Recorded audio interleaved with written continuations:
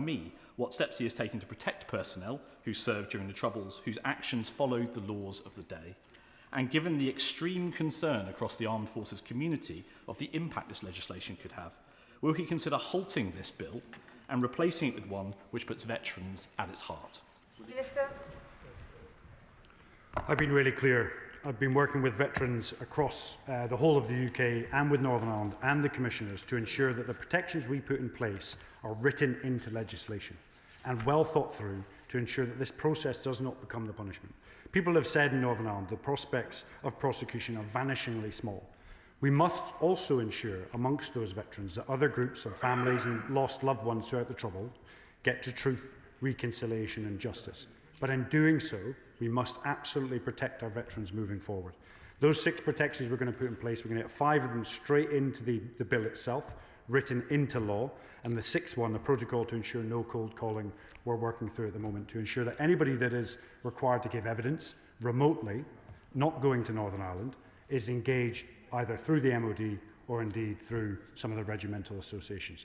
The main aim of our veterans was to help me articulate how we could remove this process becoming wielded as a punishment on those that served our country so valiantly and honourably in Northern Ireland. Alex Ballinger. Thank you, Madam Speaker. And can I suggest that the Armed Forces Minister has been too modest? He mentioned the September figures for the increase in recruitment, but December figures were just released a couple of days ago, and they show a 20% increase in recruitment to the Armed Forces over the last year. For 2,170 additional personnel have been recruited over the year before. And rather than the accusations from the party opposite, might it be the 2 above-inflation pay rises this government has granted to our personnel? Might it be the £9 billion increase in armed forces housing after the decrepit state of the housing estate left by the last government? Or might it be the 2.6% of GDP we're investing in the military, which was never reached under the last 14 years of the last Labour government? Sir. I'd like to thank the honourable friend for his list. The reality is that this government has come into power. It's put in place a very clear, concise programme to increase both recruitment and indeed retention. The list: Armed Forces Discovery Scheme, Zigzag Careers, Cyber Direct Entry, Graduates First Cohort November 25, scrapping a huge amount of red tape left by the last government. If you had athlete's foot as a child, you couldn't join the military, you needed at least multiple sets of medical records. It was ridiculous. Financial retention incentives. And individuals across the other side of the floor can say they know, but they did nothing about it. I lived it. Begun single living accommodation review. Christmas travel payment. There's great comments coming from the other side, but they did nothing about it. We've done it, and as a result, we are seeing the increased recruitment by 13% and a reduction outflow by 8% for the first time in 14 years. Select Committee Member Lincoln Job.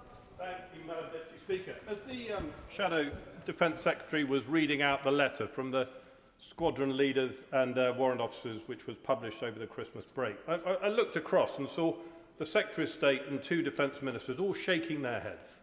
And I was very surprised.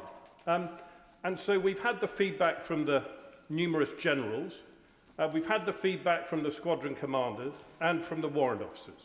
So can I just understand where the Minister's coming from? Why does he think he is right and that they are wrong? So first of all, I fully respect the honourable and gallant member from the other side of the bench, and he has experience in Northern Ireland during the Troubles. I served in 2003 in Northern Ireland after the Troubles. The reality is we do respect their views. We absolutely do. We also respect the statistics of those that are currently serving that we've looked through within the MOD as a whole. I would welcome a discussion with many of the individuals you've mentioned. Since some of the articles came out in the press, I've discussed multiple times with several of them. And we need to work together to make sure that they're comfortable with the Act and the bill as it moves forward, and we're doing so. On top of that, we've spoken to the RBL and other veterans as well. But the reality is, when we come down to the base common denominator, the statistics show there is not a recruitment and retention issue caused by the Northern Ireland Legacy Act. The moral, the physical and the conceptual components are critical to fighting power, as you will know. But the conceptual and the moral component, some cases, are 2 to 1. We must ensure this Act protects veterans going forward. That's what I will do. That's what I will ensure. And we will protect the moral component. Peter Swallow.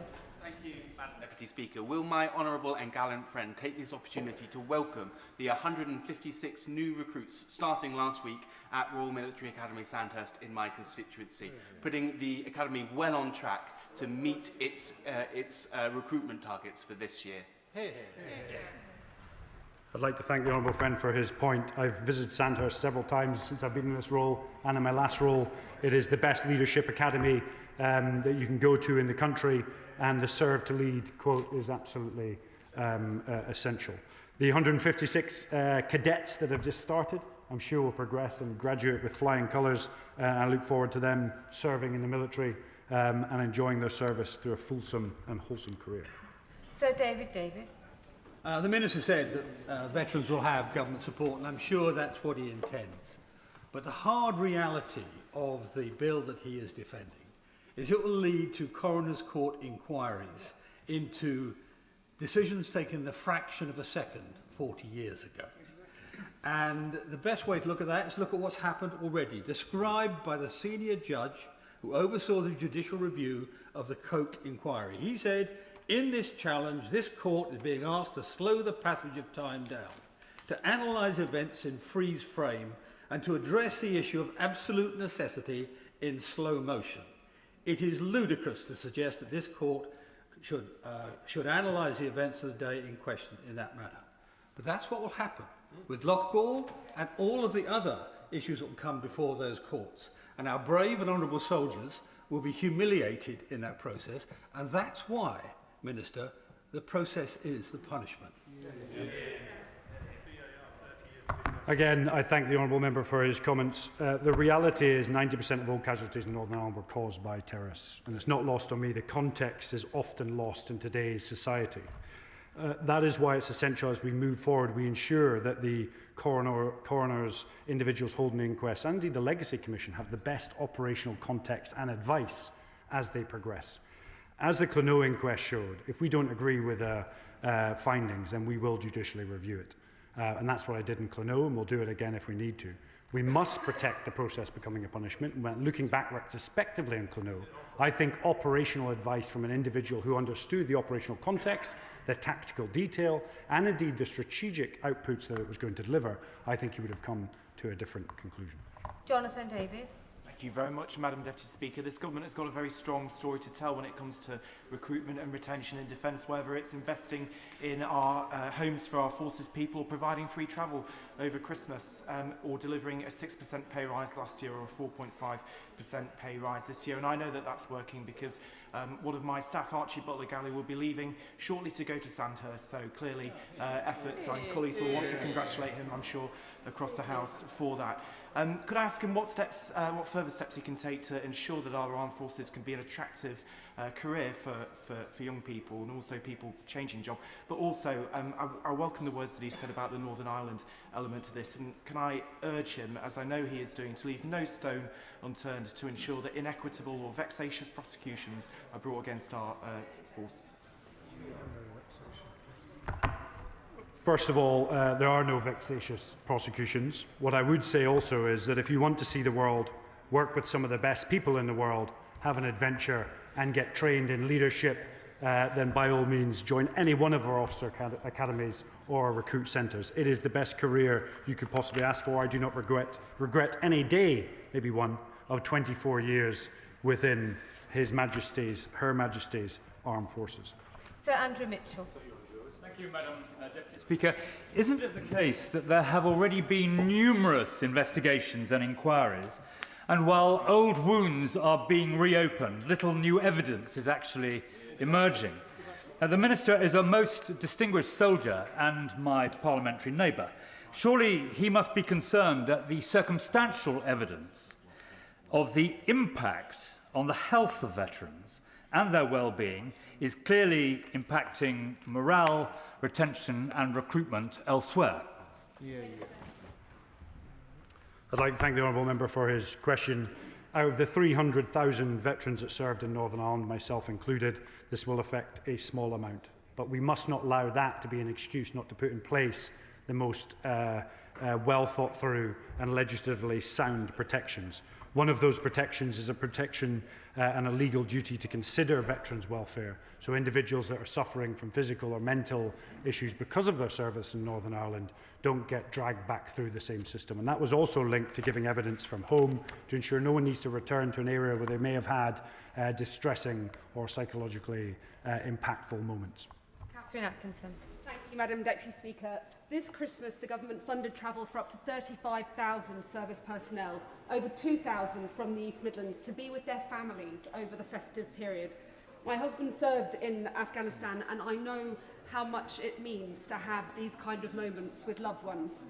Does the Minister agree that this kind of support demonstrates that our Labour government is on the side of our armed forces? I'd like to thank the honourable member friend for her point, and I'd like to also thank her husband for his service. We don't say that enough in this country. I think we should say it more. The reality is the previous government has focused on ships, bombs, bullets, guns, rifles, and it really didn't focus on the key asset of our armed forces, which are our people. It didn't focus on it enough. We're doing it now, and we're seeing a specific statistical change in recruitment and retention because of it. That includes a comprehensive messaging campaign around the policies that are put in place to increase recruitment and increase retention. A 30% increase and an 8% reduction in outflow.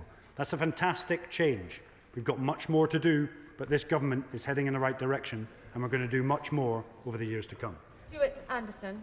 Thank you, Madam Deputy Speaker.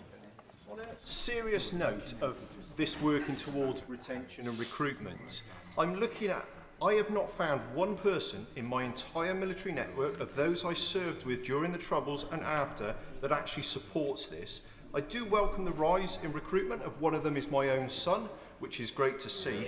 But can the Minister confirm if any of the senior chain of command currently serving have raised this as a potential issue to operational capability or future retention and recruitment? I'd like to thank the honourable and gallant member for his comments and also his service. There has been nobody in the senior command have raised this to me connected to recruitment and retention. Emily Darlington. Thank you, Madam Deputy Speaker. Well, first of all, can I thank my honourable and gallant friend for his service, and we should thank people for their service more often.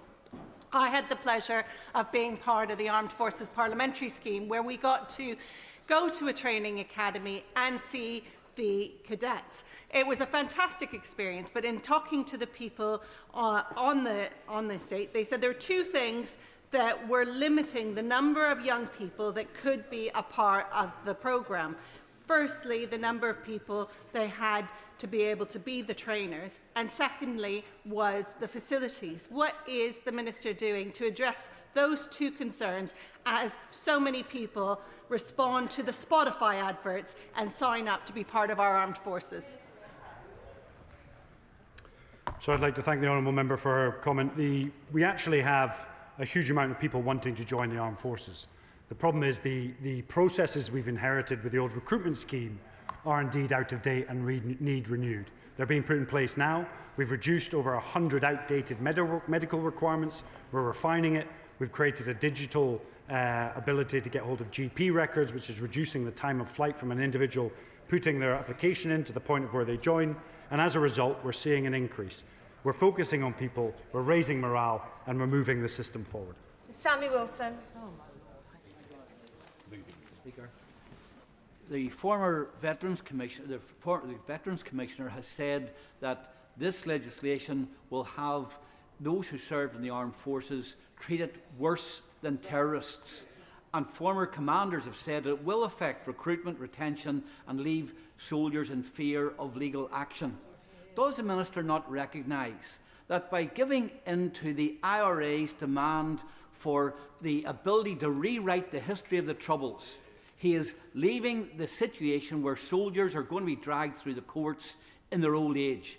And should his message to the Secretary of State for Northern Ireland not be, your job is to stand up for those who served in Northern Ireland and not to kowtow to the IRA, Sinn Féin and the Irish government? This is not giving in to the IRA's demands in any way, shape or form. This is about truth, justice and reconciliation. It's about taking those three different groups of people: veterans, families of those that have lost loved ones. They could be civilian, they could be members of the PSNI, the RUC, and also families that have lost loved ones because of military action, and ensuring we navigate the process to get to truth, justice and reconciliation. You know, the honourable member knows better than I the difficulties of Northern Ireland politics. My job as the ex-Veterans Minister and now the Armed Forces Minister is to ensure veterans are protected 100% as we move through that process, and that's what I am determined to set out to do. Colleagues are going to struggle to get in unless they keep their questions short, and the Minister, to make sure that his answers are just as short, I call Dr Andrew Morrison. Thank you, Madam Deputy Speaker, and a Happy New Year to you. The French Government has recognised the legal jeopardy that my honourable friend, the member for South Suffolk, has described, and they've legislated to protect their servicemen and women, and veterans accordingly can contain that within their recently published Manual on Military Operational Law, all 353 pages of it, which I recommend to the Minister. Why is it that the French are able to do that for their people, but this government is doing completely the reverse of that? I fundamentally disagree. We hold our British forces, whether it be the Army, Navy and Air Force, to the highest legal standard. We always will. It's what separates us from terrorists or dictatorships. I'd be very interested to read the French document, so if we can have a discussion offline and see if there's any applicability to how we run things. Kohler. Thank you, Madam Deputy Speaker. Well, I'm supportive of the government's desire to move beyond the Tories' failed Legacy Act, provided the legitimate concerns of our veterans are met. However, I'm not convinced the ANI office is even listening to, let alone acting upon those concerns. So can the Minister tell the House what discussions he's had with the Northern Ireland office to address veterans' concerns, and what he would say to veterans currently dissatisfied with the safeguards in the bill? So for almost a year and a half now, I've been in constant discussion with various veterans groups, whether that be coordinated by the RBL, whether it be individuals from our intelligence community, our special forces community, the parachute regiment, all the way through to line infantry, members in the Navy and indeed the Air Force. I have been listening. We've designed these protections around what they have said. We're reinforcing that into legislation, and my office is in daily contact with the Northern Ireland office to ensure that we shore these protections up collaboratively and come out with the best possible way to get to truth, reconciliation and justice across all three different groups within Northern Ireland. John Cooper. Thank you, Madam Deputy Speaker. America's Delta Force has been involved in an incredible feat of arms in Caracas over the weekend, and of course it is based on 22 SAS, their formation having come after Charles Beckwith served with the SAS. So when the SAS speak, they are usually listened to. The Minister has told us today that he has spoken to individuals from the SAS who signed the letter saying that this bill is not fit for purpose. Have they changed their position?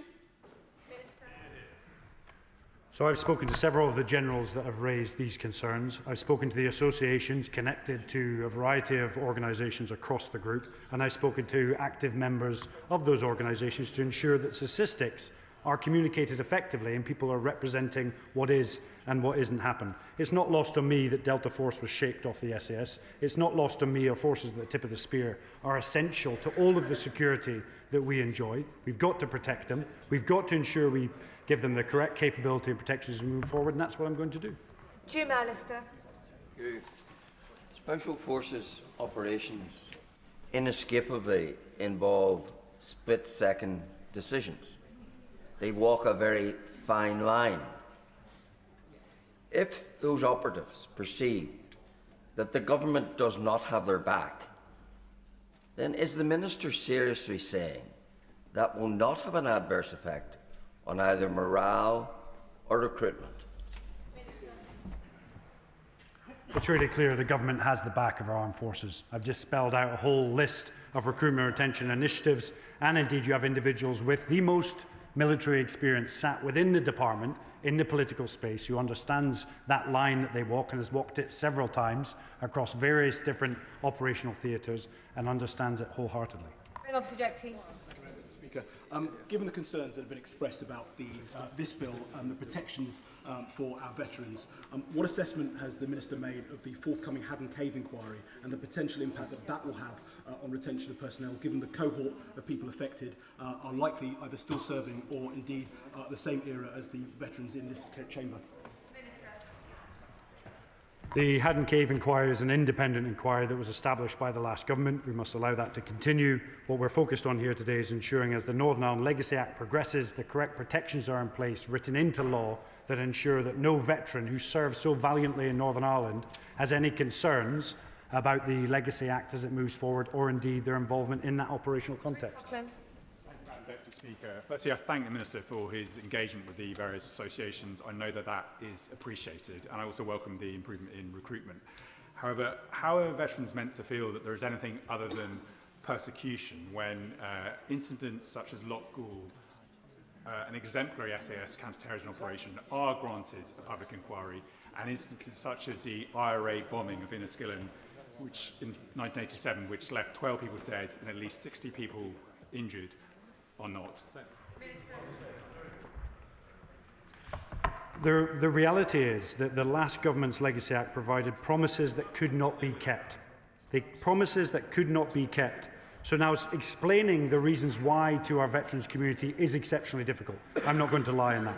But on the same hand, we have been really clear that inquests that were stopped, but were started by the last government, for example, Lochall, 2014, must continue and come to the rightful conclusion, but we must ensure that throughout that process, all of our veterans are protected as we progress. Thank you very much, Madam Deputy Speaker. The Minister has more experience than most in terms of the global threats that are facing this country. In those circumstances, we need to be recruiting and retaining the brightest and the best to our armed forces. Now, he set out with certain detail about retention levels at the moment, but that is, of course, before this bill passes through Parliament and, in the government's hope, is enacted as law. Does he not recognise the fact that the inequality of arms under the legal system to our veterans is likely to have a significant impact upon retention in the future?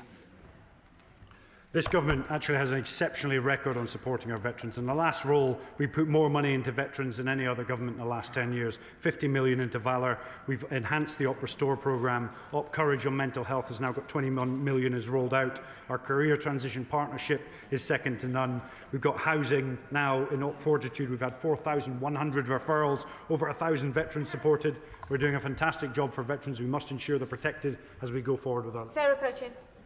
Madam Deputy Speaker, with the risk of future prosecutions for simply following orders, would the Minister himself join the British Army today if he was a young man again making a career choice?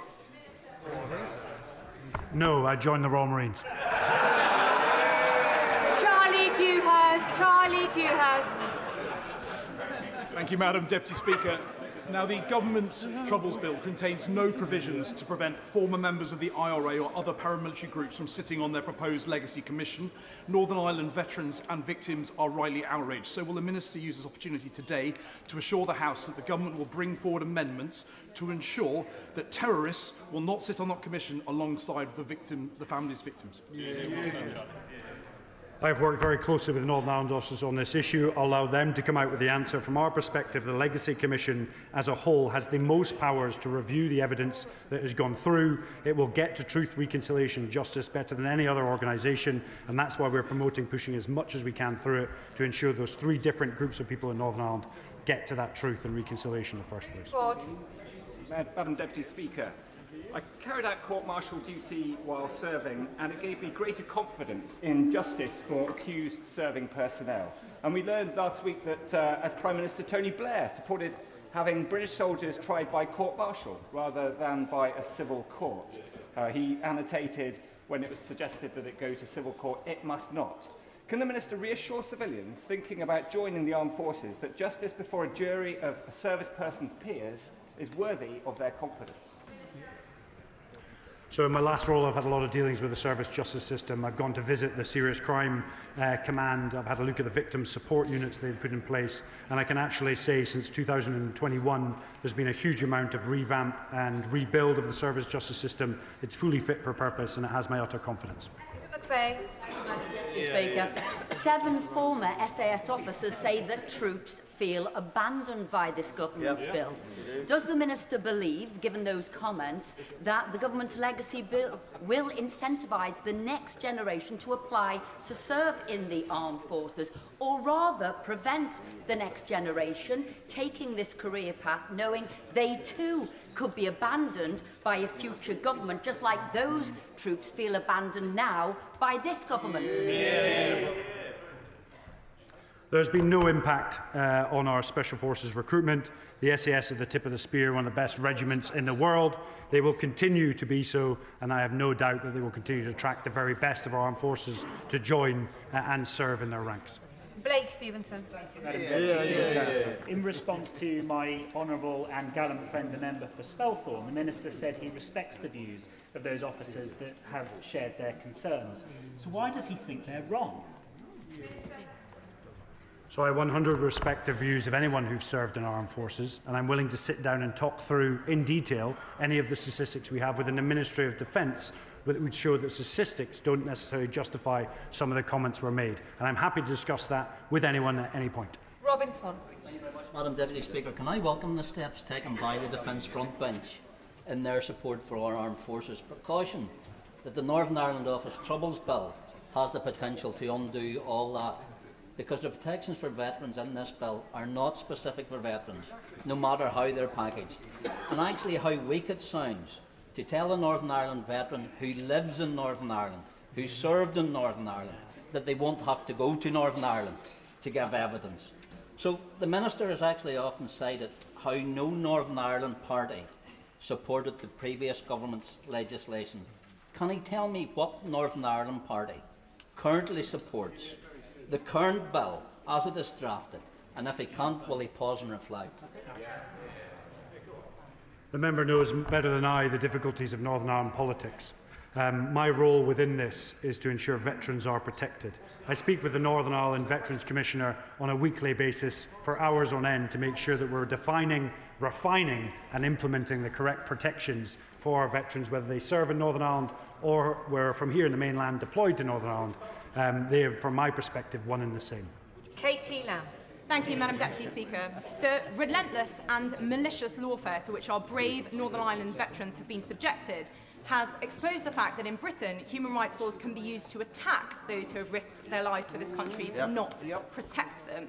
The conditions in which soldiers and veterans are forced to live, even if they are accused with no evidence and no credibility, are inhumane. What will the Minister do about this situation? And if it can't be resolved under the European Court of Human Rights and the Human Rights Act, will he call for them respectively to be left and repealed? I've been really clear that anybody who served in Northern Ireland, or indeed any veteran, will get the full legal and welfare support of the Ministry of Defence. We saw that on the Soldier F case. We'll see that on any case that goes through.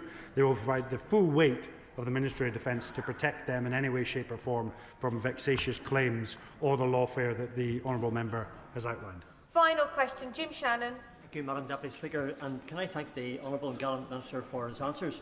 I say with great respect, Minister, is it any wonder that recruitment is down? There's a Sinn Féin First Minister telling my right honourable member for Belfast East and my party to butt out of recent recruitment issues, paired with this government to support for our veterans in terms of Northern Ireland. Who in their right mind would sign up to be abandoned in the future for doing their job in order to give in to republicanism? And does the Minister acknowledge that the cost of the sale of our veterans may well be the defence capability of this great nation? And will the Minister, who is an honourable man and is much liked in this chamber and indeed outside, take this opportunity to stop the rewriting of history and stand by our troops past and present? I would like to thank the honourable member for his, as always, well thought through contributions. We've been really clear from our perspective. We must protect our veterans from the process being wielded as a punishment. And secondly, we must ensure that no terrorist who caused 90% of the casualties in Northern Ireland can rewrite history to suit their own narrative. We must not allow that to happen. And importantly, underlining all of this, we must protect those who have protected us if this nation is going to remain as great as it always has been. That is the end of the urgent question. I'll give the front benches a few moments to shuffle over.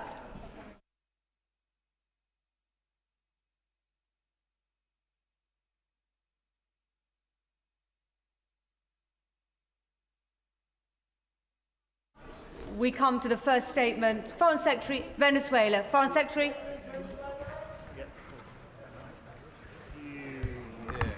Madam Deputy Speaker, I want to begin by expressing my condolences to all of those affected by the terrible tragedy in Crans-Montana and my support for the Swiss authorities. The British Embassy has been supporting the family of Charlotte Nidham, who was educated in Hertfordshire and in North West London. And I can confirm that yesterday Charlotte's family were given the devastating news that her remains had now been identified. Charlotte was just 15. The whole house will be thinking of her and her friends and family now. Madam Deputy Speaker, let me turn to Venezuela. Over the weekend, the US conducted airstrikes on a series of Venezuelan targets and confirmed that it had captured Nicolas Maduro and his wife, Cilia Flores. They have been indicted on narco-terrorism, drugs, smugglings and weapons charges. I can confirm to the House that the UK was not involved in these operations. UK policy on Venezuela has long been to press for a peaceful transition from authoritarian rule to a democracy which reflects the will of the Venezuelan people and maintains security in the region and is in line with international law. That remains our position and our determined view about what must happen in Venezuela now. And over the weekend, I discussed this with Secretary of State Marco Rubio, and the UK government is in close contact with our international partners on this issue. The first duty of government is the safety and security of our citizens, and my department is working tirelessly to ensure the safety of British nationals. Over the weekend, I spoke with the UK Chargé d'Affaires in Caracas, and all our embassy staff are safe and accounted for and are working to support the approximately 500 British nationals in Venezuela. Our travel advice currently advises against all travel to Venezuela, and British nationals in Venezuela should closely follow our travel advice, which will be kept up to date. Madam Deputy Speaker, we should be under no illusion as to the nature of the Maduro regime. A once functioning democracy has become a hub for very dangerous organised criminal gangs. Corrupt links involved Iran, with Hezbollah increasingly present in recent years, as well as malign support from Russia. And a regime which has facilitated illicit finance, sanctions evasion and organised criminal activity, including narcotics trafficking and illegal gold trading. That undermines the security of the whole region, including UK overseas territories, as well as the United States and other regional partners. The country has been driven into economic ruin with an 80% drop in their GDP in a decade. Over 8 million people have left, causing instability elsewhere in the region. And we have seen Maduro's regime systematically dismantle democratic institutions, silencing dissent and weaponising state resources to maintain power through fear and corruption. The International Criminal Court has opened an investigation into possible crimes against humanity following reports of hundreds of extrajudicial killings, including at the hands of Venezuela's security services and paramilitary groups under the regime's command. And UN investigators have repeatedly reported a pattern of arbitrary detentions, tortures and killings. In July 2024 presidential election, millions of Venezuelans voted, but the official results have never been published. The opposition leader, Maria Corina Machado, was banned by Maduro from standing. International observers cited basic failures of election integrity, and independent tallies covering 80% of polling stations showed a clear victory for Edmundo Gonzalez, and yet Maduro claimed victory.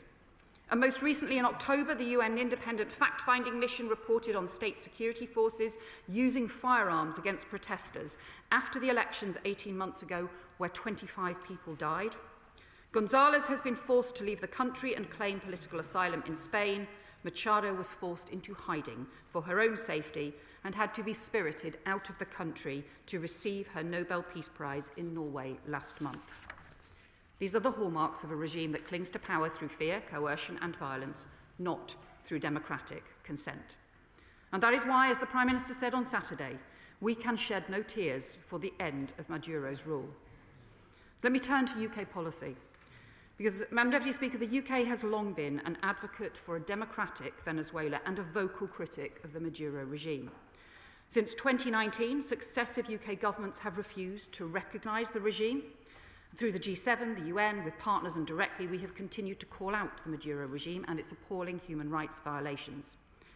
We have also, in some areas, taken a different policy approach to some of our allies. Our other Five Eyes partners have closed their embassies, but we have maintained our diplomatic mission in Caracas at a much more senior level than many of our partners, and seeking dialogue, sustaining direct contact with the opposition, supporting Venezuelan civil society, and advocating for British interests. A year ago, around Maduro's inauguration, the UK acted alongside partners and announced a wave of new sanctions. We targeted 15 individuals, including judges, senior ranking officials in Maduro's regime, responsible for undermining democracy, the rule of law, and human rights violations. And we have imposed sanctions on individuals, but not on sectors of the economy. And we have not supported or been involved in blockades or strikes against drug boats. We have continued to directly promote the interests of the British Overseas Territories, who need to see stability in the region. And of course, throughout, we have promoted and maintained support for international law. Commitment to international law, as the Prime Minister set out on Saturday, is immensely important to this government. Those principles guide the decisions that we make and the actions we take as part of Britain's foreign policy. That commitment to international law is part of our values, is also strongly in the UK's national interest. And our manifesto talked about a foreign policy that is progressive and that is also realistic, engaging with the world as we find it in the interests of UK security, prosperity, and our values. That means upholding international law and defending democracy, and it means confronting the complex, evolving, and hybrid threats that we and our allies face in the world today. And those principles and values also guide the conversations that we have with our allies across a range of issues where we agree and disagree. And in my discussions with Secretary Rubio, I raised the importance of complying with international law, and we will continue to urge all partners to do so at every stage. It is, of course, for the US to set out the legal basis for their actions, and the UN Security Council is discussing Venezuela this afternoon. These issues will continue to be matters for international discussion. I discussed with Secretary Rubio what should happen next, and our continued commitment to a transition to a peaceful and stable democracy. Our collective immediate focus must be on avoiding any deterioration in Venezuela into further instability, criminality, repression, or violence. That would be deeply damaging for the people of Venezuela, our own overseas territories, our allies, and in the US and other regional partners. The UK has long been clear that the leadership of Venezuela must reflect the will of the Venezuelan people. So the international community must come together to help achieve a peaceful transition to a democratic government that respects the rights and will of its people. That must mean action on the economic crisis, the release of political prisoners, the return of opposition politicians, an end to political repression, respect for human rights, and plans for the holding of free and fair elections. And I urge the acting President, Delcy Rodriguez, to take these steps forward because the people of Venezuela have a right to decide their own future. The US Secretary of State and I discussed the particular role that the UK can play to support a peaceful democratic transition and stability. Because drawing on our embassy in Caracas and on the work that we have done over many years to build up relationships and dialogue with Venezuelan opposition parties and with the current authorities and regime, and of course, our relationship with the US.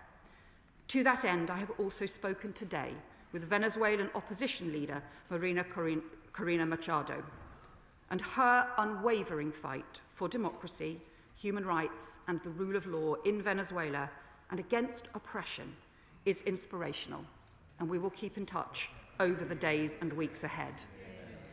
Finally, Madam Deputy Speaker, let me turn briefly to another matter. The House will have seen recent comments from the United States and from Denmark regarding Greenland. Let me be very clear on the UK position. Greenland is part of the Kingdom of Denmark. our close European partners, our long-standing NATO allies, and all our countries work closely together on security issues and will always do so. The future of Greenland is a matter for the Greenlanders and Danes and no one else. I commend this statement to the House. I call the Leader of the Opposition, Kemi Badenoch. Thank you, Madam Deputy Speaker. And I would like to start by associating myself with the condolences expressed by the Foreign Secretary about the awful tragedy in Crans, Montana. And I also would like to thank her for her statement on Venezuela. Although I am disappointed that it is not the Prime Minister delivering this statement, because many of us in this House and beyond want to know how he is going to respond to this situation. Madam Deputy Speaker, Nicolas Maduro was a tyrant who criminally abused the Venezuelan people and destabilized the region. It is no surprise that there is jubilation on the streets because Venezuelans remember what their country was like before it was ravaged by years of socialist dictatorship. For years, the Conservative government refused to recognize the legitimacy of Maduro's horrific regime of brutality and repression, and we were pleased to see the Labour government follow suit. However, Madam Deputy Speaker, we are in a fundamentally different world. The truth is that while the likes of China have been strategic and aggressive in strengthening their influence across the world, including South America, the West has been slow. Foreign policy should serve our national interest. It should be about keeping Britain safe. We should be clear-eyed. The United States is our closest security partner. We must work with them seriously, not snipe from the sidelines. We on this side of the House understand why the US has taken this action. As the Foreign Secretary said, UK policy has long been to press for a peaceful transition from authoritarian rule to a democracy. That never happened.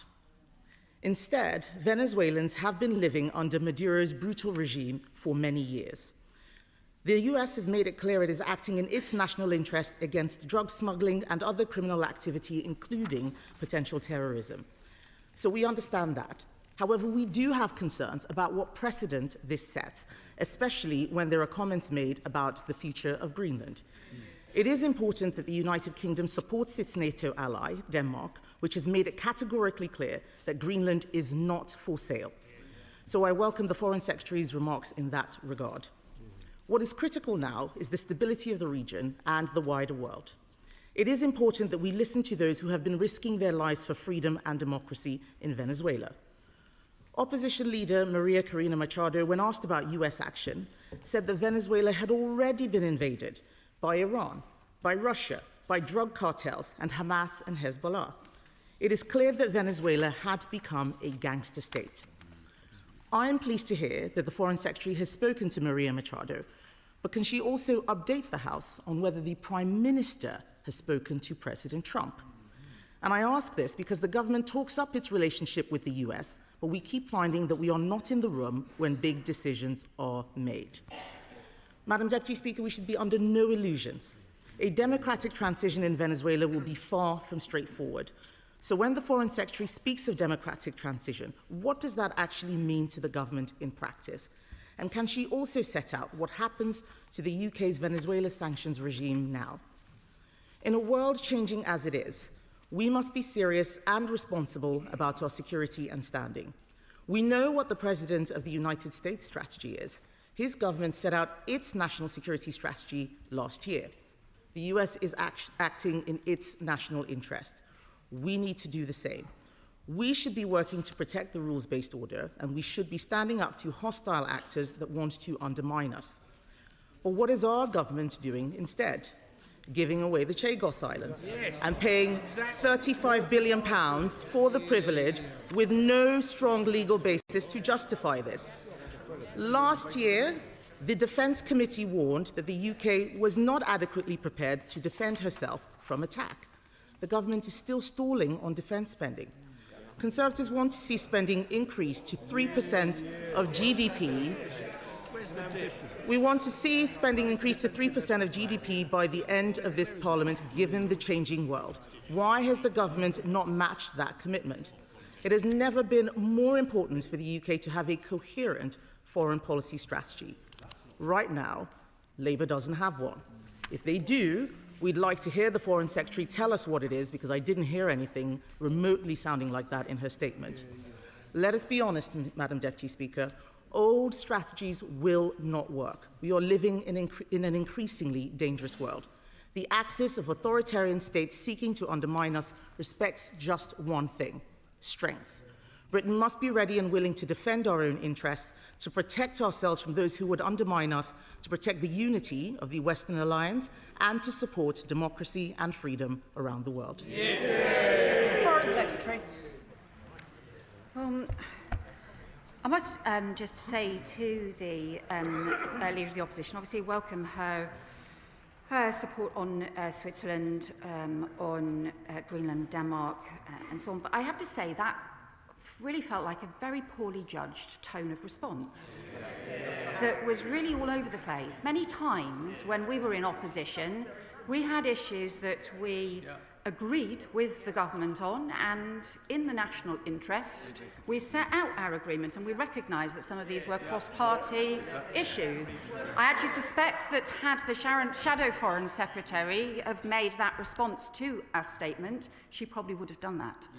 And in fact, on the different issues that she talked about on Venezuela, she seemed to agree with us that the Maduro regime has been deeply damaging, corrupt, and deeply destructive, and therefore it is that no one should shed any tears for it going.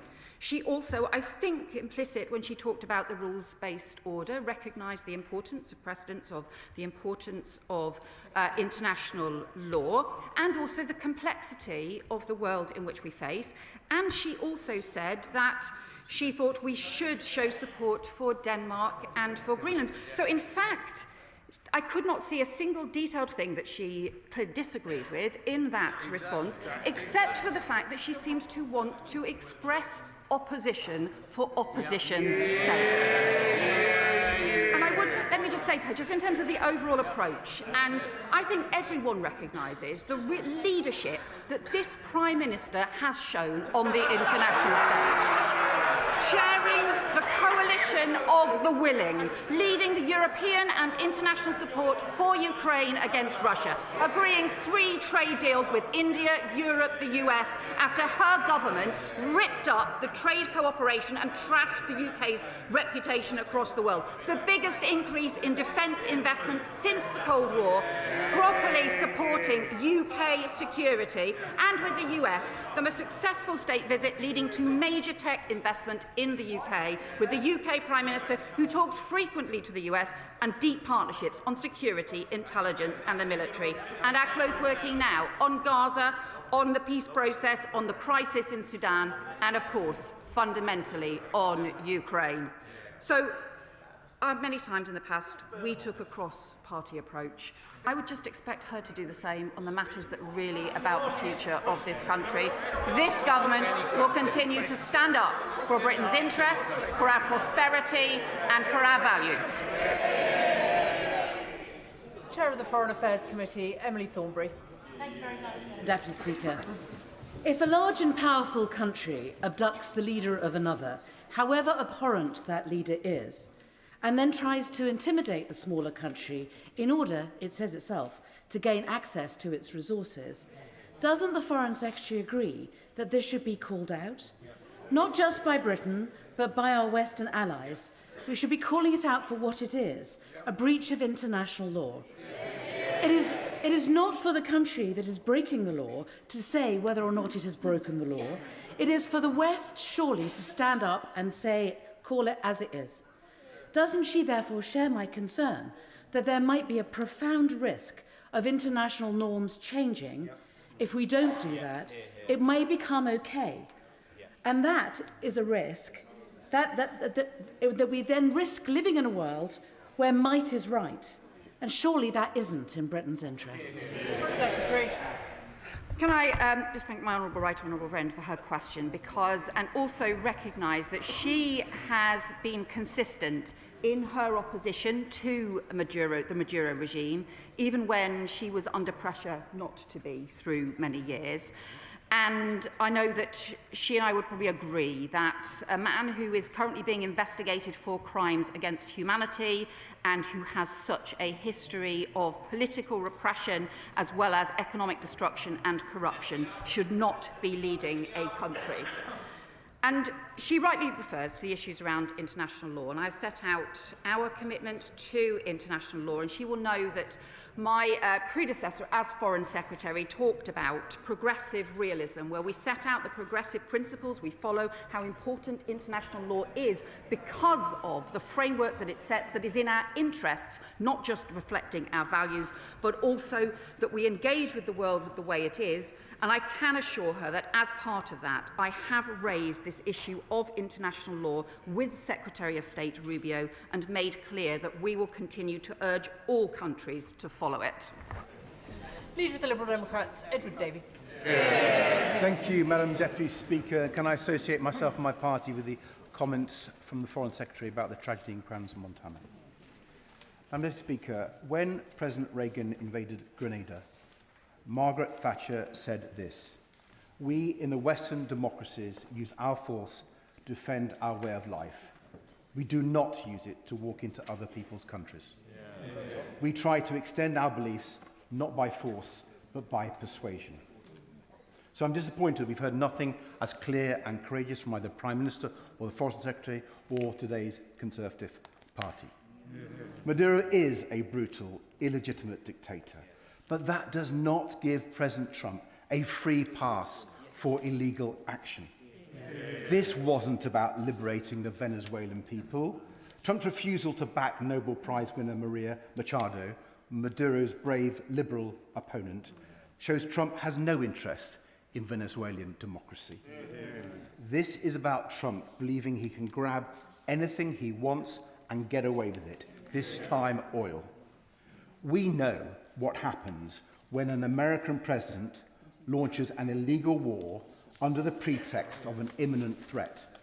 It's why we oppose the Iraq war and why we condemn Trump today. National sovereignty matters. International law matters. Without them, the world is far more dangerous and we are all less safe. Anyone who thinks Trump's actions will make China or Russia think twice is either hopelessly desperate or desperately naive. Putin and Xi will be using this president to strengthen their hands in Ukraine and Taiwan. And Madam Deputy Speaker, anyone who thinks Trump will stop with Venezuela hasn't read his new national security strategy. He's already threatening Colombia, Cuba and Greenland and even democracies across Europe. Does the Foreign Secretary not realise how ridiculous it looks to refuse to call this what it is, a clear breach of international law? Will she at least publish all the advice the government has received on the legality of Trump's actions? Secretary. Well, we say to the honourable gentleman that we do, I hope, agree on the brutality of the Maduro dictatorship. And also, I would hope that Venezuela has, it is better for Venezuela not to be led by somebody like Maduro. And therefore, the most important thing now for Venezuela is for it to have a transition to democracy. And I have spoken directly to the US Secretary of State about that, and also about the potential role that the UK can play in that, because unusually we have a very senior and experienced chargé d'affaires in Venezuela who has long-standing relationships with the Venezuelan opposition, with the regime, and also, of course, we have the close relationship with the US. That puts us in a particular position and gives us a particular responsibility in order to keep progress being made towards that democratic transition, because stability will not be maintained unless there is a transition that is in the will of the people. We say to him, just in terms of international law, again, we have made very clear our commitment to international law and the way that it must guide our decisions in UK foreign policy, and we will continue to raise it with our partners, both in public and in private, and it is important that we do so. And as for the issue on government legal advice, he will know that the Ministerial Code is very clear about government not either publishing or commenting on different legal advice. Diane Abbott. Nobody in this chamber wants to defend the regime of Maduro. But what some of us want to do is to stand up for the importance of a rules-based international order. And I might add, because my parents were born overseas, I take the question of national sovereignty extremely seriously. And you cannot have a situation where a country, because it is bigger and stronger, walks into a smaller country, snatches its political leadership, whatever you think of that political leadership, but snatches its political leadership, helicopters it out, and puts it on a show trial in an outside country. That cannot be something which this government is prepared to support. And let me add, I know that, the opposition are blithe about what Trump is doing. Blithe.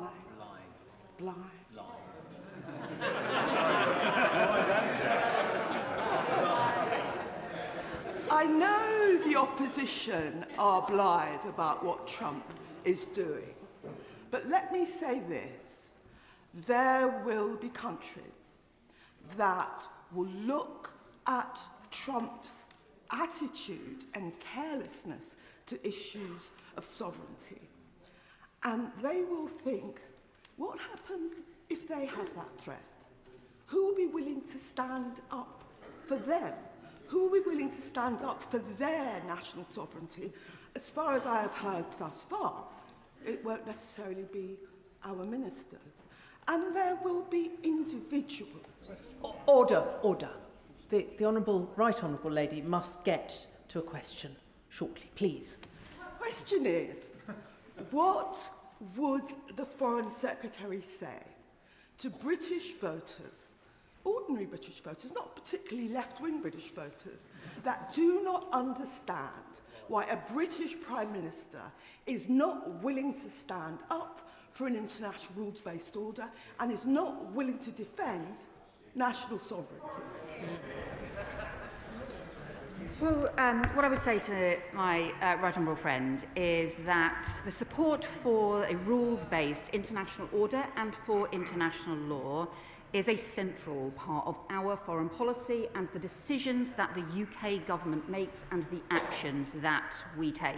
There is an approach which says that, look, this is a new world of great power politics and spheres of influence and which rejects the role for the international law. That is not our view, not only because we believe this is right, it is part of our values and part of our progressive values, but also because it is in UK interests as well to do so. It's why we believe not just in the UN Charter, but also more broadly in international law and a rules-based framework as well. But it's also why we believe in rules-based alliances and the maintenance of those alliances. And contrary to the approach of the sort of great power strategic hemispheres, we believe in the transatlantic alliance and the NATO alliance. That is why we're taking such a strong position on Greenland and Denmark, but it is also why we work with close allies and talk to them on many issues privately as well as publicly.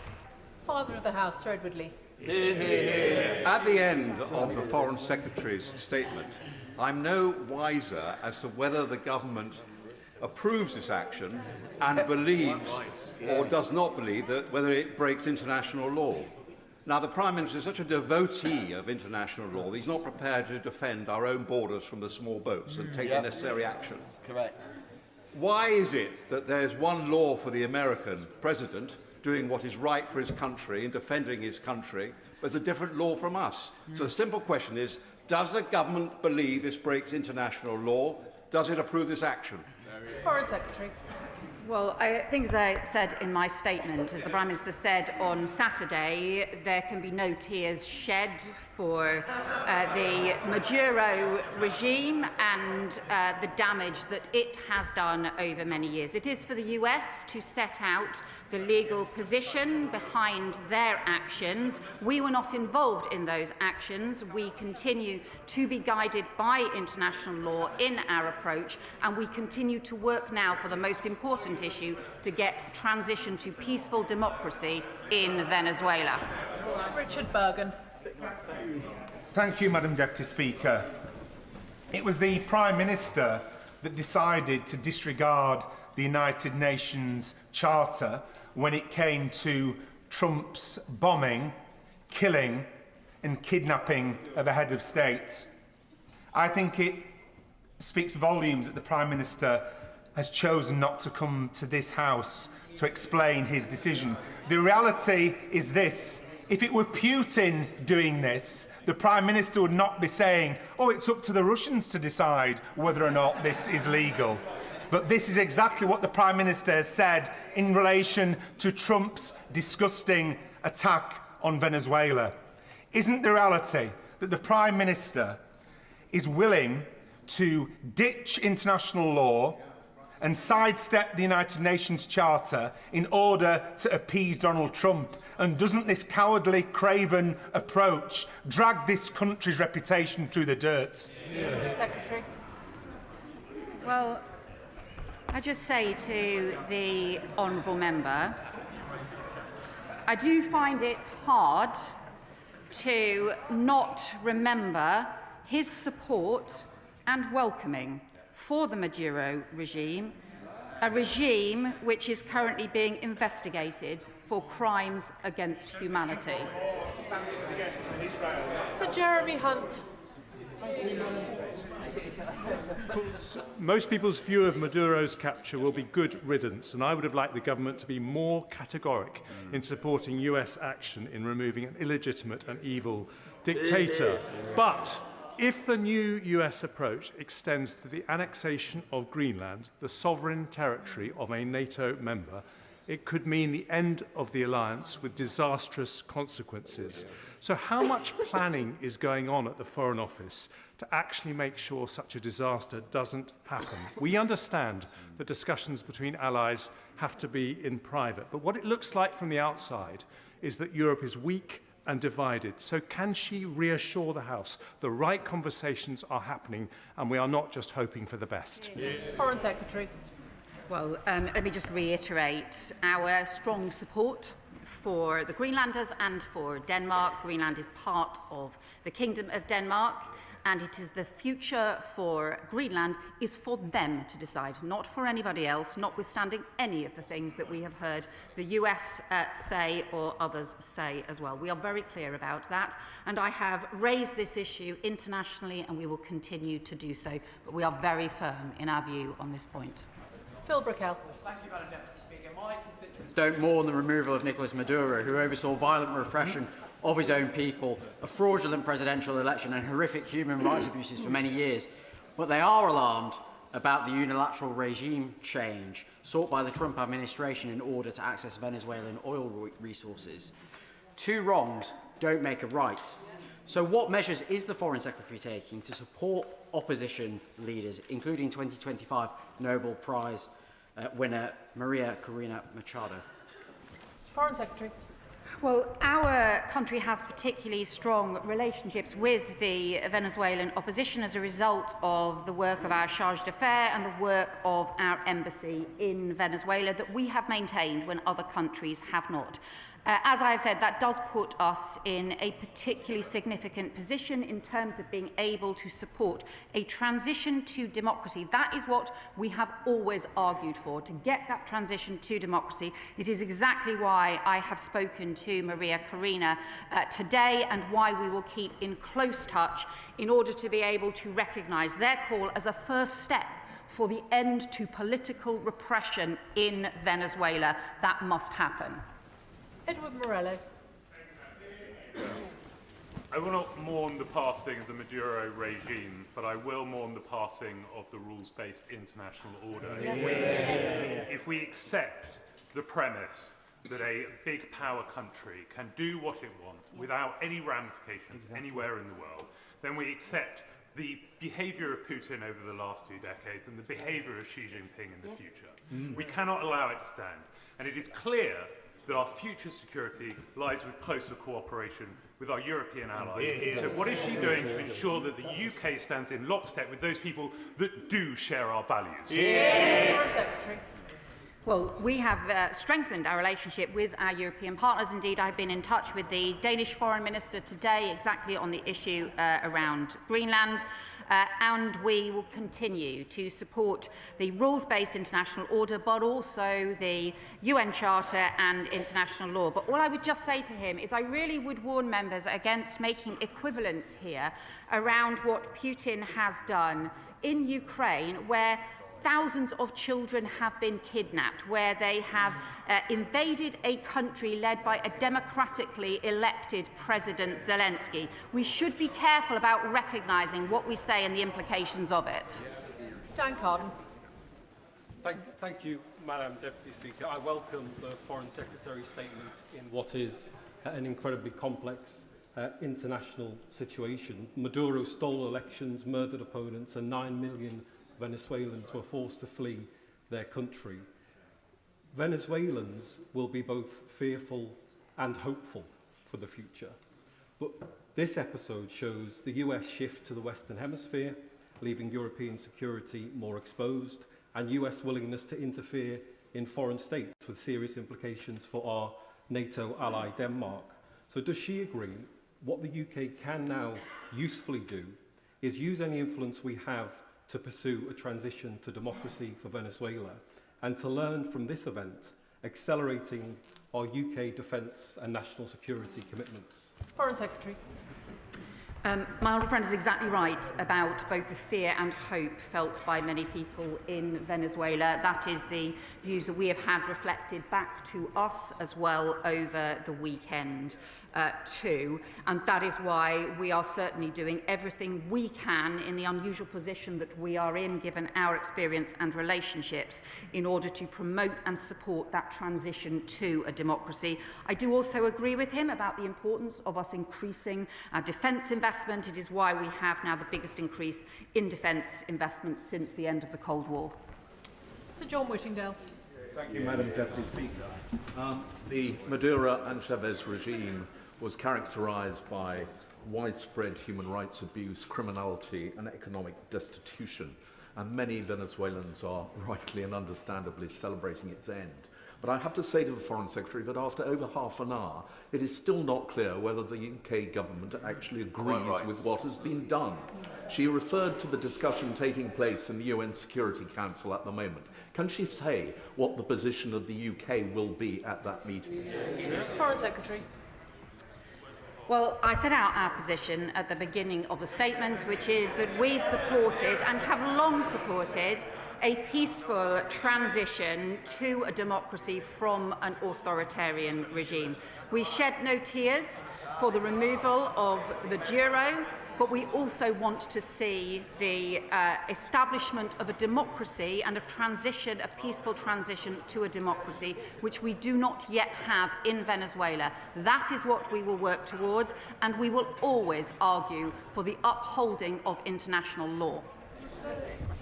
Members will be aware that there are very many of you wishing to contribute to this statement. There's another statement to come and an important debate later. Please, can I encourage you to make questions short? Tan Singh Desi. Thank you very much. Madam Deputy Speaker, whether it's Venezuela, Greenland, Ukraine, Palestine or Taiwan, the UK government is right to champion international law, but we must face facts. The global rules-based order is crumbling before our eyes as increasingly nations disregard those rules and national interest trumps long-standing alliances. And in this new era of strongman politics, whether we like it or not, military strength is the ultimate guarantor of our security and sovereignty. So, Secretary of State, what steps are the government taking to accelerate investment in defence and send a clear signal so that we are respected by both friend and foe globally? Foreign Secretary.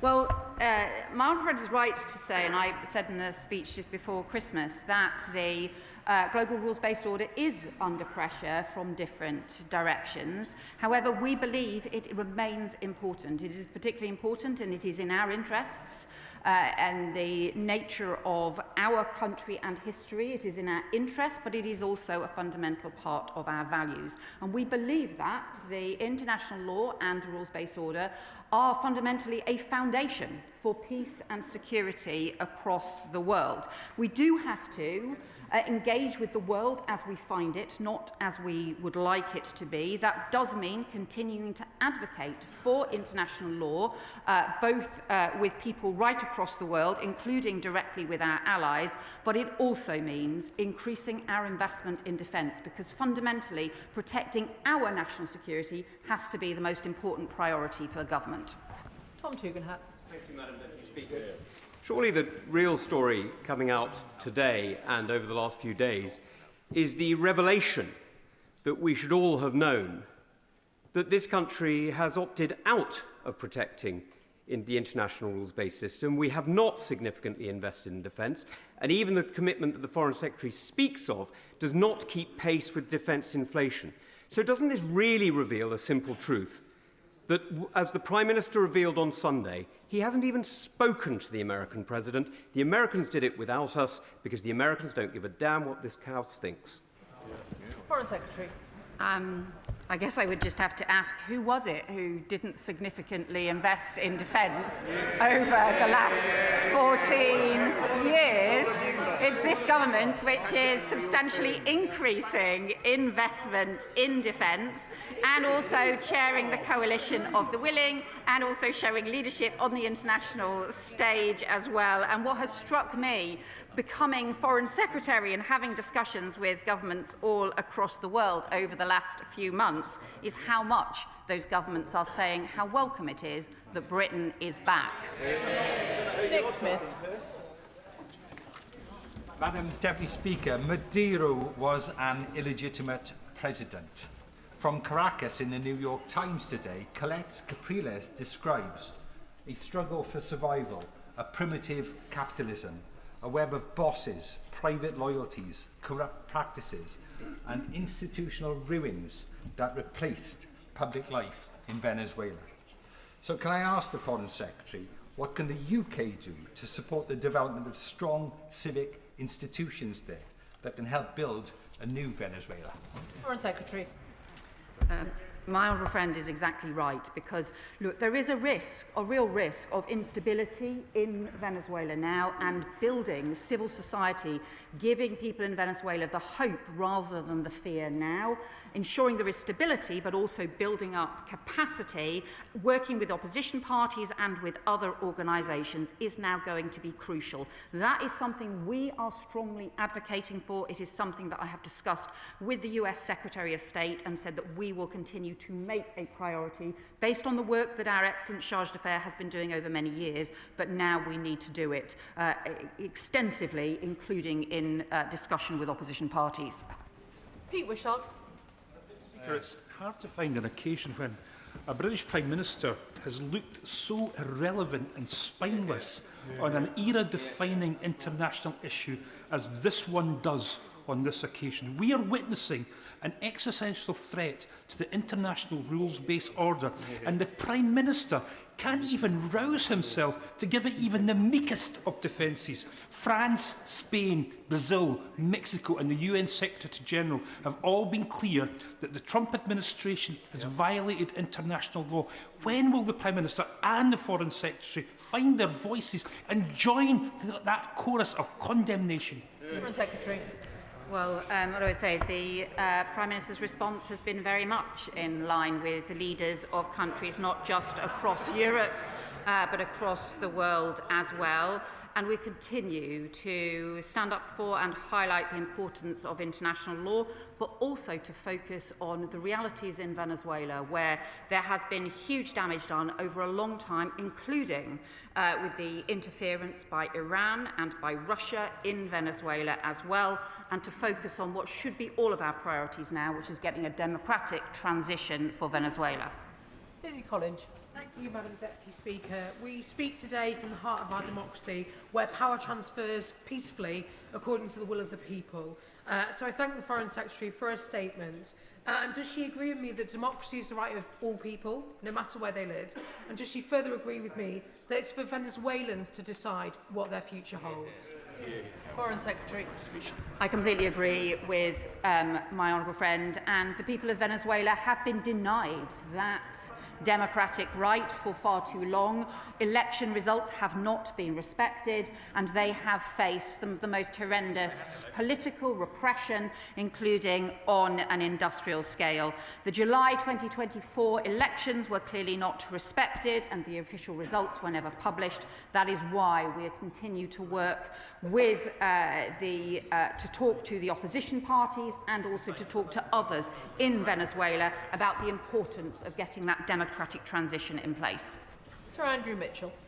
Of course, Madam Deputy Speaker, quite a lot depends on what now happens. But Mr. Maduro stole the elections in Venezuela in plain sight. He is a narco-terrorist and has destroyed the lives of tens of thousands of American citizens and more widely, and made huge amounts of money out of it.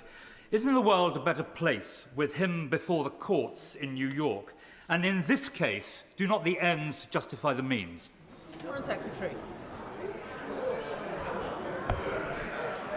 So I think that Venezuela is in a stronger position without Maduro leading them, especially given the horrendous human rights abuses, the huge damage to their economy as well.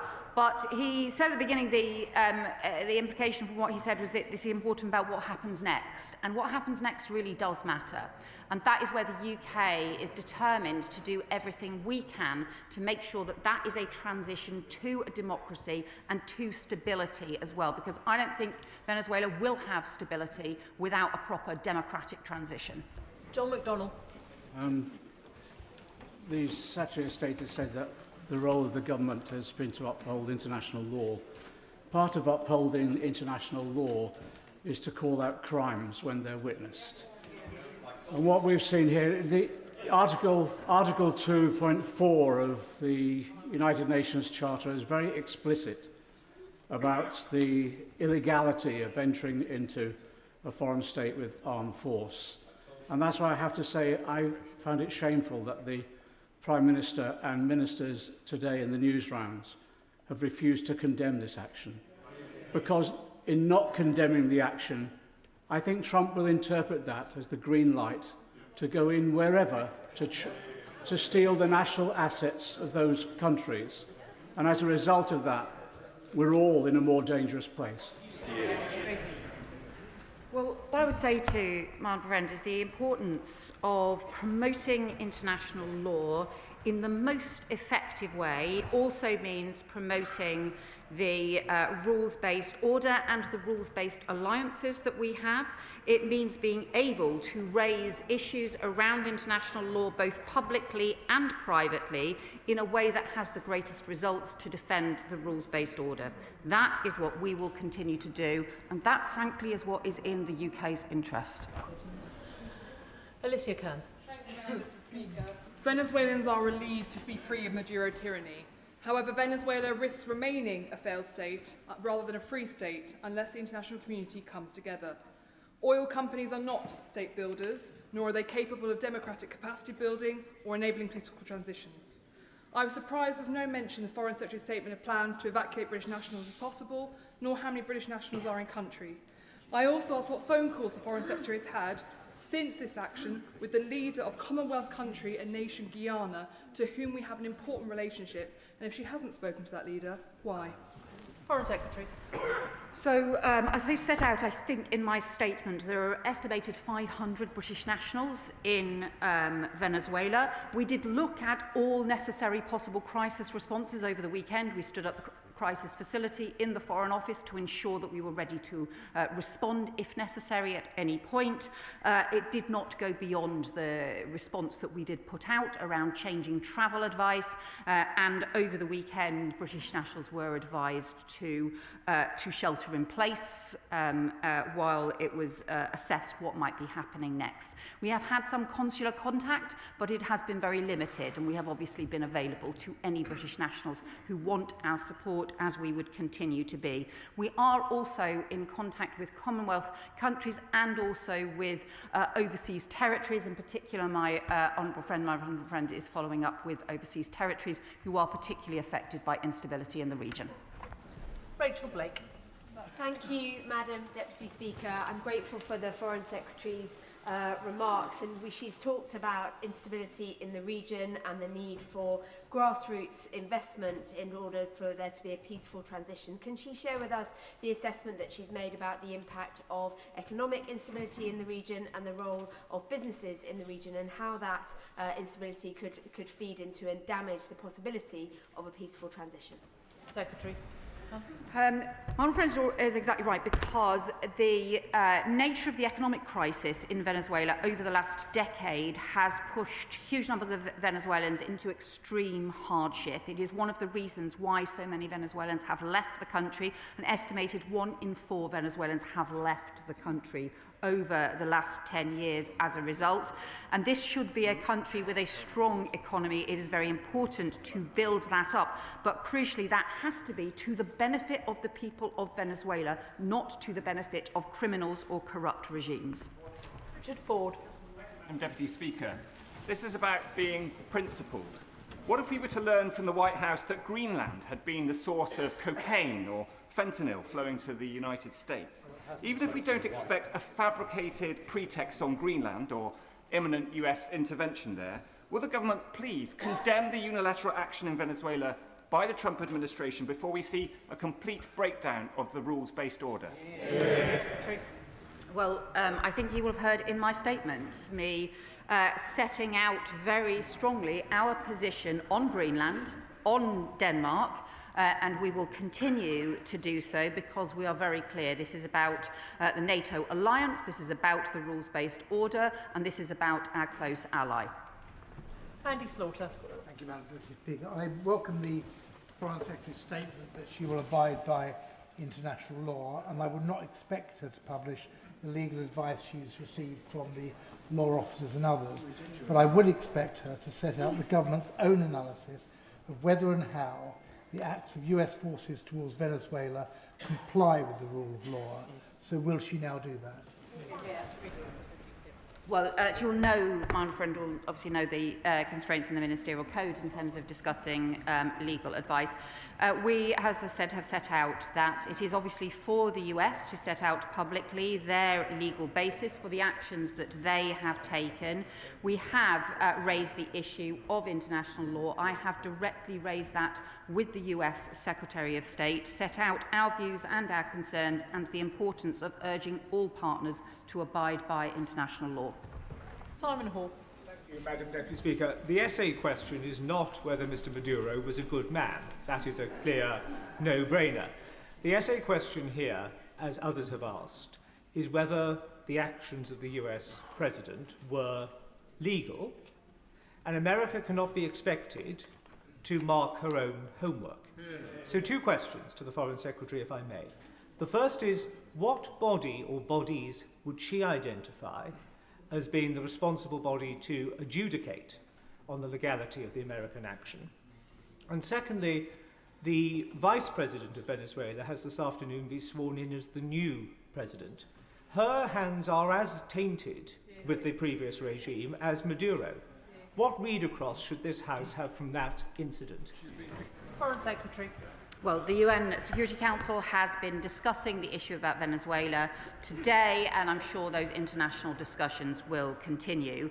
On the issue of the Vice President being sworn in, we continue not to recognise the legitimacy of the Venezuelan regime. We do want to see stability and a transition to democracy, and we are urging the Vice President to take now the steps for that transition and to a democracy that respects the will and the human rights of the Venezuelan people. Karen Moon. Whereas, Madam Deputy Speaker, I accept that Venezuela is a brutal and failed and highly dangerous state. But across Eastern Europe, the implications of this action will be deeply destabilising. Can I ask the Foreign Secretary, in her discussions with the US Secretary of State, when she mentioned international law with him, did she reference the message that this action sends to Putin and Russia's ambitions in Europe? Foreign Secretary. Well, what my honourable friend will know is that we continually discuss the threat from Russia and the importance of the transatlantic alliance supporting Ukraine with the US, and I have discussed that many times with the US Secretary of State. The Prime Minister has discussed that continually with the US President, and we are clear about the importance of defending Ukraine. The Prime Minister will tomorrow be part of the Coalition of the Willing, which is exactly about supporting Ukraine, and we have to ensure that as we build those international alliances, we do so in the most effective way to support Ukraine. I can also assure him that I raise the issue of international law and the concerns that we have with the US Secretary of State. Gavin Robinson. Thank you very much, Madam Deputy Speaker. I think it's clear that the Foreign Secretary supports the end, if not the means. And I think it is clear that she accepts the outcome, though she can't bring herself nor the government to condone the actions of President Trump. But today we learned that the Chinese have warned against both touching the oil resources of Venezuela and also demanded the return of President Maduro. Does she see that as sabre rattling, or is she concerned? Well, what I would say is that I know that there have been many concerns about the engagement, particularly as well of Iran and Russia in the oil industry in Venezuela. He referred to issues around China and the position of the Chinese government. What I would just say is I think the oil industry in Venezuela should be benefiting the people of Venezuela, not other countries, not corrupt regimes, but actually the people of Venezuela. Stella Creasy. Thank you, Madam Deputy Speaker. The truth is, the warning signs that the rules-based order is at risk have been there for some time. In her evidence to the Congress during the impeachment inquiry into President Trump, the former White House advisor on Russia and Europe, Fiona Hill, claimed that an informal offer was made by Russia to withdraw their support for Venezuela in exchange for America withdrawing its support for the Ukraine. In the light of these events, will the Foreign Secretary confirm in her conversations with our American counterparts that this specific allegation has been raised, and what response she had? Foreign Secretary.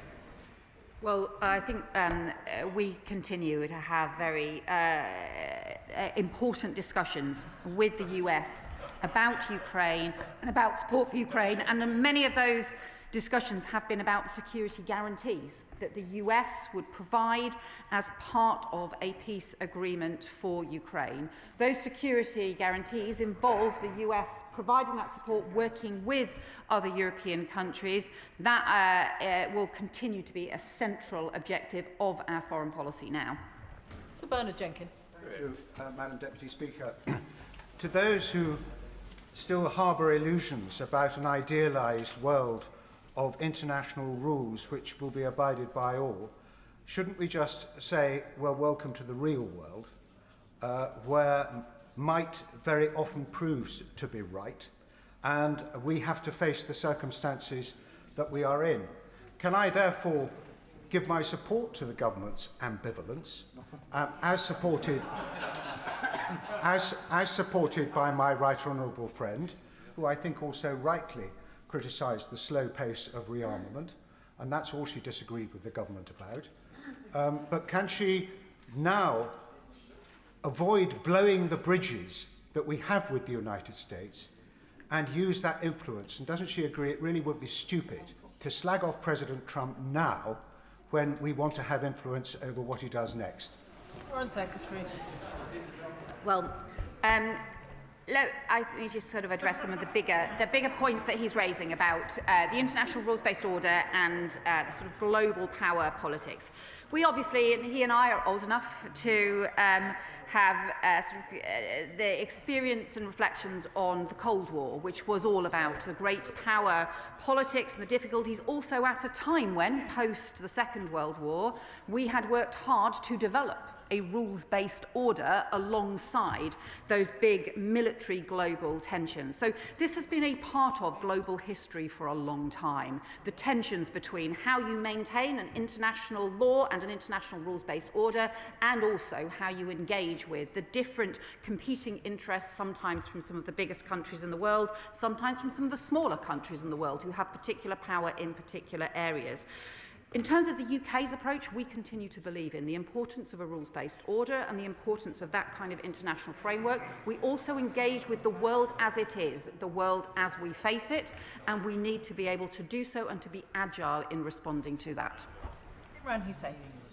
Thank you, Madam Deputy Speaker. Regardless of what is said in this place, it is clear for all to see that Trump's illegal actions in Venezuela are a blatant violation of international law, and now he has Greenland clearly in his sight. And frankly, the response from the international community and our own government has been shameful. How can we pretend to defend international law? Madam Speaker, how can we pretend to defend international law when we refuse to even condemn the most blatant of violations and do not apply equally? The reality is we are sending a green light that the rules, international rules, no longer apply. And let's call this what this is. Trump's actions are not about democracy, it's about oil and old-fashioned colonialism. So I give the Foreign Secretary the opportunity again. If she truly believes and wants to stand up for international law, she should stand up on that dispatch box and condemn these illegal actions. And if she does not, then she should admit... I think we've got the gist. We really do need to have shorter questions, or everyone is simply not going to get in. Foreign Secretary.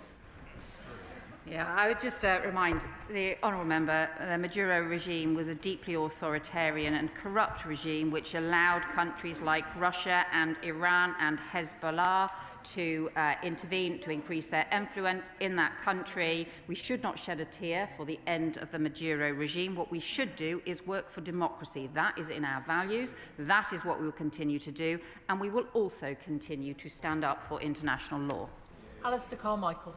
Mr. Speaker, last time I saw this degree of agreement between the government and opposition front benches in relation to foreign policy was in the run-up to the war in Iraq, and we all know how that ended.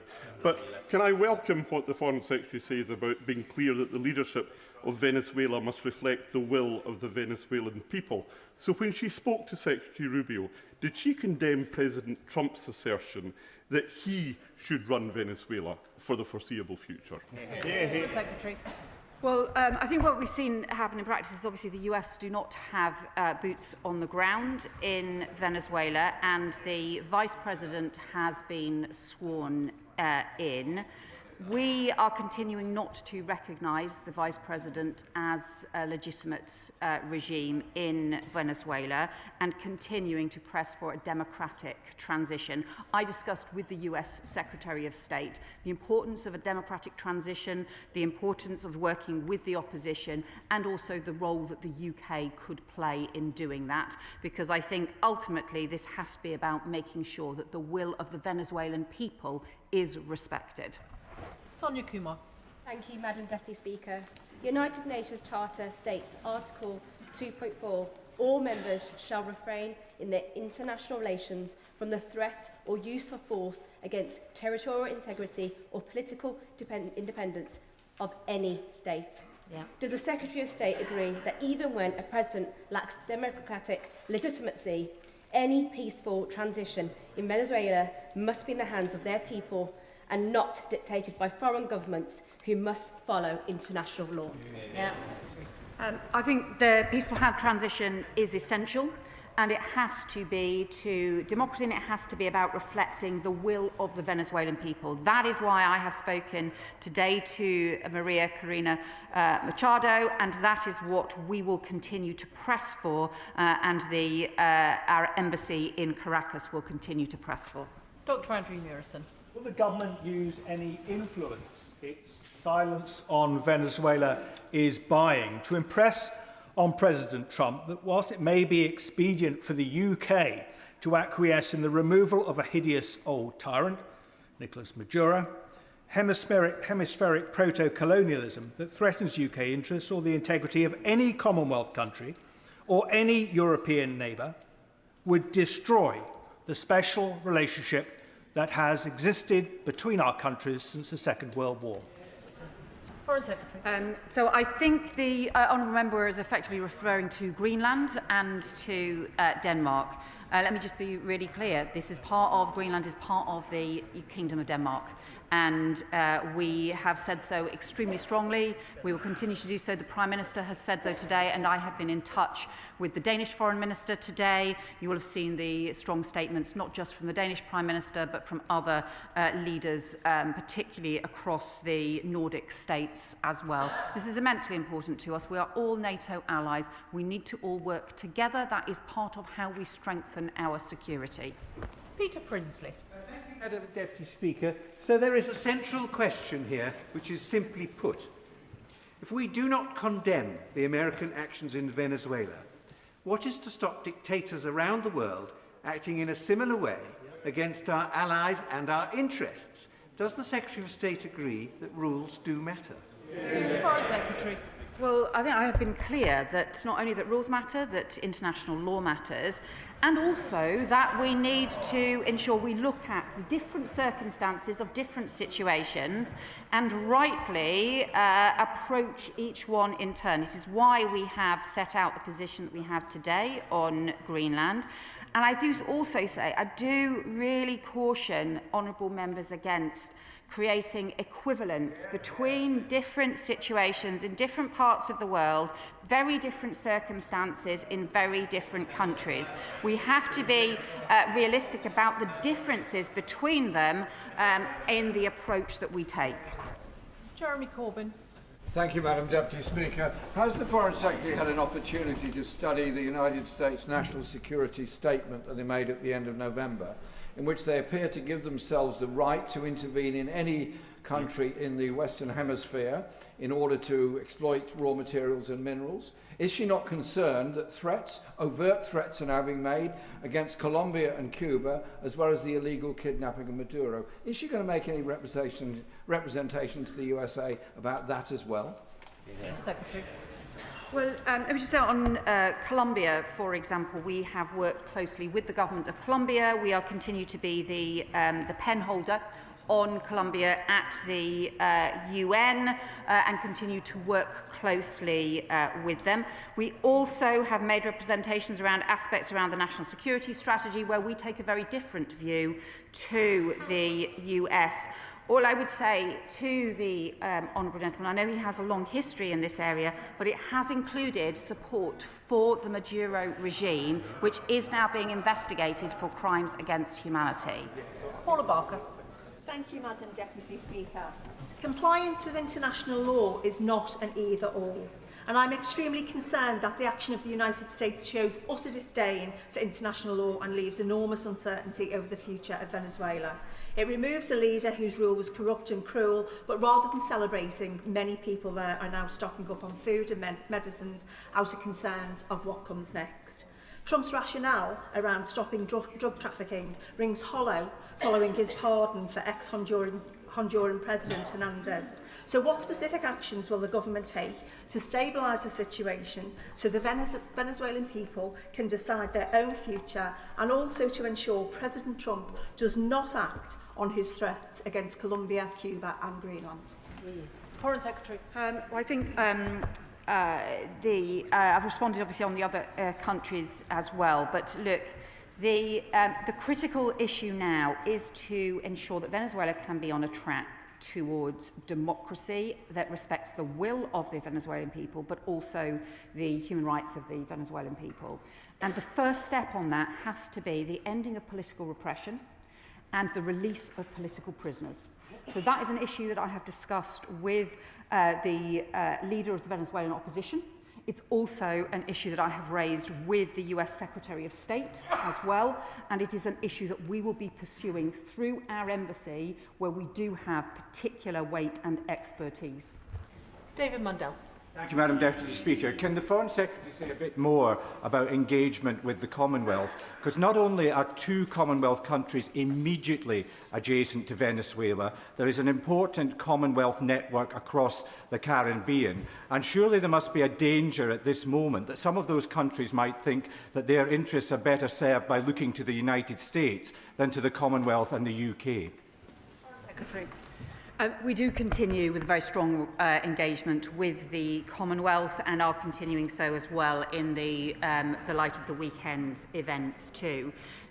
There are Commonwealth countries and also overseas territories that have been heavily affected by the instability in the region, including the instability driven by the Maduro regime, the scale of the narco-trafficking, but also and the criminal gang operations, and also the scale and pace of migration as well that has been very destabilising. We are engaging with them as well to be able to work with them on ensuring that there can be stability in the region, because that is in everyone's interests. Kirsten Sullivan. Thank you, Madam Deputy Speaker. There can be no question that it's for the people of Venezuela to choose its future, and for the international community to support democracy and uphold international law. Whilst there's no denying the illegitimacy and brutality of Maduro's regime, does she share my fears that such unilateral action sends a dangerous message to despots and tyrants throughout the world that might is right, and it endangers peace and democracy throughout the world? So I think we obviously have to keep in mind this was an authoritarian dictator who is being investigated by the International Criminal Court for crimes against humanity. And therefore, that is why the Prime Minister said we will shed no tears for the removal of Maduro. But we also believe in the international rules-based order and in the importance of countries respecting that, and we have raised that with the US. Richard Tice. Thank you, Madam Deputy Speaker. Maduro was an enemy of the West, and whilst there is disagreement in this House about the means, I think there is much agreement that actually the Venezuelan people are better off without Maduro. But can I ask the Foreign Secretary to comment more about the constructive influence that the UK and other Western allies can have to ensure an early return for the Venezuelan people to a democracy? Foreign Secretary. Well, I think the most important issue now is to ensure that Venezuela can be on that track to democracy. That means there has to be stability right now. We need to prevent further instability or criminality, but also means that starting with the end to political repression, the release of political prisoners who are held across Venezuela, those are some of the things that opposition parties are calling for as the urgent first steps. Those are the things that the UK will press for, and we will press for directly in Venezuela and in our relationship with the US as part of this process going forward. Matt Weston. Madam Deputy Speaker, there's clearly no question about the illegitimacy of Maduro's presidency, but there are questions about President Trump driving a coach and horses through the global rules-based order. How should we, the UK, now view the United States national security strategy in the light of this recent action? So the US set out their national security. We separately have set out our national security strategy, which is different, clearly, from theirs. And I have raised with the US some particular issues around the US national security strategy. It is for them, obviously, to set out their priorities as a democratically elected government. But I think this comes back to the issue about we believe in the importance not just of hemispheres of interest, but actually of the transatlantic alliance. And that has been a cornerstone of UK security. We have this unique security partnership with the US. That remains important, that alongside the international rule of law. Afra Brandreth. Thank you, Madam Deputy Speaker. I welcome the removal of Nicolas Maduro, who for too long oppressed the people of Venezuela. But history shows that the aftermath of intervention can be as consequential as the intervention itself. What specific steps is the Foreign Secretary taking to ensure that there is no vacuum for instability or hostile actors to exploit, both within Venezuela and across the wider region, particularly other hostile state actors such as Russia, China and Iran? Foreign Secretary. I think that's an extremely important issue, and that is exactly the issue I discussed with US Secretary of State Rubio yesterday, as to how we ensure that there is stability in Venezuela and that stability is then on the pathway to democracy. Because look, I don't believe stability will be maintained if there is not that route to democracy and the plan and the transition to democracy, but equally it is hugely important to ensure that we do not have greater destabilisation, including by countries like Russia and Iran, but also by the criminal gangs that have been so deeply destructive and were allowed to become so powerful under the Maduro regime. We're into Just. Thank you, Madam Deputy Speaker. I welcome the confirmation that this government supports international law and now wants to see a safe and peaceful transition to a legitimate government that reflects the will of the people in Venezuela. But would the Foreign Secretary at least agree with me that if Donald Trump's unilateral action was in breach of international law and the UN Charter, it has created a very dangerous precedent? Foreign Secretary. Well, the reason that we stand up for the UN Charter and international law is partly because it reflects our values and partly because it reflects our interests. And because that UN Charter, that international law framework, really is the underpinning of peace and security across the globe. Of course, throughout its history, throughout the history of the UN Charter, throughout decades of history, that has always been tested and strained with the reality of different kinds of international affairs all over the world, and will continue to be so. But we still believe in the importance of advocating for international law and to doing so with our closest allies as well. Ellie Chance. Thank you, Madam Deputy Speaker. The US attack on Venezuela is clearly a breach of international law. Now, of course, Maduro's violent, repressive regime must be held accountable, but the Venezuelan people need and deserve international support that upholds international law, not the unilateral, unlawful US oil imperialism that we've seen. So does the Foreign Secretary recognise that a key function of the Foreign Secretary, any Foreign Secretary, is to defend and uphold international law? Does she recognise that a year of pandering to and pussyfooting around Donald Trump has had no restraining effect, instead has emboldened him? And will she condemn that illegal US action? Foreign Secretary. Well, I mean, so just what's in the interests of the people of Venezuela, because that was where she started her discussion. And what I think is in the interests of the people of Venezuela is not the Maduro regime, but a transition to democracy. We have worked for many years for a peaceful transition to democracy in line with international law, and that continues to be our policy. But we will work with the reality on the ground, we will work with all of those involved, and we will use the particular assets that we have with our experienced embassy in order to promote the transition to democracy in as safe and stable a way as possible. That's exactly why we are in touch with the Venezuelan opposition. John Trickett. Thank you very much, ma'am.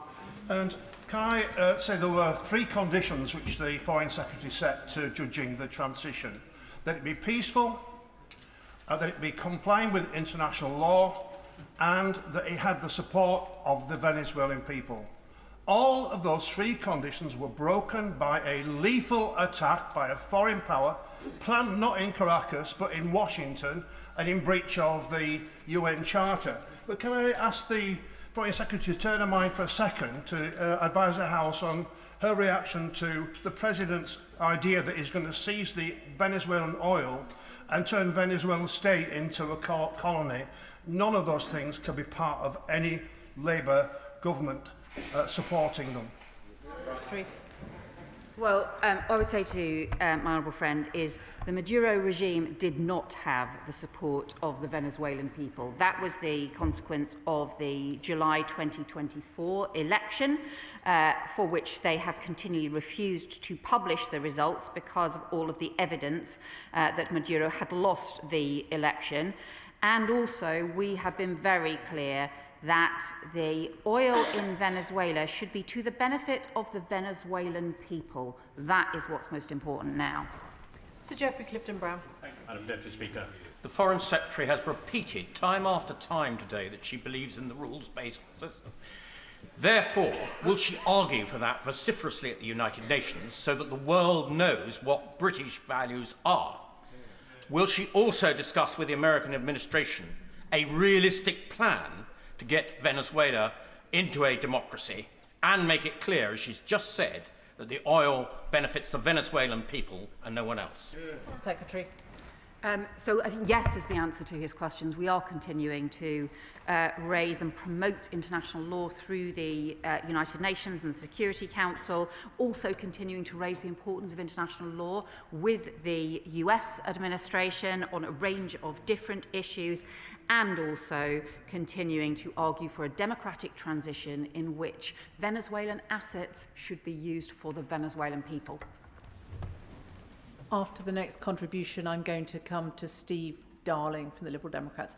Kim Johnson. Thank you, Madam Deputy Speaker. If the Foreign Secretary believes that the rule-based order is important, then why has she and the Prime Minister not condemned the actions of Trump? And does she agree with me that he's nothing more than a megalomaniac and this is imperialism by another name? Secretary. Well, again, what I would say is the Maduro regime has been deeply damaging for the people of Venezuela. We don't shed a tear for the end of the Maduro regime. We do believe, however, that it is essential that we get a peaceful transition to democracy in line with the rule of law and in line with international law. That is what we have continued to argue for over many years and are continuing to argue for now, because that is what is in the interests of the Venezuelan people. Steve Darling. Thank you, Madam Deputy Speaker. And with Donald Trump taking a leaf out of the Putin playbook and becoming an international gangster in the Americas, what assurance can the Secretary of State give this chamber that the coalition of the willing to protect Ukraine will become the coalition of the capable to defend Ukraine? Foreign Secretary. Well, again, I really would advise members against somehow suggesting there is equivalence between what happened this weekend and Putin's brutal invasion of Ukraine. The kidnapping of thousands of children in Ukraine, the targeting of a democratically elected President Zelensky, and the continued war in Ukraine, where we will continue to work with the US in defence of Ukraine. That is why we are pursuing the issue of security guarantees as part of NATO, as part of our transatlantic alliance, which is immensely important to the security of the UK and to the security of Ukraine. Steve Witherden. Thank you, Madam Deputy Speaker. President Trump has behaved like a member of a criminal gang, bombing Venezuela, a sovereign country, kidnapping its head of state and his family, and killing many in the process. Where next? Colombia, Cuba, Mexico, Panama, Greenland? Here? Does my right honourable friend agree that if we do not stand up to deviants and bullies like Trump, they will only be emboldened to repeat their illegal acts elsewhere?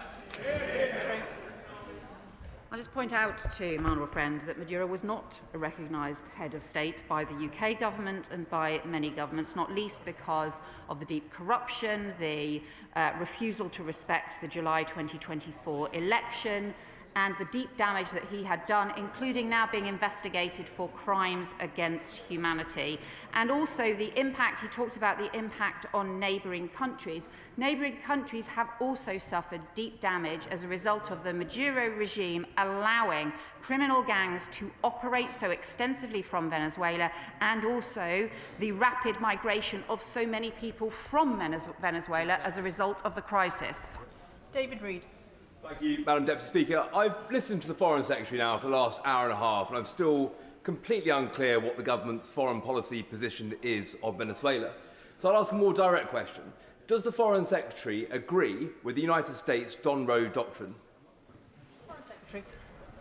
Well, the US has set out, I think, very different versions of the Monroe document has been interpreted, doctrine has been interpreted in very, very many different ways over decades and through generations in different ways, and historians will dispute that. What I can set out is the UK's approach and our foreign policy approach, which is to stand up for Britain's interests in security and prosperity, and also our values. That is why we not only stand up for the international rule of law, but why we also maintain the crucial security alliances which are based on laws and values, such as NATO and our transatlantic partnership.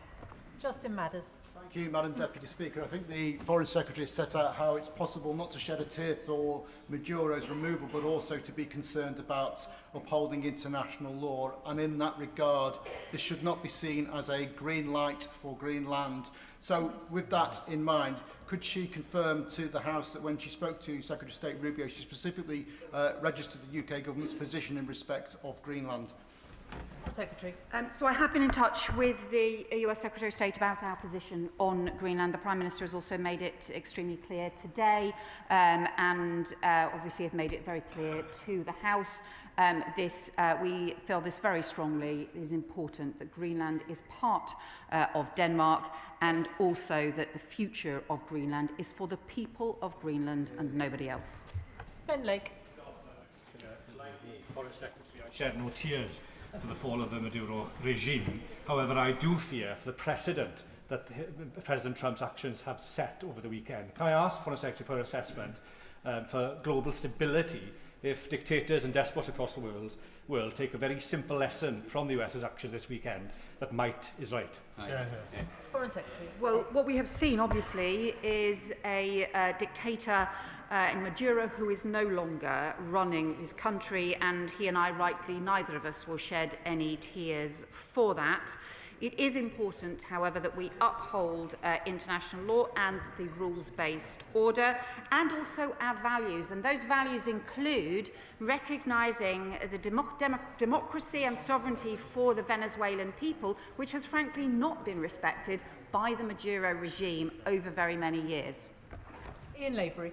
Thank you, Madam Deputy Speaker. The whole world is asking now, who's next? Who's on this list?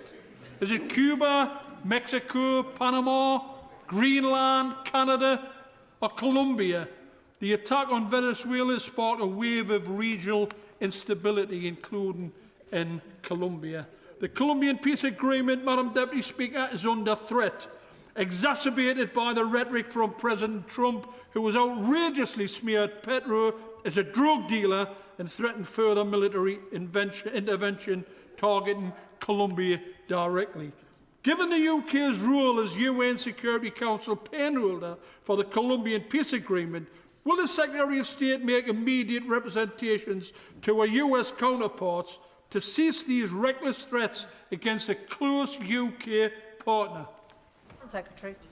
Well, what I would say to my honourable friend is the instability in the region has been heavily exacerbated and driven by the Maduro regime, by the scale of migration, by the trafficking and the operations of criminal gangs, and also by the escalating influence from Iran, from Hezbollah, and from Russia in the region as well. On Colombia, he rightly says we are the penholder, and we support the peace process that was agreed, and we have worked closely with the Colombian government on sustaining that peace process. We believe that is extremely important. We will do that through the UN and through with all our allies, and we will continue to do so. Ben Spencer. Thank Thank you, Madam Deputy Speaker. As chair of the all-party group on Nordic countries, I'm very grateful to her and the leader of the opposition's comments regards to Denmark and Greenland. I'm also very grateful that she's confirmed just a few moments ago that she and the Prime Minister have been raising directly the issue about respect for sovereignty for that key NATO ally. Why then did it take so long for the Prime Minister to publicly espouse his support, so delayed after the Swedish and Finnish and other countries have done so? Secretary. Well, he did so this morning when he was asked about it. Alan Gemmell. Thank you, Madam Deputy Speaker. The UK's overriding interest should be to maintain international law and to keep as many countries as possible in the global rules-based order, and ensuring that what's happened in Venezuela is not a gift to Russia or China. Is the Foreign Secretary sure that we can maintain our position at the Security Council and promote our values, interests and the rules-based order? Secretary. That is what we need to continue to do. The approach of progressive realism that my predecessor set out as part of our manifesto was about how we pursue our values, but also how we recognise the world as it is, which is sadly often not the way we want it to be. How we continue to pursue those values in the most effective way, both publicly and privately through our alliances, and how we make sure that our foreign policy and our decisions are guided by international law. Tim Farron. Thank you, Madam Deputy Speaker. Britain is historically America's best friend, and best friends tell their friends when they are acting appallingly. They don't go into toadying mode. As my right honourable friends have mentioned already, in 2003, in this House, a Labour government voted with Conservative support to illegally invade Iraq, and the consequences was the undermining of international law, the emboldening of despots around the world, and Britain's security and safety and significance massively degraded. Have we learnt nothing from that lesson of nearly 25 years ago? And have we not learnt the one lesson above all of history? And that is, if you appease bullies, you soon become their victims. Yeah. Well, let me just say again to the honourable member, I think the continual sort of false equivalence with other issues around the world does not help any of the arguments and the issues that we are dealing with. We have an important issue now in terms of what happened in Venezuela. The operations that took place over the weekend, the UK was not a part of. We have set out a different foreign policy approach to Venezuela based on a peaceful transition, support for democracy and the promotion of the international law, which we will continue to do. But it is right that we do that in response to the world that we are in, to the alliances that we need to build in order to pursue our values and our interests, and in this case, in the case of Venezuela, to pursue democracy for Venezuela. Alex Sobel. Thank you, Madam Deputy Speaker. Democracy and human rights are sacrosanct. A new great game is replacing the international rules-based order, where might beats what is right. Does the Secretary of State share my concerns that our allies in Ukraine, Taiwan and elsewhere are less secure now than they were a week ago? So what I would say to him is I think throughout our history there have been tensions, and throughout the history since the Second World War there have been tensions between the issues around the rules-based order, the international law that we have championed throughout, but also, for example, during the Cold War, the big tensions between major countries, and some of the debates now that take place around global powers and also around different spheres of interest as well. In terms of how the UK should navigate through that, we continue to maintain and uphold the importance of international law and also the importance of the rules-based order and the international framework of law, because we believe it is in our interests and we believe it is the right thing to do. And we will continue to do that. But as part of that, we also have to maintain those rules-based alliances, the alliances that are built on our values and underpinned by our values and laws, including the NATO alliance, including the transatlantic alliance, and that is important too. And that, I think, is crucial when it comes to Ukraine, something that I know he has strongly worked on for a long time. Anderson. Thank you, Madam Deputy Speaker. 30% of the US naval's fleet is positioned off the coast of Venezuela at the moment. These have been redeployed from many locations, particularly where there's joint UK-US deployments, such as Bahrain, where the Fifth Fleet have sent most of their ships over to Venezuela. There's 90% of the data cables between Europe and Asia. We are being left exposed in certain areas if this goes past the middle of January. What risk assessments are we taking to look to ensure that our troops are not exposed more than they need to be? Well, on the issue of the undersea cables, this has been an important issue that we have looked at, not just in terms of UK defence, but also internationally as well. It is something that we have discussed at NATO, something that we discuss as part of our alliances as well, and is why I think we do need to take much more seriously the operations of things like the Russian shadow fleet, some of the Russian operations in our waters, and we will continue to do so. Melanie Ward. Thank you, Madam Deputy Speaker. There's been much discussion of international law today, but of course what matters is that it is upheld at such a dangerous time in the world. Our own country is less safe when it is not. And so in the context of both Venezuela and Greenland, will the government reaffirm its commitment to the UN Charter as a key instrument of international law, and will it vote accordingly at the UN Security Council? Hear, hear. We do continue to support the UN Charter. It is the foundation of our peace and security, and we will continue to support it and its principles in all of our international debates. Lisa Smart. Madam Deputy Speaker, I welcome the Foreign Secretary's clarity on the UK's approach to Greenland, that it's up to Greenlanders and Danes to determine their future and no one else. I wonder if she could be equally clear on whether any US bases in the UK will be permitted to be used for any potential military action towards Greenland. Well, we don't want to see any military action on Greenland, and that should not arise because this is a fellow NATO country. We are NATO members, and all together we should work on our security together. Just as an update to members, I'm only going to run this statement until 15:15, so questions and answers will need to be very short if everyone's going to get in. And the second statement will probably only get about 45 minutes. Clive Efford. Speaker, my honourable friend for Blythe and Ashton has already raised the issue of the threat to Colombia, and the Secretary of State has set out quite correctly that we are the pen holder at the United Nations for the peace accord that was achieved in 2016, achieved after protracted negotiations between warring factions, and it's heavily based on our own agreements in Northern Ireland. So. Will the Secretary of State assure me that she's stressing to her counterparts in America the threat to peace in Colombia, that if we were to unravel that peace accord in any way in response to what's happened in Venezuela?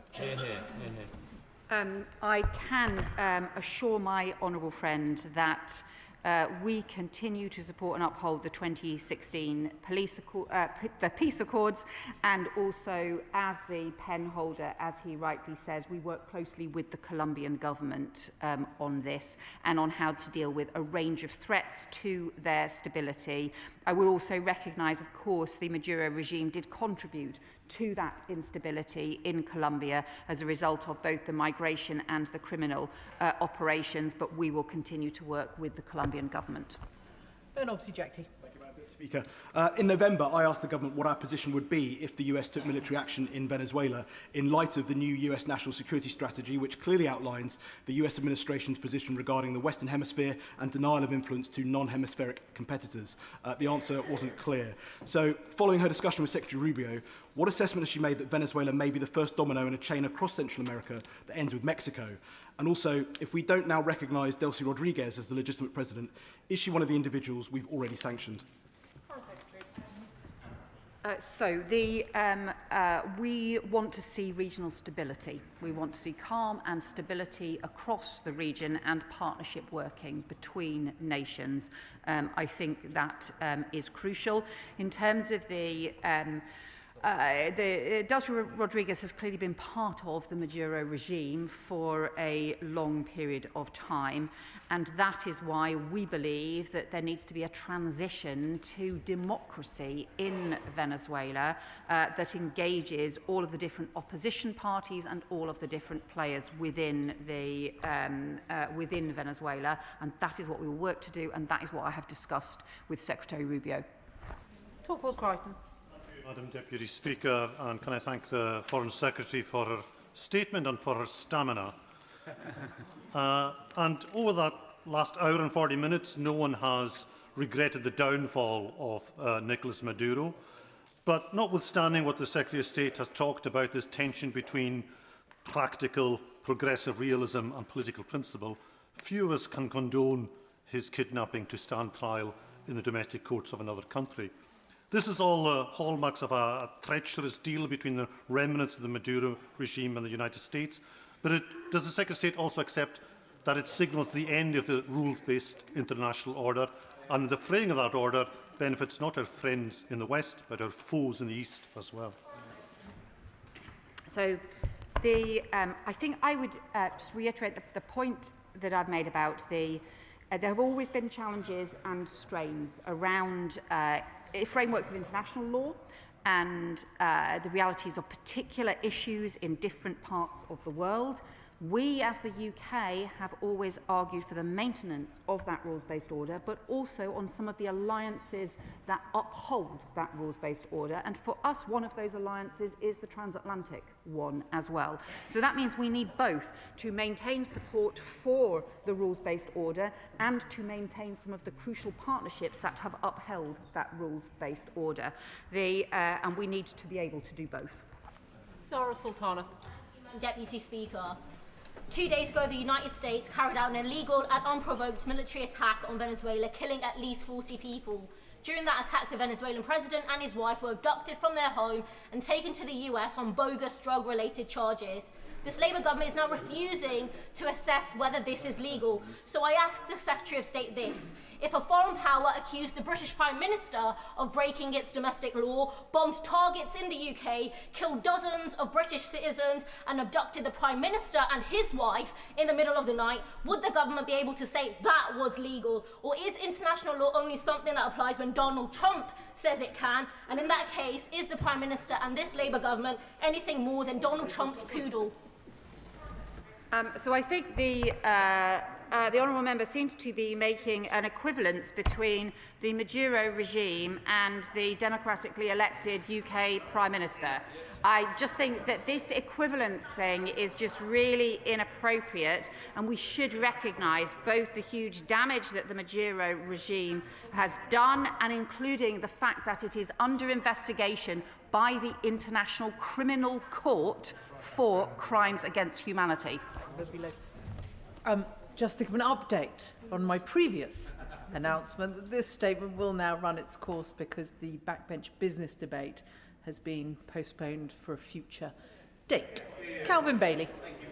Speaker, the Maduro government had no democratic legitimacy, but a return to gunboat diplomacy and strongman-led spheres of influence is not in our national interest.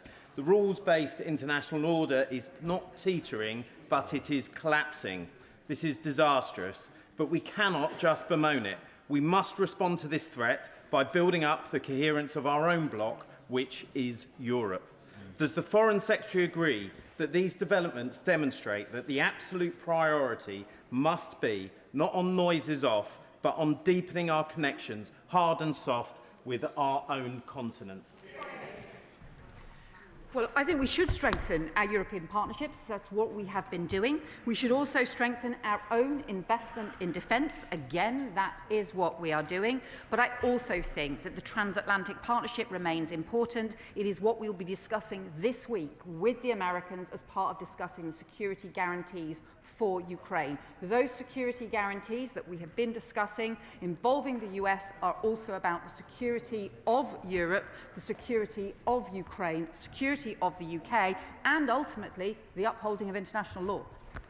Monica Harding. Hey, Madam Deputy Speaker, does the Foreign Secretary agree that failing to call out your allies publicly when they violate international law, alongside one's enemies, which is easy, weakens adherence for international law fundamentally? And therefore, will she denounce in this chamber the US's illegal actions in Venezuela and the snatching of its President, however vile? And will she confirm that if it comes to a vote at the UN Security Council, that the UK will stand up for international law and will not abstain? Well, the UK continues to argue for international law, to ensure that international law guides and frames the decisions that we take as part of our foreign policy, and I have directly raised the issues of international law, particularly around Venezuela, with the US Secretary of State, and we continue to do so. Upholding international law also means upholding some of the alliances that sustain that international law, and that is what we will continue to do. Rachel Maskell. Deputy Speaker, in order to hold up international law, it's important that there's robust accountability on two fronts. Firstly, on how we use the intelligence that we have as a country ahead of actions being taken. I wonder if the Foreign Secretary can say how she used the UK intelligence before this operation, but also the accountability after an event, and how we will call the US President to account in the light that he is a sitting member of the UN Security Council.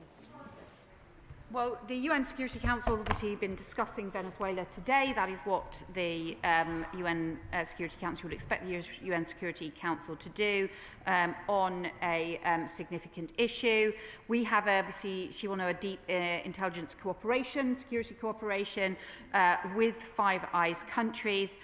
On this particular operation, we were not involved and also not informed in advance, and nor were other countries. Mike Martin. Thank you, Madam Deputy Speaker. The US has abducted the leader of Venezuela, yet the government can't say whether it's legal or illegal. Let's try an easier one, Madam Deputy Speaker. If the US were to abduct the Premier of Greenland, would that be illegal or illegal?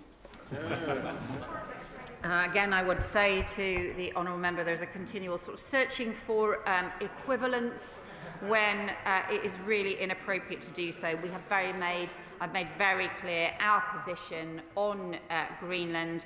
The future of Greenland is for Greenlanders and for the Danes, not for other countries, be that the US or any other country around the world. Tom Hayes. Thank you, Madam Deputy Speaker. Like the Foreign Secretary, we want an end to this brutal regime. I hope now that Venezuela can move to a democracy with full control of its oil and resources following this breach of the UN Charter. The Leader of the Opposition says that we live, and I quote her, in a fundamentally different world, in an increasingly dangerous world. After all, no UK Prime Minister previously has had to stand up so fulsomely for Greenland and Denmark's security. So when the facts change, should our stance not change too? Should we not be working more closely with the European Union and EU member states to deepen our security and our economic ties, but do we not also need the European Union to be more flexible and pragmatic about what it constitutes as alignment with the UK? Well, we are strengthening our security cooperation with European allies. We had increasing security partnerships, discussions, both with groups of other European countries, also with the EU as a whole, and also with the NATO members in Europe too. So that has been crucial. It's a central part of the coalition of the willing, and I think that those partnerships need to continue to deepen. Shockout Adam. Thank you, Madam Deputy Speaker. As the Minister justifies in her statement a flagrant breach of international law by citing that Venezuela's drop in GDP, narcotics trafficking and gold trading. I mean, these are issues that could affect countless countries around the world, but let me remind the Secretary of State, in the words of the person who perpetrated this action, Donald J. Trump, of why he committed this action. The US is going to have a presence in Venezuela as it pertains to oil. We are going to take out tremendous amount of wealth from the ground. We are going to run Venezuela. So can I ask the Foreign Secretary to take a leaf out of Donald Trump's book and answer a question once? Does the government support US colonial expansionism, or does the government believe in the rules-based world order? Which is it? It can't be both. Well, the government supports democracy for Venezuela. The people of Venezuela have been denied that democracy for far too long. We should support that democracy. We should support the international law and a rules-based order and make sure that a future government of Venezuela reflects the will of the people and respects the human rights of the Venezuelan people. Marcus Campbell-Savers. Thank you, Madam Deputy Speaker. May I ask the Minister if she's reflected on the well-documented difficulties that arise when the US assumes administrative control of occupied territory, difficulties we saw all too clear during the Iraq conflict?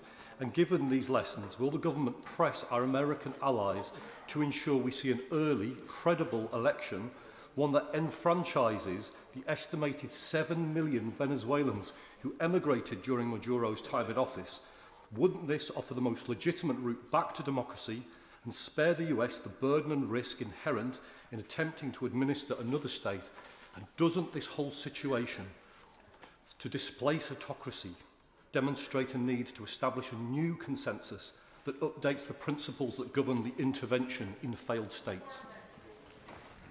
I think the Honourable Member makes a sort of important, thoughtful point about the way in which frameworks need to work, but he is right that this needs to be the transition to democracy at the earliest opportunity. The first stages in that are ensuring there is stability and then the release of the political prisoners, the return of political opposition members so that they can come back to Venezuela, because you cannot fight a free and fair election whilst there is still political repression in place. Christine Jodin. Thank you very much, Madam Deputy Speaker.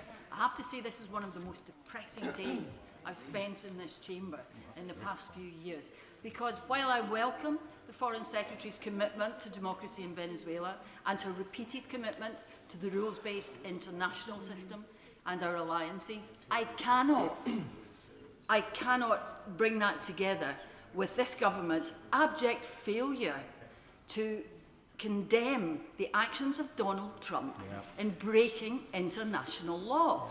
And the concern it has created, reflected in statements by the leaders of Greenland, Denmark, Sweden, the Foreign Secretary herself at the dispatch box. So how is the government going to reconcile that blatant contradiction? Well, I think set out already our clear position on Greenland, the importance of international law, but also the importance of working through our different alliances and being prepared to raise issues, be it around international law or other issues, both privately and publicly as well. And what we need to do is to ensure we can pursue the UK interests and also our values. And we do that through the discussions that will be taking place this week on Ukraine, and we do this through the pursuit of democracy and our values in Venezuela as well. James Naish. Thank you, Madam Deputy Speaker. I was reading this morning that a former Under-Secretary of Defence for Readiness in the US said that he is not aware of, and I quote, any plans for how the next few days will actually be managed by the US.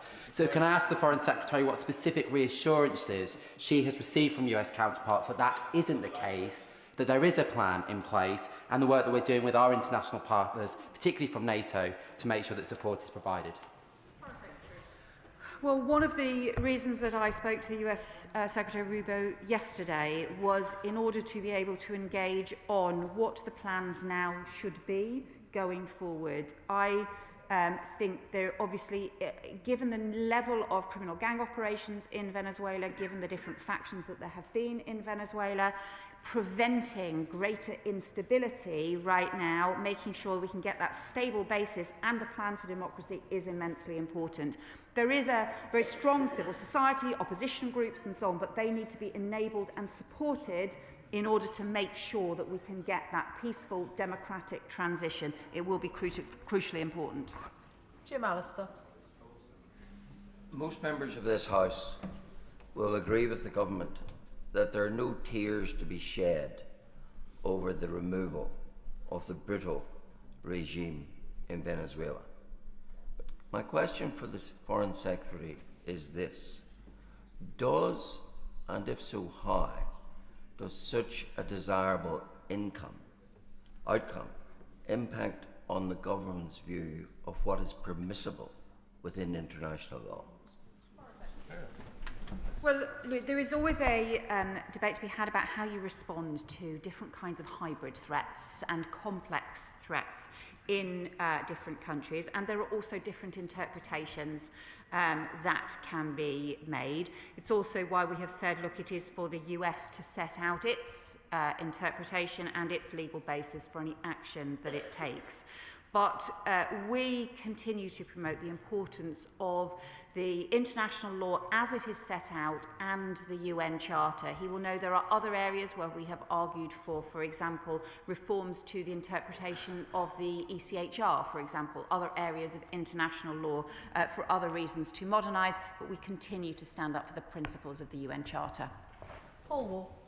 Madam Deputy Speaker, from state-sponsored assassination attempts to illegal invasions, in recent years we've seen an alarming rise in the number of countries that are behaving like rogue states, including countries that are members of the permanent members of the Security Council, and I name Russia, given what happened on British soil in Salisbury. But does she agree with me that actually the international rules-based order and international law should be a fundamental principle and practice of the UK, and that's something that we expect other countries to uphold in all circumstances? I do completely agree with my honourable friend, and sometimes it could feel right now as if the rules-based order is under particular threat and challenge, and that was a point I raised before Christmas in the Locarno speech. I would say that I think it probably has been under challenge before, and it has endured, partly because countries like the UK have continued to advocate for it, and we must continue to do so. Callum Miller. Thank you, Madam Deputy Speaker. The people of Greenland are concerned today, and I welcome the Foreign Secretary's statement earlier that the UK bases that are used by the US Air Force will not be used for any attack on Greenland. Could she please confirm that she will make that clear to Secretary of State Rubio the next time they speak? Let's be really clear that we are all members of NATO. The UK, Denmark, the US. That is why it is so important that we continue to ensure the sovereignty of Greenland and of Denmark, and why we have made our views on that particularly clear to the US. Patricia Ferguson. Thank you, Madam Deputy Speaker, and I very much welcome the Foreign Secretary's statement this afternoon. And I would agree with her that Maduro was a corrupt dictator who frankly cared nothing for the lives of his own people. And I welcome the Foreign Secretary's comments about the importance of upholding international law. So does the Foreign Secretary agree with me that if we believe in a world order with clear rules about sovereignty, we cannot pick and choose when those rules do and do not apply? Otherwise, what is to stop others with further bad intentions from taking advantage of that situation and of following suit? Well, again, let me say we continue to support the international law and to promote it both publicly and privately with our allies, and also to pursue the alliances and to sustain the alliances which are important as underpinning parts of the rules-based order. That does include our NATO alliance, it includes our transatlantic alliance, and we maintain those long-standing partnerships as well as part of upholding international law. Danny Kruger. Thank you very much indeed, Madam Deputy Speaker. The Biden administration offered a $25 million reward for the capture and detention of President Maduro. And this country has passively supported regime change in Venezuela since we froze the gold reserves held at the Bank of England in 2019. So now that President Trump has followed through on the implicit policy of both our countries and achieved the outcome that the whole world wanted, can the Foreign Secretary tell the House what conditions will need to be met for the money that is owned by the Venezuelan people to be returned by the Bank of England? Well, he rightly points out, successive governments have not recognised the Venezuelan regime.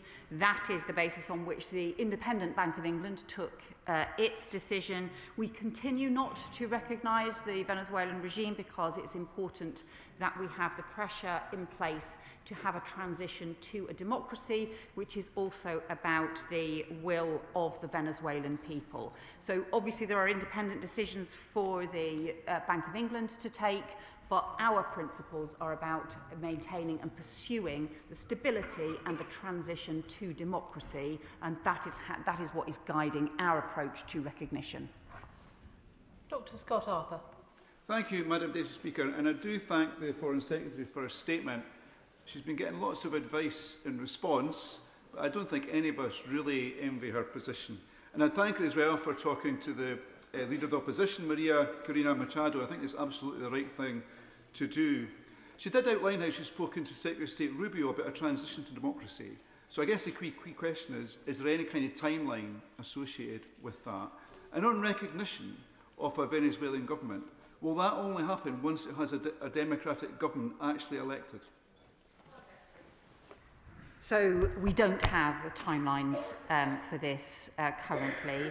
And what the opposition, the Venezuelan opposition, have said is the first step has to be an end to political repression, the release of political prisoners, and also the safe return to Venezuela of opposition politicians, because without that you cannot have free and fair elections. So that is the first step we are pressing for, is an end to the political repression, and that is what we are urging the transition Vice President, now acting President, to do.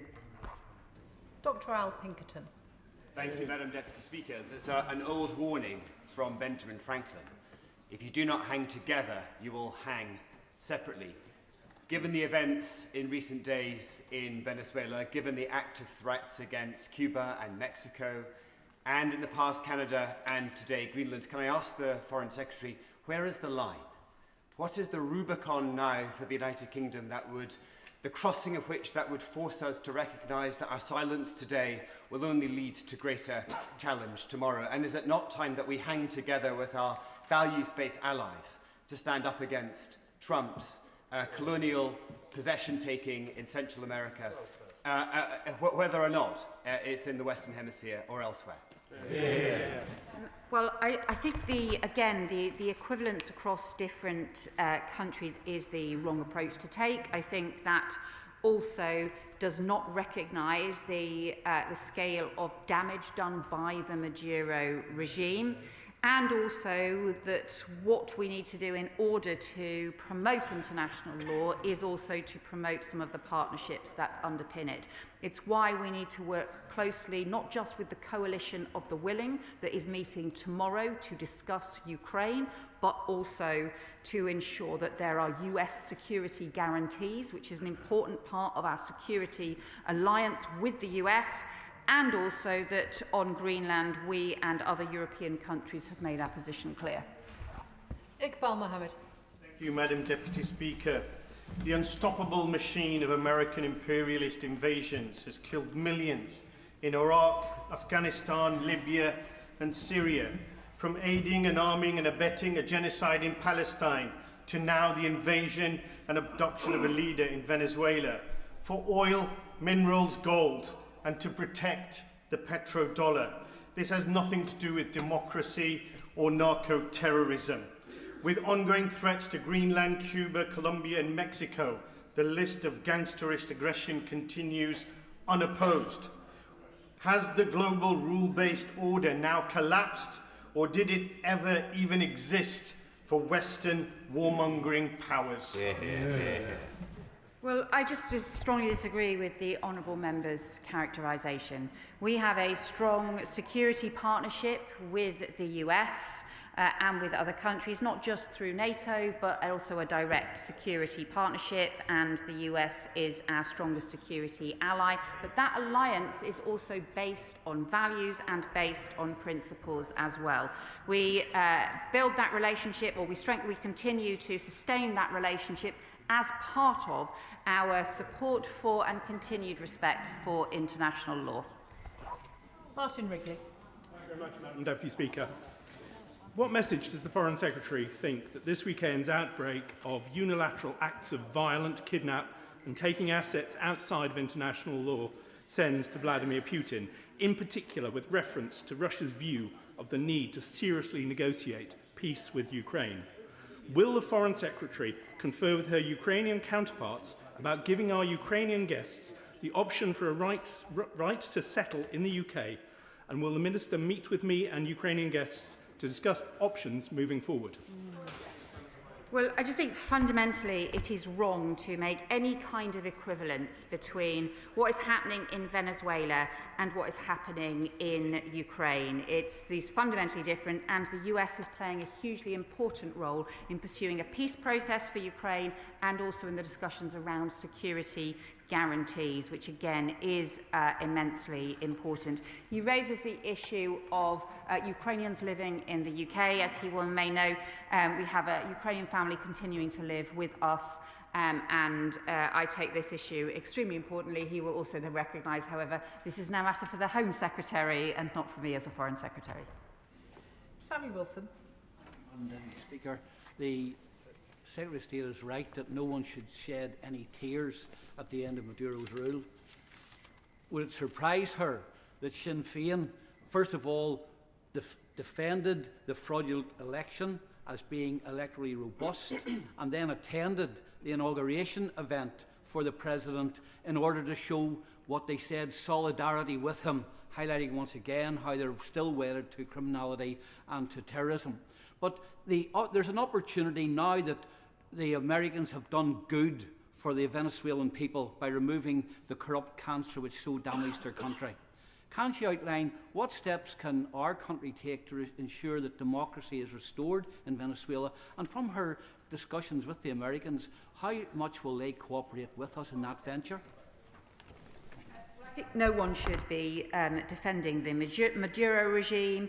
I've talked specifically to the US Secretary of State about the transition to democracy. The US have said that this is important, but we need to make sure that those conditions are in place, starting with the ending of political repression. Cameron Thomas.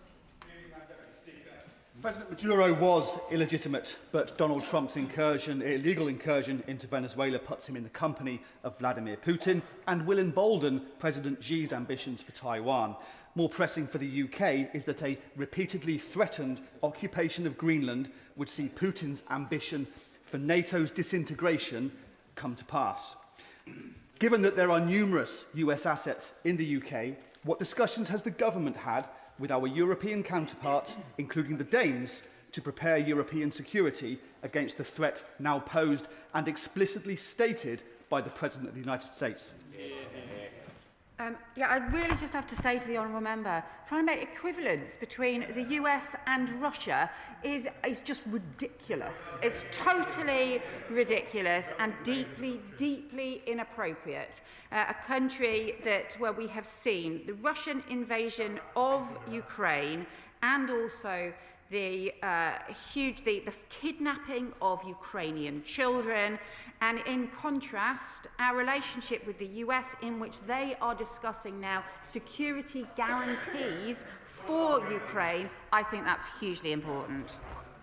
Ayub Khan. Thank you, Madam Deputy Speaker.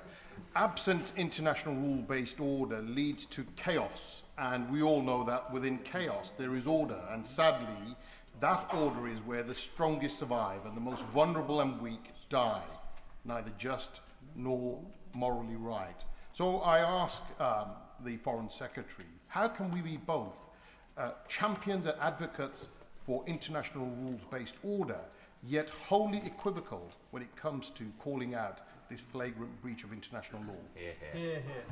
Well, we have set out our continued commitment to international law and also the importance of maintaining some of the underpinning alliances, rules-based alliances that are so important for sustaining the rules-based order. It's why we will continue to argue for international law and also to continue to maintain things like the NATO alliance and the partnership, and why we will continue to raise these issues both publicly and privately with our allies. Daisy Cooper. Thank you, Madam Deputy Speaker. President Trump's actions are not about drugs, they are about oil. They are not about regional stability, they are about regional dominance. And they are not about upholding the law, they are about breaking it. The Foreign Secretary has said that the government has been clear, but she has not been clear on any of those 3 points. The world has changed this weekend, and it will change again very quickly. So can the Foreign Secretary say whether there is a single strategic decision or practical step that this government has taken in the last 72 hours to shore up our national security or that of our allies, especially Denmark?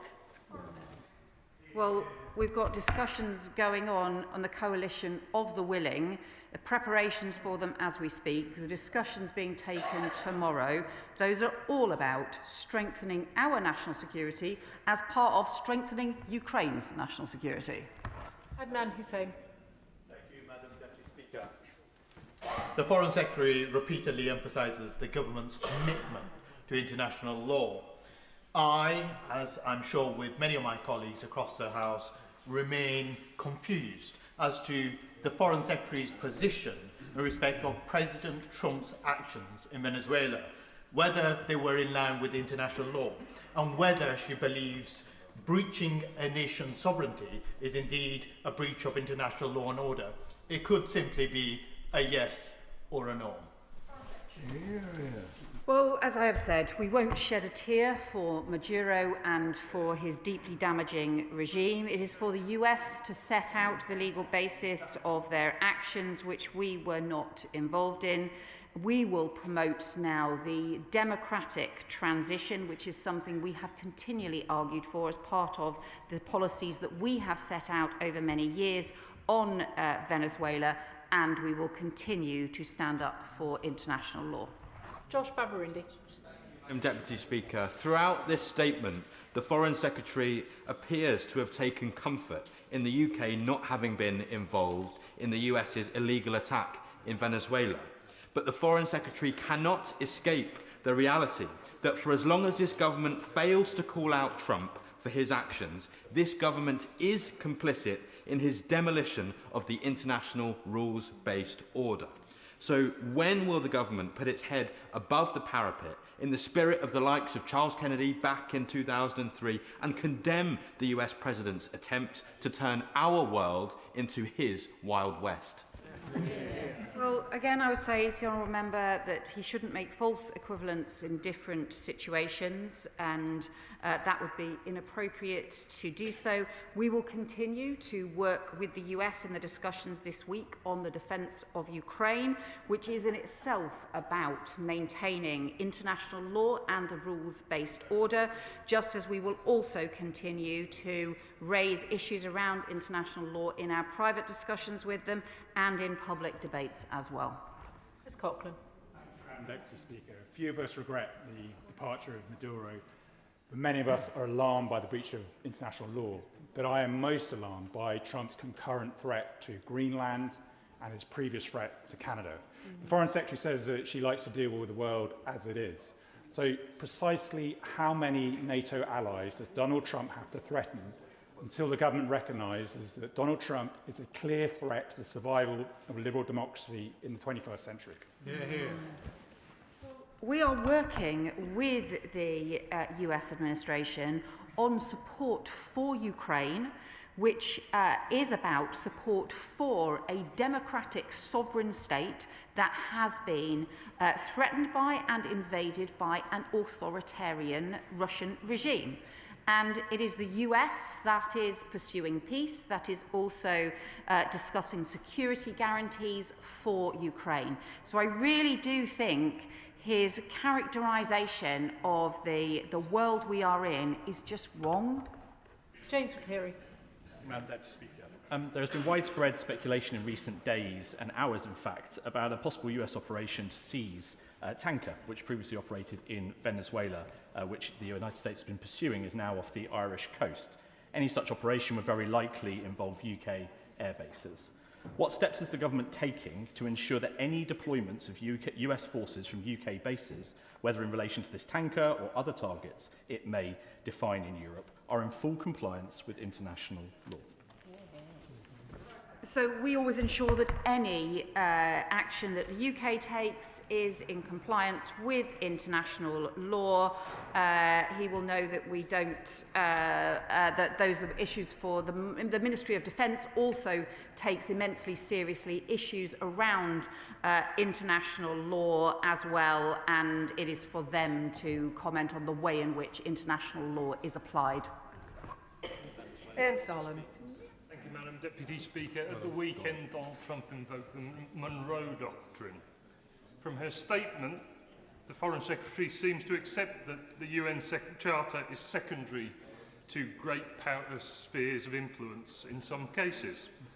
So what criteria does she use to decide when the Charter is trumped by 19th century thinking? And she's talked a lot about alliances today. The great game of alliances in the 19th century ended very, very badly. Well, that is why the alliances that we stand up for today are ones that are based on our values and long-standing rules and relationships. That is what the NATO alliance is. It is based on our values and is immensely important. I'm not sure if he is saying he disagrees with the NATO alliance. That's been the cornerstone of our security for a very long time. John Milne. Thank you, Madam Deputy Speaker. This government has bent over backwards not to criticise President Trump directly. But that only makes him think he can get away with more and more.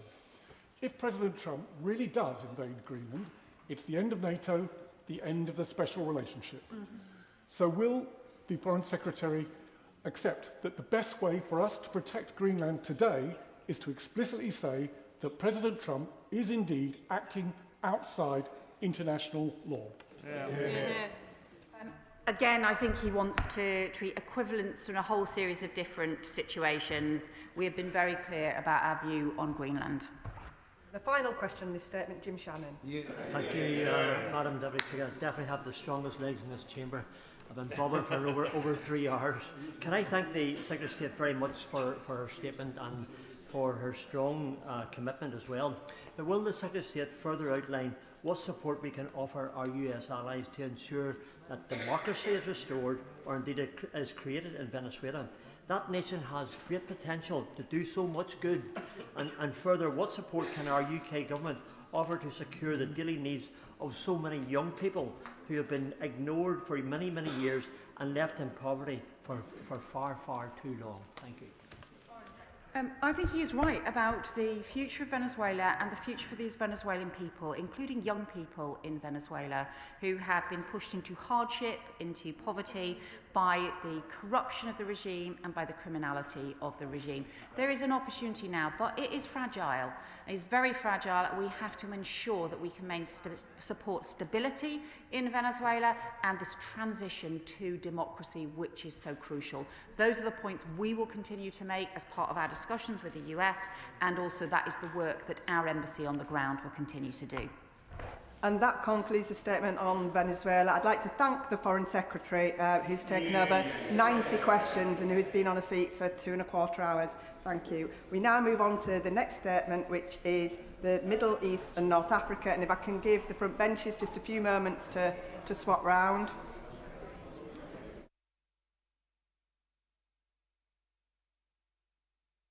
Statement, Minister Hamish Falconer. Madam Deputy Speaker, there have been a number of developments in the Middle East that I'd like to update the House on, including Gaza, Iran, Yemen and Syria. I'd also like to take the opportunity to provide an update on the case of Alaa al-Fatah, which has been a subject of debate during the parliamentary recess. Beginning with Gaza, the humanitarian situation remains desperate. Even with the ceasefire, 500,000 people are struggling to find enough food. 100,000 people are in catastrophic conditions. The peace plan was clear. The Israeli government agreed to let aid in without interference through the UN and other international organizations. At the same time, Hamas must disarm, their weapons must be decommissioned, and they must allow a path to lasting security for Palestinians. More trucks are entering Gaza, and this is very welcome. But right now, key crossings remain closed, convoys are being turned back, medical and shelter supplies are blocked, and NGOs are being banned. We join 9 other countries in stating that this is not acceptable over the recess. The peace plan cannot work if NGOs are shut out. Israel's decision to ban 37 of them is unjustifiable. Furthermore, many trucks entering Gaza carry commercial goods which face fewer barriers than humanitarian aid. This means, perversely, it is currently easier to get cigarettes and luxury goods into Gaza than the basic medicines and shelter that people so desperately need. Too much aid is still stuck at Gaza's borders. Thousands of tents and shelter supplies, funded by the UK, are waiting to get in. Families are sheltering from winter floods and storms under rubble. They are suffering from hypothermia and sewage running in the streets. This is unforgivable. We have not wavered in our commitment to help. This financial year, we're providing £116 million for humanitarian and other aid, healthcare, food, clean water and sanitation, including treatment for 800,000 Palestinians through UK Med. The UK formally recognised Palestine last autumn to protect the viability of a two-state solution and create a path towards lasting peace for the Israeli and Palestinian people. We welcome the establishment of full diplomatic relations with the State of Palestine, and I can confirm the establishment of a Palestinian embassy in London today. Let me now turn to Iran, where we've seen protests enter a 9th day following the rapid depreciation of the currency. We are disturbed by reports of violence against those who are courageously exercising their right to peaceful protest. We are monitoring developments closely, and we urge Iran to protect fundamental freedoms, including access to information and communications. The UK was integral to the delivery of the Iran Human Rights Resolution adopted by the UN Third Committee in November. It called on Iran to halt its human rights violations, including in relation to women and girls, ethnic and religious minorities, and of course, to stop the use of the death penalty. We will continue to work with partners to hold Iran to account for its rights record. I know that many in this House will also be thinking about Craig and Lindsay Foreman, who spent Christmas in detention in Iran. We are deeply concerned that they have been charged with espionage. We're focused on supporting them and their family, and we remain in regular contact with the Iranian authorities. The Foreign Secretary raised their case with the Iranian Foreign Minister on the 19th of December. I also wish to provide the House an update on another consular case that has been in the spotlight for many years, Ala El Fatah. Supporting British nationals overseas is at the heart of the work of the Foreign Office, and the provision of that consular support is based on the circumstances of the case. Following Mr. El Fatah's registration as a British citizen in 2021, successive governments gave him consular support and made it a priority to argue for his release. That is why it was welcomed by ministers across the government and many others in this House when he was released from detention in September and reunited with his family in the UK on Boxing Day. However, we recognise and share the deep concern felt across the country following the subsequent emergence of extremely disturbing historical social media posts by Mr. El Fatah. Let me emphasise once again that the historical posts were abhorrent, and I join my colleagues in condemning them wholeheartedly. It is right that Mr. El Fatah has apologised. I fully recognise the profound distress these posts have caused, in particular to the Jewish community in this country, especially in the context of rising anti-Semitism and recent horrific attacks against Jewish people, both in this country and around the world, and I very much regret that. The Prime Minister, the Deputy Prime Minister, the Foreign Secretary and I were all unaware of those historical posts, as were the civil servants working on the case.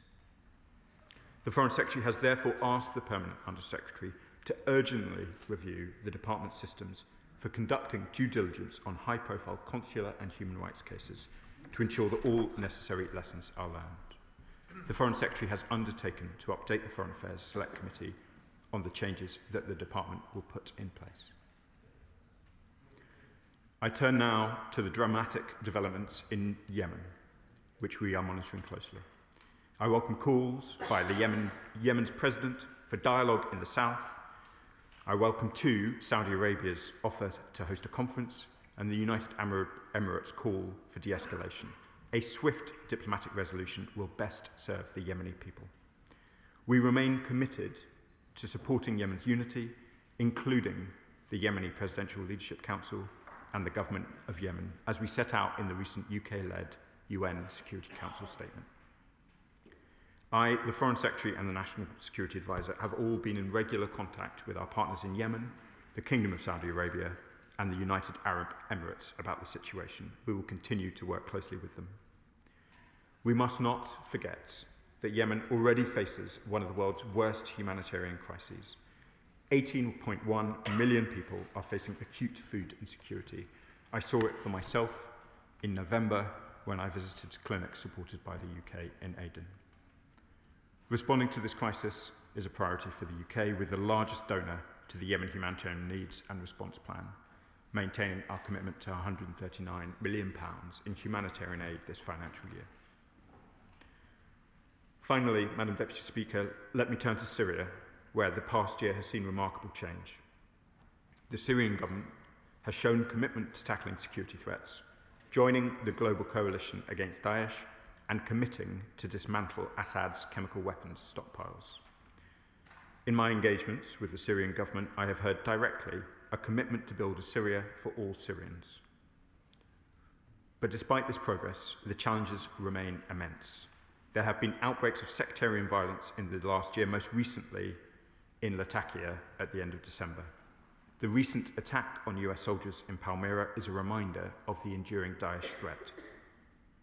A stable Syria is firmly in the UK's interest, reducing the risk of irregular migration, terrorism, and other threats to our national security.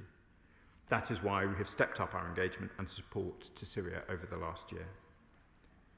The UK remains an active partner in the global coalition against Daesh, and on the 3rd of January, the RAF conducted a joint strike with France on an underground Daesh facility north of Palmyra. The UK will continue to do what is necessary to prevent a Daesh resurgence and support Syria's stability and protect UK national security. Madam Deputy Speaker, I hope this update on developments in the Middle East over recess is helpful to the House. His Majesty's Government remains committed to playing its full role in the Middle East. Foreign Secretary Jane Pretty-Patel. Deputy Speaker, Britain's place in the world matters, and this side of the House is clear that our influence should be used to its fullest to support efforts to combat the complex and dangerous conflicts and tensions that we speak too often about when it comes to the Middle East in this House. From Israel to Gaza, Iran, Syria and Yemen, the UK can and should be able to make a difference. On Iran, on these benches, we stand with the brave Iranians in their fight for freedom against a terrorist-supporting, despotic and oppressive government. Yeah. Their fight for freedom must prevail. So can I ask the Minister what discussions have taken place with our partners in the region over the actions that can be taken to stop the regime's cruel and barbaric acts against those campaigning for freedom? Iran threatens our own domestic security by continuing with its nuclear weapons program, providing weapons and drones to Russia, its backing of China and repression in Hong Kong. Britain must send them a clear signal by imposing more sanctions on them, taking action to stop the sanctions busting that takes place through cryptocurrencies and other methods that facilitate and bankroll this tyrannical regime. Can I ask why the government and its ministers, in his statement today, have been silent specifically on those issues? And where is the plan now to keep Britain safe from Iran?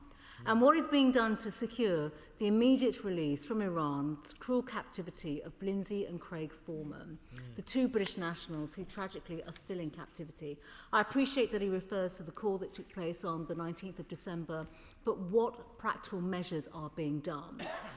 On Gaza, Hamas continues to breach the ceasefire in Gaza. they have refused to release the body of the remaining Israeli hostage Ran Gildi, which has been in terrorist captivity for over 820 days. Can I ask the Minister what pressure is being put on Hamas to adhere to the terms of the ceasefire, to disarm and bring Ran back to his family? Will he also confirm, and he's mentioned this on aid, that 4,200 trucks are being delivered in aid to Gaza each week in accordance with the 20-point peace plan, and that is being overseen by COGAT and the CMCC? Is he meeting with CMCC and COGAT to see the operational delivery of this aid and the role that the United States is playing in securing this aid delivery? And on the licensing of NGOs, can the Minister confirm that the number of agencies that have been through the licensing programme, how many have been, and what contribution are they now making? We know and we understand, and we've heard so much in recent weeks and months about terrorists infiltrating aid agencies and diverting aid. So what discussions has he had with ministers within the Israeli government as well and his counterparts to work with them to find practical solutions that address the serious concerns that have been raised so that more aid can get through and is not compromised to terrorists? On reforms to the Palestinian Authority, why is the government still backing them with taxpayers' money while they continue with the pay-to-slay programme? And when will this practice stop? Turning to Yemen, I agree with the Minister's comments made about Yemen and the conflict and the humanitarian suffering. Every single successive government has worked tirelessly to secure more aid and to support our global efforts when it comes to the suffering in Yemen. But what direct discussions has the Minister had with the UAE and Saudi Arabia, who are both long-standing partners and players, particularly over the recent dispute and tensions that have taken place? And is there a bridging role that Britain can play here? And what planning is underway with our partners in the region to respond to further threats from the Houthis? And on Syria, the targeted actions on Daesh were absolutely essential. But there are still many concerns about the stability when it comes to Syria. When will progress be made when it comes to tackling the sectarian violence, protecting minority rights, delivering the democratic transition? What quantity of chemical weapons has been disposed of? What measures are being taken to stop the criminality, the gangs, the drugs and the weapons? And finally, Madam Deputy Speaker, on the Al Fatah case, I welcome the way in which the FCDO in particular has now instigated this inquiry. Can I ask when this inquiry will be completed in terms of what has happened? Was the government informed by any other government departments in terms of the views that were expressed? And I recognise what the Minister has said thus far. And will the ministers in particular, probably now in the Home Office, pick this case up and work fast to strip him of his citizenship, as this side of the House has been requesting over the recent recess period?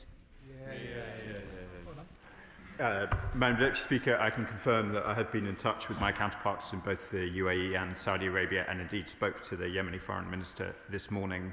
We are in intensive discussions with all of our partners in the region on the questions in Yemen, which are very significant.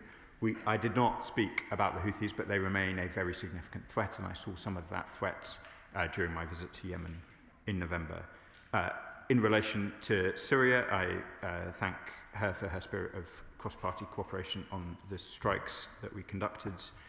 There remain very significant questions which are outstanding about the security of Syria, which I'm sure she and other members of the House will have been tracking. The violence in the end of December is indeed concerning. There has been progress on a range of questions. We need to see the independent reviews that were conducted into the violence, both in the coastal areas and in the south, followed through, including accountability measures, and I have made those points, as has the Foreign Secretary, directly to our Syrian counterparts.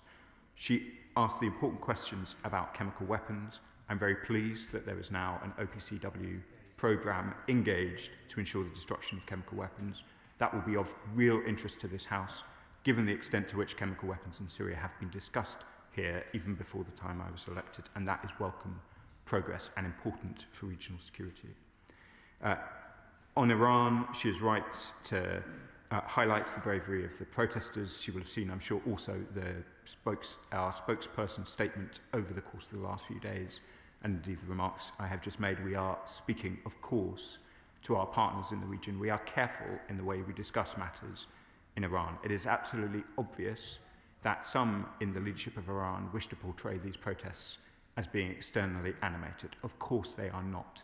This is a response from the Iranian people themselves. In relation to Mr. Al-Fattah and the next steps, he was, as she knows well, provided citizenship by the previous government. That is not something that is stripped lightly. She would have seen the remarks of the Home Secretary during Home Office oral questions earlier during the day. In terms of the timeline of the review, we intend it to be swift. We want to draw a line under this matter as quickly as we can and ensure that in all other cases, appropriate lessons are being learned. In relation to aid, aid in Gaza, I'd like to be clear, Madam Deputy Speaker, we are talking here about charities like Oxfam and Save the Children, credible charities supported by the British public who have donated generously over the course of Christmas.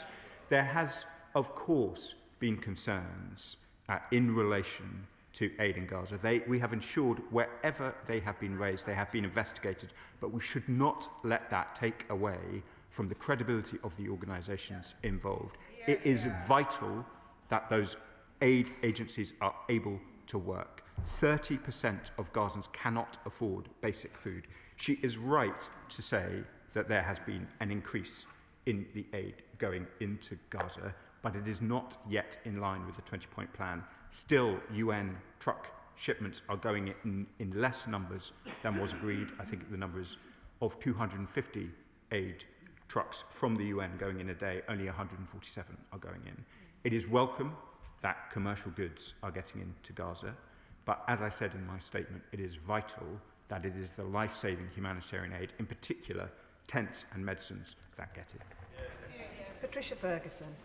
Thank you, Madam Deputy Speaker, and I thank my honourable friend for his statement this afternoon. And I entirely agree with him that at a time when the humanitarian crisis in Gaza remains so desperately urgent, that the decision by the Israeli government to withdraw accreditation from 37 aid agencies, 37 extremely credible aid agencies such as Caritas Internationalis, ActionAid and the International Rescue Committee, is an act of cruelty. And will the Minister therefore join with me in condemning this decision and urge Israel in the strongest possible terms to rescind it immediately before more deaths are occurring in Gaza and the West Bank because of the lack of the humanitarian aid that we need? And will he also urge them to open up the Rafah crossing as a matter of extreme urgency? I thank my honourable friend for the question. We have engaged extensively with the Israeli government, both on the importance of overturning, both against the NGO registration provisions when they were announced, against the deregistration process that she describes, and we have also... Callum Miller, Lib Dem spokesperson. Thank you, Madam Deputy Speaker, and thanks to the Minister for advance sight of his statement. I regret the Government is presenting developments on 4 significant states in one statement, but I'll do my best to respond in the time afforded to me. While the attention of the world is seized by the illegal actions of the US President, it is crucial that the UK works closely with our allies to support just, lawful and humanitarian action in the Middle East. After 2 years of widespread destruction, people in Gaza are already facing severe shortages of food, clean water and medical supplies in the midst of winter. What immediate action is the government taking to persuade Israel to reverse its decision to bar reputable international aid agencies from Gaza and the West Bank? The continued expansion of settlements on Palestinian land by Netanyahu's extremist cabinet since the House last met is explicitly intended to undermine any prospect of a two-state solution. So will the government implement immediate sanctions on members of the Israeli cabinet, a full ban on the import of settlement goods, and finally publish its response to the 2024 ICJ ruling that Israel's occupation is illegal under international law? Liberal Democrats condemn the violent repression of public demonstrations in Iran. The casual threats from the US President to take unilateral military action merely serve to escalate tensions. So how is our government working with European and regional partners to coordinate lawful external pressure on Iran? And when will the government commit to prescribing the Iranian Revolutionary Guard Corps under UK law? The people of Yemen desperately need peace. Yet regional powers continue to intervene to support the armed factions. So will the government review all arms export licences to Saudi Arabia and UAE to ensure that UK weapons are not enabling them to sustain the conflict? The UN estimate that around 24 million Yemenis desperately need food and protection. How is the UK ensuring that humanitarian aid reaches those most in need, particularly in areas where access is restricted or contested? The Liberal Democrats support limited multilateral strikes against Daesh in Syria to ensure the eradication of their infrastructure and to counter their dangerous and violent ideology in the Middle East. Can the Minister confirm that the government is confident these recent strikes were fully compliant with international law and proportionate to the threat? And what steps is the government taking to ensure the new Syrian government is protecting the rights of all, including minorities and women? Thank you, Madam Deputy Speaker, and I thank the Liberal Democrat spokesperson for the spirit of the question. To address why I put so many developments into the statements, there were so many developments that I wish to update the House at the earliest opportunity and provide colleagues an opportunity to ask questions on any element of it. We will continue to voice our position in relation to the absolute vital importance of the right to assembly in Iran and indeed a right to communications as well, and we will continue to do that alongside our partners and indeed in our own voice as well. I am confident and can assure the House that the strikes on Iran were consistent and compliant with international law. We, as I said to the Shadow Foreign Secretary, we continue to raise the importance of accountability in relation to violence in Syria with the Syrian government. In relation to developments in Yemen, particularly on questions of aid, there is, I'm afraid, a very significant divergence between the ability of the UK to deliver aid in the areas controlled by the Houthis and the areas not controlled by the Houthis. The Houthis have continued to seize aid workers and indeed aid premises. It is simply not possible under these circumstances to have an aid operation which operates at the scale of the needs of the Yemeni people. I call again on the Houthis, as I have repeatedly, to release all those they've detained, to leave those officers and to abide by humanitarian principles. If they do not, it is simply not possible for the UK or indeed any other humanitarian actor to ensure that the Yemenis get the support that they require.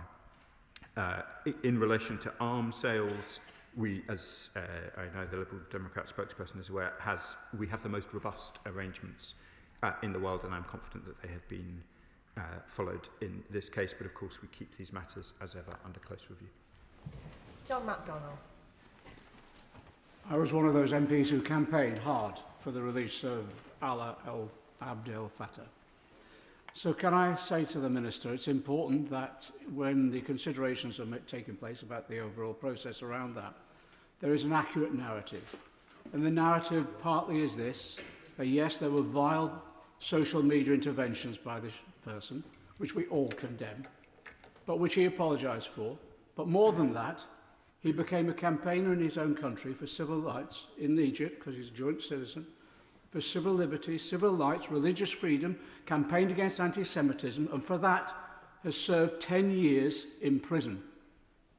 Not many in this chamber has gone anywhere near that record of campaigning for these civil liberties. So maybe that narrative could be taken into account when consideration is taken about this individual. Mr. I thank the Right Honourable Gentleman for his question. And Madam Deputy Speaker, I do not want to prejudge what the review may find, but we provide consular assistance to many thousands of British nationals every year. There is, of course, a debate, which the Shadow Foreign Secretary alluded to, about whether or not he should have been made a citizen in 2021. But in 2024, when we became a government, he was undoubtedly a British citizen. We will continue, I am sure, to provide consular assistance on a non-judgmental basis. If a British national is in considerable distress overseas, if there are outstanding questions about their treatment, then British nationals of all kinds can rely on the support of the United Kingdom. Tom Tugendhat. Thank you, Madam Deputy Speaker. May I first of all welcome the statements the Minister has made. I'm certainly agree with him on the strikes in Syria and the view he's taken towards the Houthis in Yemen, who have murdered so many people over recent years. May I ask him about a separate aspect of the Iranian situation that we're seeing? We're seeing extraordinarily courageous protesters on the streets all across Iran in various different cities and towns. But we're also seeing Russian cargo aircraft coming in, landing in Tehran, presumably carrying weapons and ammunition. And we're hearing reports of large amounts of gold leaving Iran. I was wondering whether he could update the House on any of those reports which suggest that the regime itself is preparing for life after the fall. Madam Deputy Speaker, for reasons I'm sure the right honourable gentleman will understand, I'm not in a position to give a detailed update on the reports he alludes to. I would simply underline the point I made in my statement, which is that the freedom of assembly, the right to protest, are inalienable rights of the Iranian people, and we want to see the Iranian government respect that. Melanie Ward. Thank you, Madam Deputy Speaker, and let me start by thanking the Minister for all his work on Yemen, which gets too little attention. I know it's a personal commitment of his, and the humanitarian crisis there is truly horrific. Hear, hear. As he said, over Christmas, the Israeli government banned 37 international humanitarian organisations, many of them British, from delivering life-saving aid in the state of Palestine. They include Medical Aid for Palestinians, the International Rescue Committee, Action Aid and Médecins Sans Frontières. In doing so, Israel follows in the footsteps of other aid-banning regimes such as North Korea, Russia and Myanmar. More civilians are dying as a result. We know from the last 2 years that words and statements have no impact on the behaviour of this Israeli government. So when will the UK take real action, impose sanctions on all of those Israeli government officials who are involved in this illegal, inhumane ban on humanitarian organisations? Madam Deputy Speaker, my honourable friend speaks with considerable experience of delivering aid in Palestine. She will know I won't comment further on sanctions, but this question of the NGO's ability to operate in Gaza is obviously vital for the very, very pressing questions which face the Palestinian people, and the British government will continue to raise them. David Mundell. Thank you, Madam Deputy Speaker, and I also very much welcome the fact that the Minister made such reference to Yemen. As the Honourable Lady has just said, we often talk in this chamber that Sudan doesn't get enough attention, but the attention that's been focused on Yemen, given the scale of the crisis there, has been pitiful, I'm afraid, in this Parliament, and I hope today it reflects a change in that. But how can he convince us that he and the Foreign Office can actually deliver on prioritising these issues when, as we've already heard in the previous statements, there are so many other issues that are commanding attention? Madam Deputy Speaker, I would just like to fulsomely emphasise that I would like it if there were fewer issues on the international stage, and indeed in the Middle East, particularly over the Christmas period. But there clearly is a range of very, very significant and important developments which are happening both in the region I am responsible for and indeed those of my colleagues. Yemen is a priority for us. I was glad to be the first minister to visit in 6 years. The developments subsequent to my visit obviously underline both how dramatic the stakes are in Yemen and how important it is that the UK remains focused. It's one of the reasons why I've been speaking to my colleagues in Yemen, in the Kingdom of Saudi Arabia and the United Arab Emirates over the last few days. Paul Wall. Thank you, Madam Deputy Speaker. Can I welcome the fact that, as the Minister said, the UK is spending £116 million this financial year on aid to Palestinians. That's vital aid for healthcare, food, clean water and sanitation. But the fact remains that that aid is often stuck at the border because of the continued closure of the Rafah crossing. But also, more importantly, at a time of humanitarian crisis in Gaza, which is desperately urgent, the decision by the Israeli government to withdraw support or accreditation for the NGOs like Action Aid, Care International, International Rescue Committee and the Norwegian Refugee Council is an act of calculated and unconscionable cruelty, isn't it? And will the Minister join me in condemning that act and, as my honourable friend says, consider urgently the question of sanctions against Israeli ministers responsible for it? Minister. My honourable friend has been a doughty campaigner on these issues since he arrived in the House. I don't have much further to add. The British position is absolutely clear in relation to the deregistration of NGOs. We opposed the proposals when they were first mooted, and we oppose the deregistration now. These are credible organisations. He refers to many of them featured in the disasters, the DEC appeal that was ongoing through Christmas, and I know that many of our constituents, including my constituents in Lincoln, will have contributed fulsomely because they are so keen to see aid entering Gaza in the way that we all know it needs to. Monica Harding. Thank you, Madam Deputy Speaker. The Minister speaks at length about humanitarian need and the UK's desire to lead. Yet the reality is that this government has cut aid to its lowest level this century. The OPTs Yemen and Syria all face cuts, and Syria alone this year aid has been slashed by 35%. So how can the government credibly claim urgency on humanitarian access, stability and peace, whilst simultaneously withdrawing aid budgets? And in Gaza, the Minister rightly condemns the suspension of licences of INGOs, but the restriction of humanitarian aid is against international humanitarian law. So, beyond the words, what consequences will this government place on the Israeli government? Madam Deputy Speaker, we've talked at some length before about the actions we've taken, including sanctions against two Israeli ministers. I won't, for the reasons I've already alluded to, speculate on sanctions from the dispatch box. On the questions that the Honourable Lady asks about aid, it's absolutely incontrovertible that we have made tough decisions in relation to aid budgets, but we also have to be clear on the restrictions that are in place, which no amount of money can overcome. We talked about the situation in Yemen, particularly in the Houthi-controlled areas. I am not saying that the overall volumes of aid do not matter, but some of the questions on which, in all of these contexts, are most vital is whether or not access for that aid is allowed. You can spend an awful lot of money on aid which then ends up waiting in warehouses, and that's why we have been focused in the way that we have. Debbie Abrahams. Madam Deputy Speaker, and I welcome my honourable friend's statement on the lack of progress in Gaza. This is a real concern, and then on top of this shockingly callous display by the Israeli government in banning the 37 organisations. It just is incomprehensible. But I want to focus on what's happening in the West Bank and people being stripped of their land, murdered in cold blood, as these illegal settlements are expanding. When will the government act in lockstep with international allies and use the legislative tools at their disposal, such as the 2018 Sanctions and Anti-Money Laundering Act, so that we can stop the illegal trade that is happening and make sure that we're banning goods, services and investments from the illegal settlements? I thank the Honourable Lady for her question, and I know she's written to me and the Foreign Secretary on these questions, and I'll respond fully to that letter.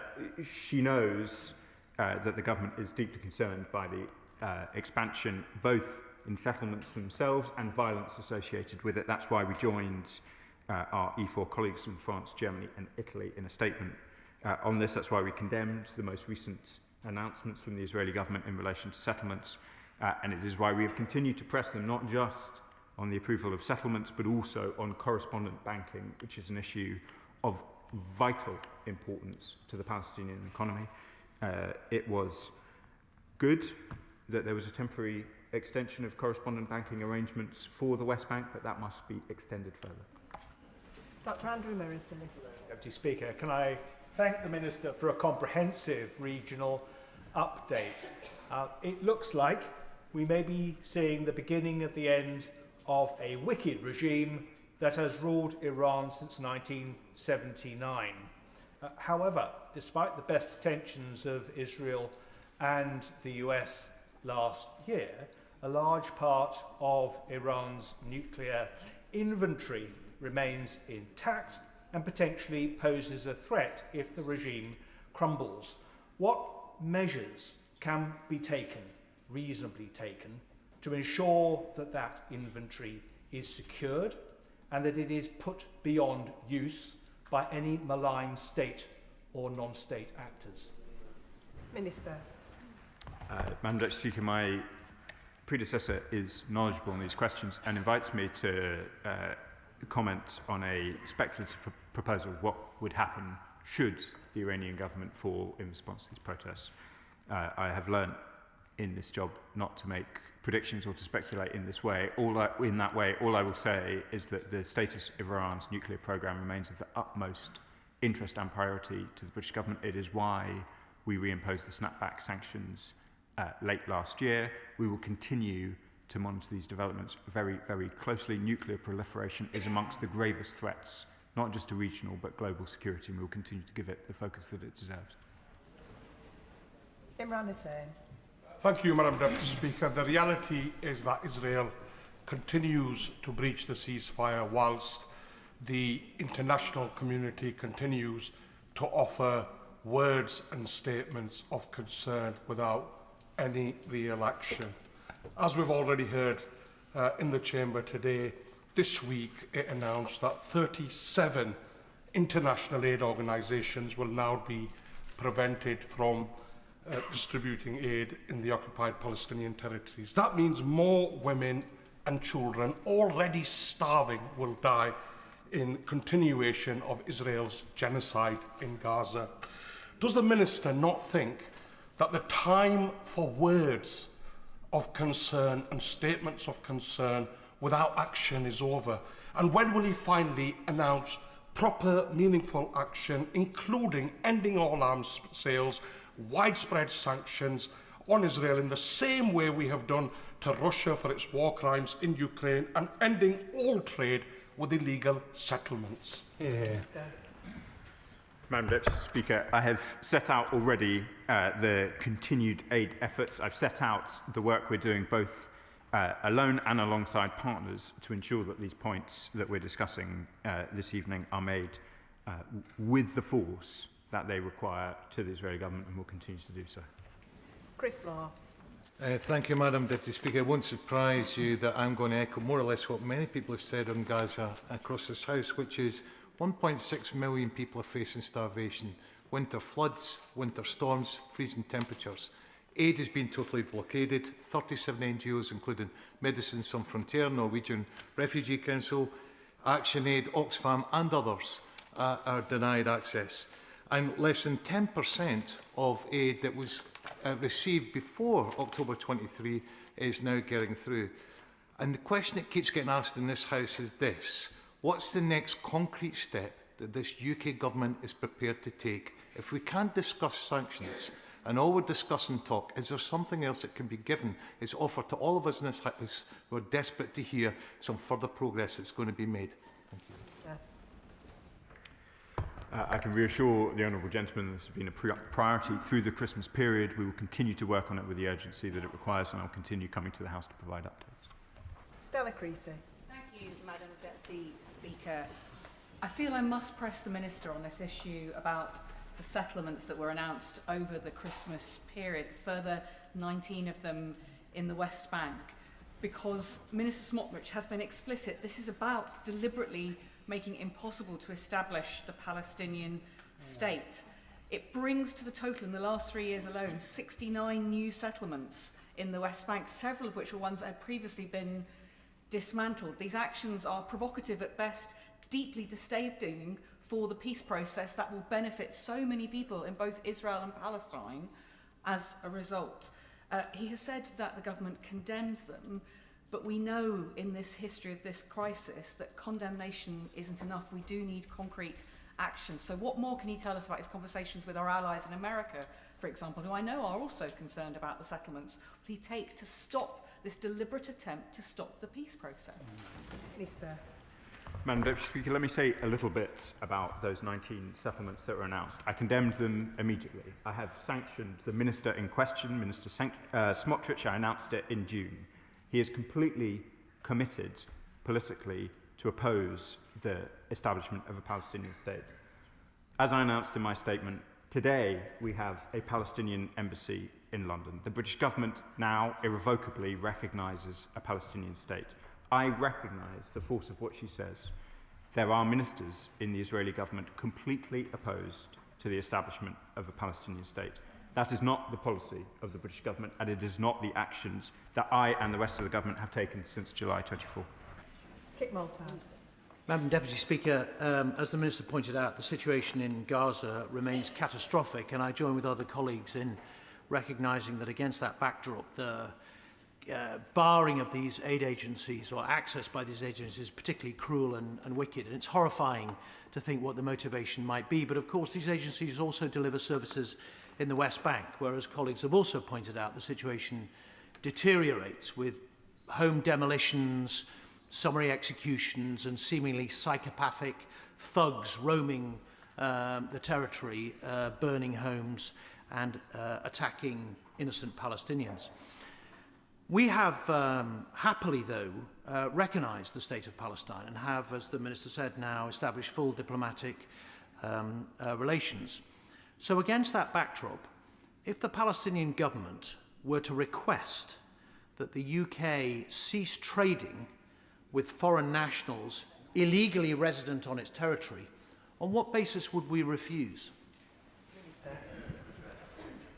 I will, as I did with his colleague, resist the temptation to be drawn into speculative questions, but just to be clear, the West Bank is considered Palestinian territory. Israeli goods must be labelled as being produced within Green Line Israel if they are to benefit from the trade arrangements they have with the UK. If they are not produced in Green Line Israel, they are subject to very different arrangements indeed. I understand, I think the right honourable gentleman has signed the letter that my colleague has, and I'll provide a full response in due course. Matt Weston. Thank you, Madam Deputy Speaker. I just want to pick up on the point that my honourable friend was talking about in terms of aid getting in and the paucity of that. But just the utter ridiculousness of how Israel is frustrating not just the quantity of aid, but really the basic elements of aid, such as tent poles and tents or razor blades, whatever, or generators, claiming that somehow they are dual use and therefore a potential threat. Could I urge him, really in terms of humanitarian basis, to pick this up with his opposite number about just how wrong this is and how he is denying humanitarian aid to the people of Palestine? My honourable friend makes important points. The dual-use list, which is restricting aid into Gaza, is clearly having very, very significant humanitarian effects, covering a wide range of items, including the shelter items he described. It has also had a very adverse effect on the ability to ensure even the rudiments of health provision in Gaza. We have and will continue to call on the Israeli government to review the dual-use list and ensure that vital supplies get in the quantity that is required with the urgency demanded. Brian Matthew. Madam Deputy Speaker, I welcome the Minister's statement and the good news about the establishment of the Palestinian Embassy today in London. My question, however, concerns Sudan. As a member of the International Development Committee, the latest assessment we have on the number of killings in Al-Fasher is now 75,000 people. The horror that those poor people are living and dying through every day demands action before the city of El Obeid suffers the same fate or worse. With millions of people at risk of starvation through this war, what discussions are being had with the UAE to stop the flow of weapons and with the African Union to see an expeditionary peace force put together to save Sudan? Thank you. The honourable gentleman is right to highlight the situation in Sudan. It is the worst humanitarian crisis of our time, despite the many other pressures that I described in other parts of the world. We are doing all we can politically and diplomatically to end the fighting. It remains a priority for the Foreign Secretary and the Minister for Africa, and we're working alongside the US-led Quad, including in engagements with our colleagues in Saudi Arabia, the Emirates, and all those with an ability to influence. Andy Slaughter. Thank you very much, Madam Deputy Speaker. This morning I had the honour to attend the official opening of the Palestinian embassy in my constituency by His Excellency Ambassador Hussein Zomlot, and also by 14-year-old Abida, evacuated to the UK for medical treatment after losing 2 of his limbs in Israeli bombings. Can I thank the Minister for his work in achieving recognition, which his predecessors failed to do in the past 80 years, and also for supporting the medical evacuations. But can I press him on this point about action against settlements? When the Israeli government has a declared policy of using settlements to prevent that very Palestinian state that we have just recognised, what practical steps or what reason can he give for not taking action to stop investment in settlements and to stop trade with settlements? I thank my honourable friend for his kind opening remarks. It's easy with so much going on to lose sight of the individual cases in these conflicts, and meeting some of the children that we have medically evacuated is a truly humbling reminder both of the horror of war, the horror of what is happening in Gaza, but also the power of the UK to really make a difference to people's lives. So I'm grateful to him for bringing it to the House's attention. We are not only committed to a Palestinian state, we have recognised one. We have set out clearly where that Palestinian state is, and that clearly has implications under international law. Points we have made both in relation to the most recent set of settlements announced by the Israeli government, and indeed some of the other very significant settlements, including the E1 settlement that have been announced. There are also steps that we are taking in relation to the correspondent banking questions, which are also vital. I can assure my honourable friend and indeed the House that we will continue to work on these issues through the new year. Ellie Chowns. Thank you, Madam Deputy Speaker. I thank the Minister for his statement. He rightly condemns the outrageous blocking of delivery of humanitarian aid that's desperately needed in Gaza. His statement did not mention the West Bank, but as colleagues have highlighted, another development over the Christmas period was the decision of the Israeli Security Council to permit establishment of 19 new settlements. Now, the Minister rightly condemned this, but repeated condemnation, which is repeatedly ignored by an Israeli government that repeatedly breaks international law, is simply not enough. So will the Minister finally take the very straightforward, concrete step that is open to him of banning all trade with illegal settlements? They are illegal, their proceeds are proceeds of crime. Why will he not take that step? Mr.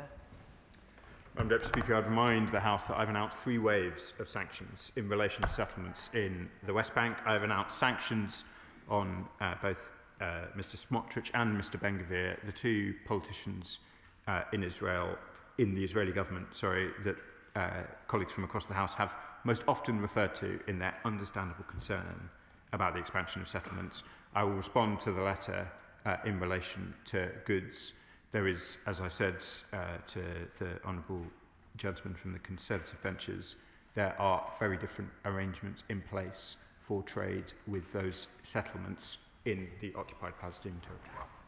Tan Singh Desi. Thank you very much, Madam Deputy Speaker. The number of illegal settlements approved by the Netanyahu government in the occupied West Bank has shamefully reached the highest level since 2017. Alongside this, as the wholly inadequate level of humanitarian aid reaching desperate Palestinians in Gaza, the Israeli government has cruelly withdrawn the accreditation of a further 37 NGOs and has also cruelly blacklisted some essential items. Does the Minister agree that this continued intolerable suffering must stop? And what is the UK government doing to increase aid and ensure that NGOs can operate freely to distribute aid to the vulnerable and the dying?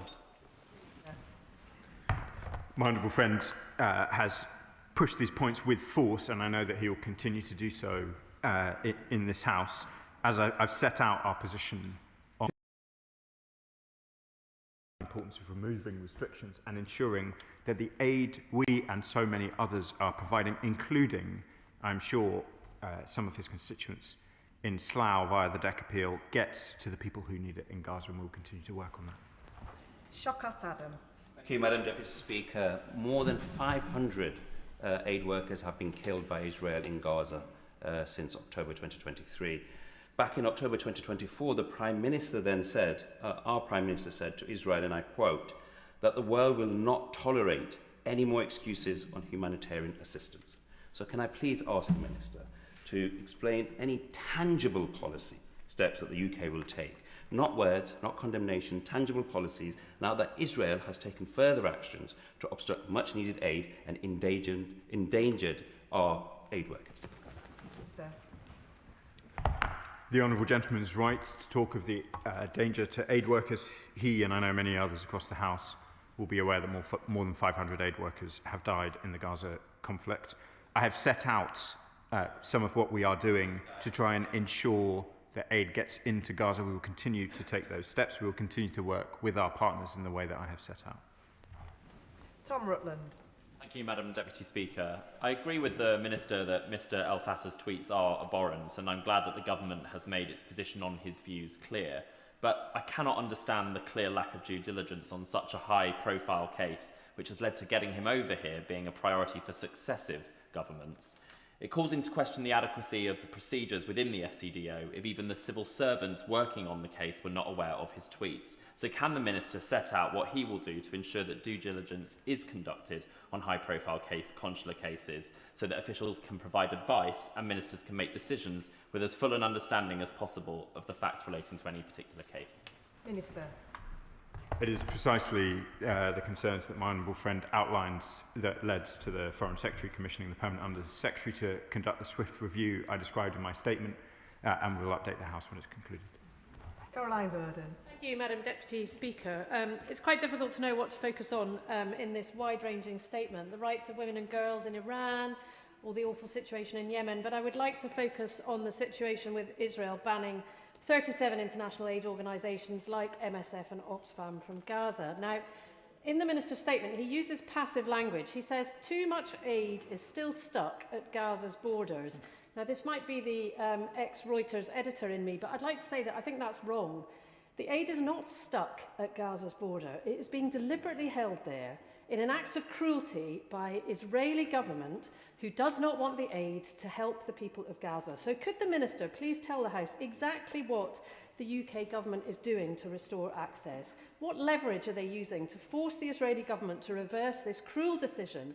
And when will they work with EU allies to bring in much wider sanctions? Perhaps it's time for trade, sporting, cultural sanctions against Israel, so they will really listen, rather than just a passive statement which is clearly making no impact on the Israeli government's actions. Minister. I hesitate to argue with an editor, but I think it's been absolutely clear in my statement today, and indeed all of my statements from the moment I went myself to Al Arish, to the warehouses where aid was being blocked by the Israeli government from crossing the border. It is absolutely clear what the British government's view is about the restrictions on aid which are imposed by the Israeli government. Rachel Maskell. Madam Deputy Speaker, the provision of aid is needed at pace. The provision of healthcare is needed at pace, and yet over the last 27 months, pace has not been the response. And what I would say to the Minister is, how is he taking a step back and looking, for instance, at the instruments available to him, like the international law framework, to ensure that that can operate at pace? Because clearly without pace, the Israeli government feels that it has impunity to do whatever it wishes. Minister. Madam Deputy Speaker, as I alluded to in my last answer, we have wanted more aid into Gaza since almost the first day we were the government. I have travelled extensively to the region and seen the restrictions on aid. I have called repeatedly for the Israelis to allow that aid in. We will continue to work to try and see that aid getting in at the pace and the scale that is required. We are doing a range of things. We are part of the CMCC, which the Shadow Foreign Secretary visited and I believe met our UK embeds within the CMCC. We have worked with the Jordanians on airdrops. We have gone to Al Arish ourselves to make these points. The Foreign Secretary went to Jordan in November. I would not wish her or anybody else in the chamber or watching at home to draw any other conclusion than the British government is committed to getting aid in as quickly as possible. Mike Martin. Thank you, Madam Deputy Speaker. I'd like to pick up this theme mentioned across the House around increased settlements and trade. And along with the concerns expressed from across the House, I have a particular concern that currently there are Israeli settlements that are trading with the UK but passing their goods off as coming from Israel. And as the Minister said himself, there's more favourable trading arrangements if you do trade with Israel vis-à-vis trading with the settlements. So will the British government commit to publishing segregated trade statistics by category of good and by origin of good vis-à-vis Green Line Israel versus the settlements? Minister. The honourable gentleman asked an important question, and he raises the spectre of those in the occupied Palestinian territory falsely labelling their goods as being within the Green Line, publishing more detail about goods which he alludes to potentially being falsely labelled would probably not enlighten the House or anybody else on what the truth of the situation is. What I would say to all of those who are in the occupied Palestinian territory who are producing goods in settlements is if they breach the arrangements set out very clearly for trade with the UK, then they will be in breach. The HMRC will investigate and we will take action. Paula Barker. Thank you, Madam Deputy Speaker. As the Minister alluded to from the dispatch box, British taxpayers have witnessed atrocities committed by Israeli authorities in Gaza, then acted to donate to NGOs that are ordinarily able to deliver much-needed humanitarian aid to Gaza. However, Israeli authorities continue to impede full humanitarian access, leaving aid paid for by the British public out of the reach of those who urgently need it. Can the Minister explain to the British public how the UK plans to urgently solve this ongoing issue and ensure an end to the obstruction of British charities? Minister. Thank my honourable friend for the question. As I set out in the statement, it is very clear in the 20-point plan what the provisions around aid need to be, and they include the unimpeded operation of the UN and humanitarian agencies. That is what we need to see, and we are talking to all of our partners, as well as raising these points directly with Israel to ensure that, as she says, the aid provided from the UK and many other places gets into Gaza in the way that it needs to. Adnan Hussain. Thank you, Madam Deputy Speaker.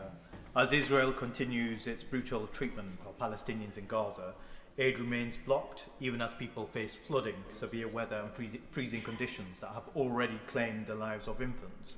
I asked the Minister why the government is not demanding full, unrestricted access for international aid workers, UN agencies and medical teams, and I ask why is foreign media still barred from Gaza? What is the UK doing to ensure independent, international journalists can report freely so the world can see the true scale of the devastation and the horrific crimes being committed?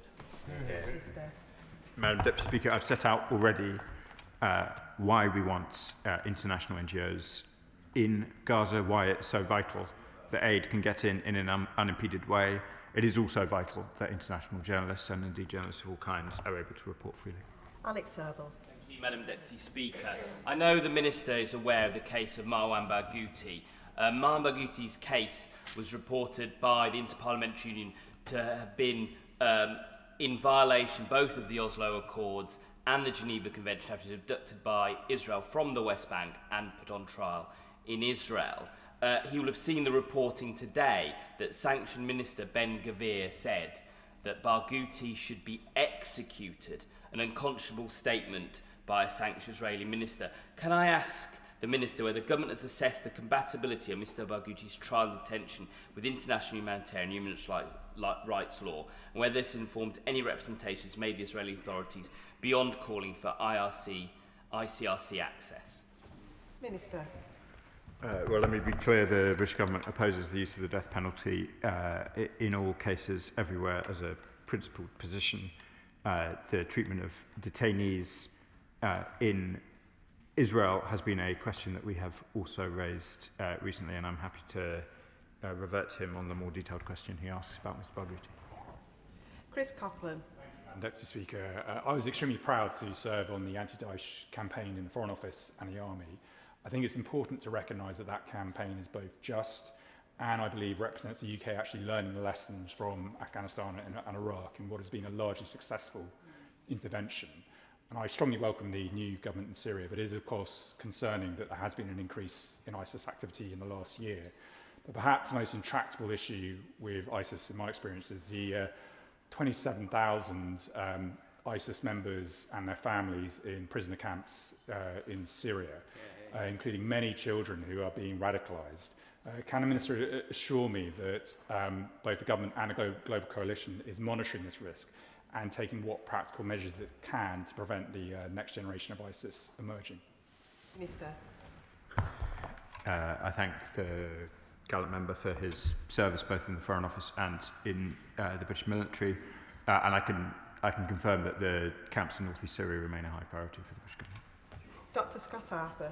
Thank you, Madam Deputy Speaker, and I do thank the Minister for his statement and also for being so quick to condemn Netanyahu when yet again tried to blockade into Gaza, and also for condemning those new settlements which hopefully won't actually go forward. But I do want to talk about Iran. Before Christmas time, I visited a few schools in Edinburgh South West, Boroughmuir, Balerno, Curry, Tynecastle, and there I met young people who were really keen to vote. We've got a Scottish Parliament election this year. But I contrast that with what I see on social media, young people in Iran, around the same age, out in the street, risking everything to vote, particularly women, given the Nobel pressures in this country. So will he join me in applauding these young people in Iran, particularly women, for all they're doing? And when he meets his counterpart, will he remind them that these people have the right to protest and the right to determine their country's future? Minister. I thank him for the question. We do remind the Iranian authorities of the right to protest. It is vital that that right is able to be conducted both with access to communications, which have come under pressure in Iran in recent days, and indeed without the threat of violence. Ayub Khan. Thank you, Madam Deputy Speaker. Deep down, we all know that there is no real ceasefire. How can it be a ceasefire when more than 500 civilians, Palestinians, have been murdered? Approximately 100 of them children. We all celebrated the New Year with family and friends with fireworks when IDF soldiers celebrated New Year's by firing unlimited bullets to Gaza blindly. The level of depravity is unspeakable. And now we know that 37 reputable organisations are being prevented from providing humanitarian aid. There is one suggestion. We know that 9 countries, along with the UK, expressed their concern. Can I ask the Minister, what stops the Minister, this government, from joining with those 9 countries and making a visit to the ICC and raising this matter so we get a ruling and then enforce it, if necessarily, with military? The Honourable Gentleman will be familiar with the deliberations of the ICC already in relation to this conflict. The ICC is supported by the UK, but it operates independently and at a distance, rightly, from the ministers of this country and any other. Kim Johnson. Thank you, Madam Deputy Speaker. And I'd like to thank my honourable friend for his statement and his continued work in the region.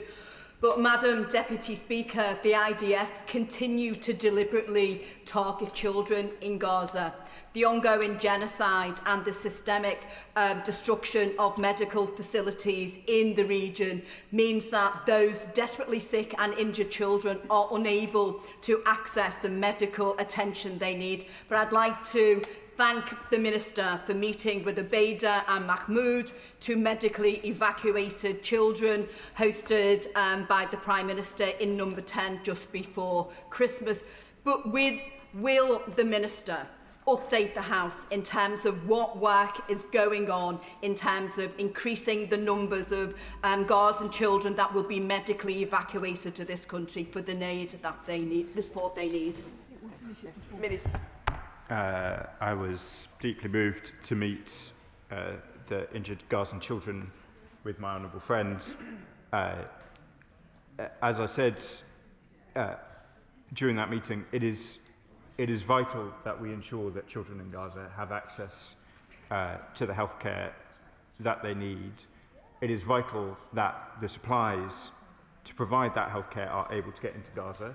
It is in most cases going to be more appropriate that children who have to leave Gaza to get medical assistance are provided that assistance in the region, but there are clearly specialised cases where the UK can make a real contribution, and we continue to look at that, and I'll return to the House shortly on it. Jim Shannon. Thank you, Madam Deputy Speaker. Can I thank the Minister very much for his very detailed statement. It's much appreciated by all of us in this House who have a very, very deep interest in human rights, and we thank him for that. We know his heart's in it, and we appreciate it. Iran is in the throes of street protests for the price of and access to food. 31 people killed, women and girls denied basic human rights. But for years, Christians, Baha'is, Shias, Sunnis, and many other religious groups have been directly abused and murdered, churches destroyed. Religious groups have been denied access to education, to health, to jobs, to property, even the right to have their own burials of their co-religionists and their own graveyards. It is truly time, I believe, to step up all actions to protect these religious groups in Iran and to give the freedom that Iranian people desire. What can be done with the Iranian government in exile to deliver the freedom, the liberty, the democracy, and for a secular and non-nuclear republic that all Iranians desire? Thank you. Minister. I thank the honourable gentleman. We set out, alongside many of our partners in the international system, a statement covering a range of rights-based issues as at the UN Third Committee in November. Freedom of expression, freedom of religion are important rights which we will continue to advocate across the world. James Nash. Thank you, Madam Deputy Speaker, and on behalf of my constituents, I welcome the establishment of the Palestinian Embassy in London today. Just turning to Syria, its long-term stability depends on protecting its long-standing diversity and preventing sectarian violence, as the Minister has alluded to. In light of recent violence and the lack of progress this weekend in integrating the Syrian Democratic Forces in northeastern Syria into national institutions, I wonder what the Minister would say about the progress that's being made in terms of building an inclusive Syria for the future. Minister. It is vital that Syria is a place which is seen as safe and secure, not just by its majority, but the important minorities which are a vital part of Syria's fabric.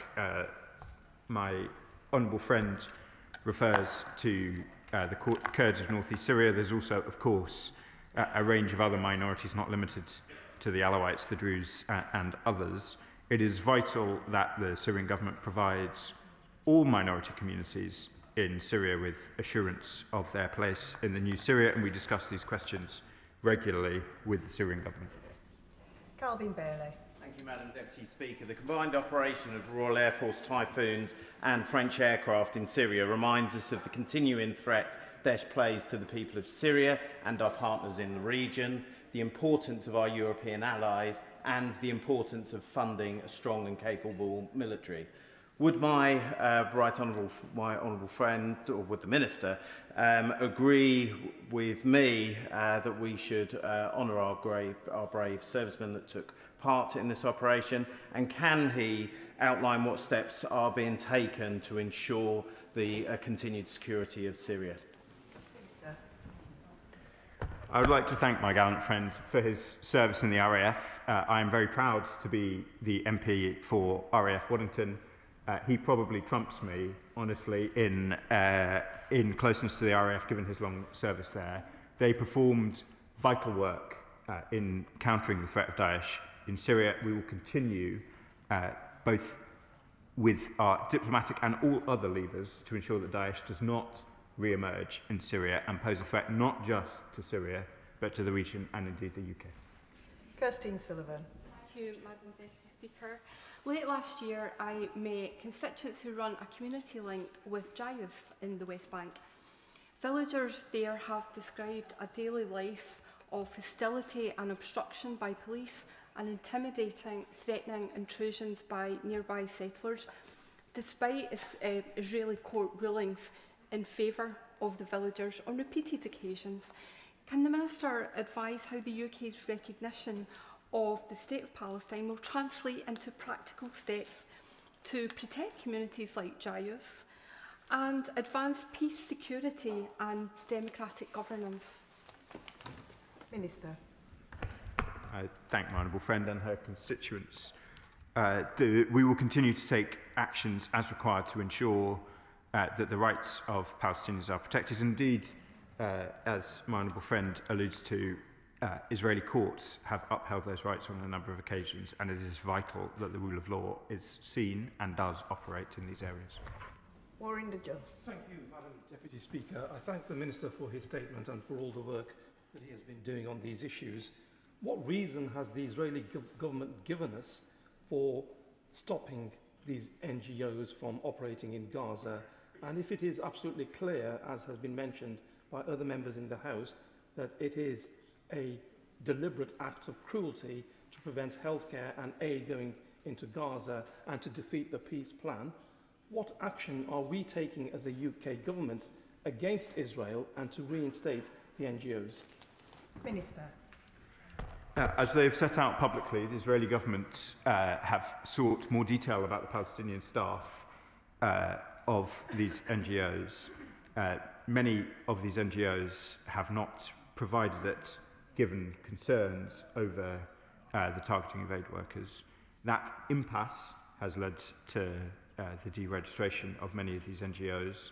A number of international parties, including the UK, have proposed acceptable solutions consistent with humanitarian principles to try and navigate these concerns, but they have not been taken up. Douglas McAllister. Thank you, Madam Deputy Speaker. The Minister advised in his statement that consular cases of British citizens detained abroad are at the heart of the work of the Foreign Office and provided an update on some of these cases. My West Dunbartonshire constituent Jacktar Singh Johal remains arbitrarily detained in India for over 8 years now. Madam Deputy Speaker, in 2 weeks' time it will be 3,000 days. What is being done now to secure his release beyond just raising his case with Indian counterparts? We've been doing that for 8 years with no effect. Minister. I know how dedicated my honourable friend is to the case of his constituents. I raised in particular the cases in Iran. I wouldn't want the House to draw conclusions about relative priority. There are a range of cases across the world of great sensitivity, and I'm sure the Minister responsible for India, where his constituent is detained, will be happy to meet him to discuss it further. Sonia Kumar. Thank you, Madam Deputy Speaker. I welcome the Palestinian embassy, but with the crisis in Gaza still acute, the Israeli government's decision to strip NGOs of accreditation is unconscionable and puts vulnerable families at even greater risk. I welcome the steps taken to bring injured Gazan children here for treatment, but many are just too unwell to travel. What additional steps, whether through field hospitals, specialist equipment and teams and medicines, will the Minister provide for children still in Gaza who are unable and not stable enough to travel to receive this specialist treatment? Minister. I thank my honourable friend for the question. I need to be clear that there is that the contribution that the UK has made in the provision of aid to children is always going to be a tiny drop in the ocean of overall need. We are working in the ways that I've set out to try and ensure that medical assistance is provided in Gaza with all of the equipment and expertise that that involves. Where that is not possible, we have provided aid to the Egyptian healthcare system in order to support Palestinians there. I have met some of them myself in Alois General Hospital, but where there are, as I set out to my honourable friend from Liverpool, where there are specialised cases, then we must indeed look at them, and I'll say more to the House in due course about that. And the final question, Emily Darlington. Thank you, Madam Deputy Speaker. Firstly, I'd like to thank the Minister for taking over an hour's worth of questions on the updates that he's provided right across the region. And I know it's a very difficult job that he has to do, particularly with the decimation of US aid and the cuts in our own aid. I wanted to ask a question about what we are doing to open the borders for those people who have family and connections to the UK to be able to escape the horror that they're in Gaza and be able to get a visa to visit family here in the UK? Can he update the House on any progress he's had in getting those borders open, or any discussions he's had with the Home Office to stop the restriction of biometric and be able to apply for visas from within Gaza? My honourable friend has been a committed campaigner for cases in her own constituency, and I know that there are colleagues right across the House with constituency and personal interest in these cases. As I said to the House shortly before we rose, there are a range of cases where we have been able to provide support, both in relation to tutoring students, some of the medically injured children that we've discussed already. It remains a real challenge to ensure that people with a legitimate reason to travel are able to do so, and I'm happy to take up any individual cases with them. And that concludes the statement. Point of order, Daisy Cooper. Thank you, Madam Deputy Speaker. On a point of order, could you please advise how I might elicit satisfactory responses to a series of written questions that I have tabled to the Treasury on the impact of business rates on retail, hospitality and leisure businesses? I had asked for very specific figures relating to the number of businesses the Treasury expect to be eligible for transitionary reliefs, how many premises will be brought into paying rates for the first time as a result of the recent evaluations, and an analysis of the number of businesses who previously enjoyed RHL reliefs and would see increases from the 1st of April. None of these questions, Madam Deputy Speaker, none of them have received substantive replies. I raised the matter with the Leader of the House by letter before Christmas, but have not yet had a response. Could you please advise me whether there are any other routes available to me and other parliamentarians so we can receive accurate and data-rich responses to questions so we can effectively scrutinise government policy which is hammering our high streets? I thank the Honourable Lady for notice of her point of order, which will have been heard by the Government front bench. As has been said before, the Chair is not responsible for the content of Ministers' answers. However, the Procedure Committee is conducting an inquiry into written parliamentary questions, which is accepting evidence until Friday the 16th of January, and I am sure that they will be interested in the issues that the Honourable Lady raises. Presentation of Bill. In the absence of the member, we will move on to the next item of business.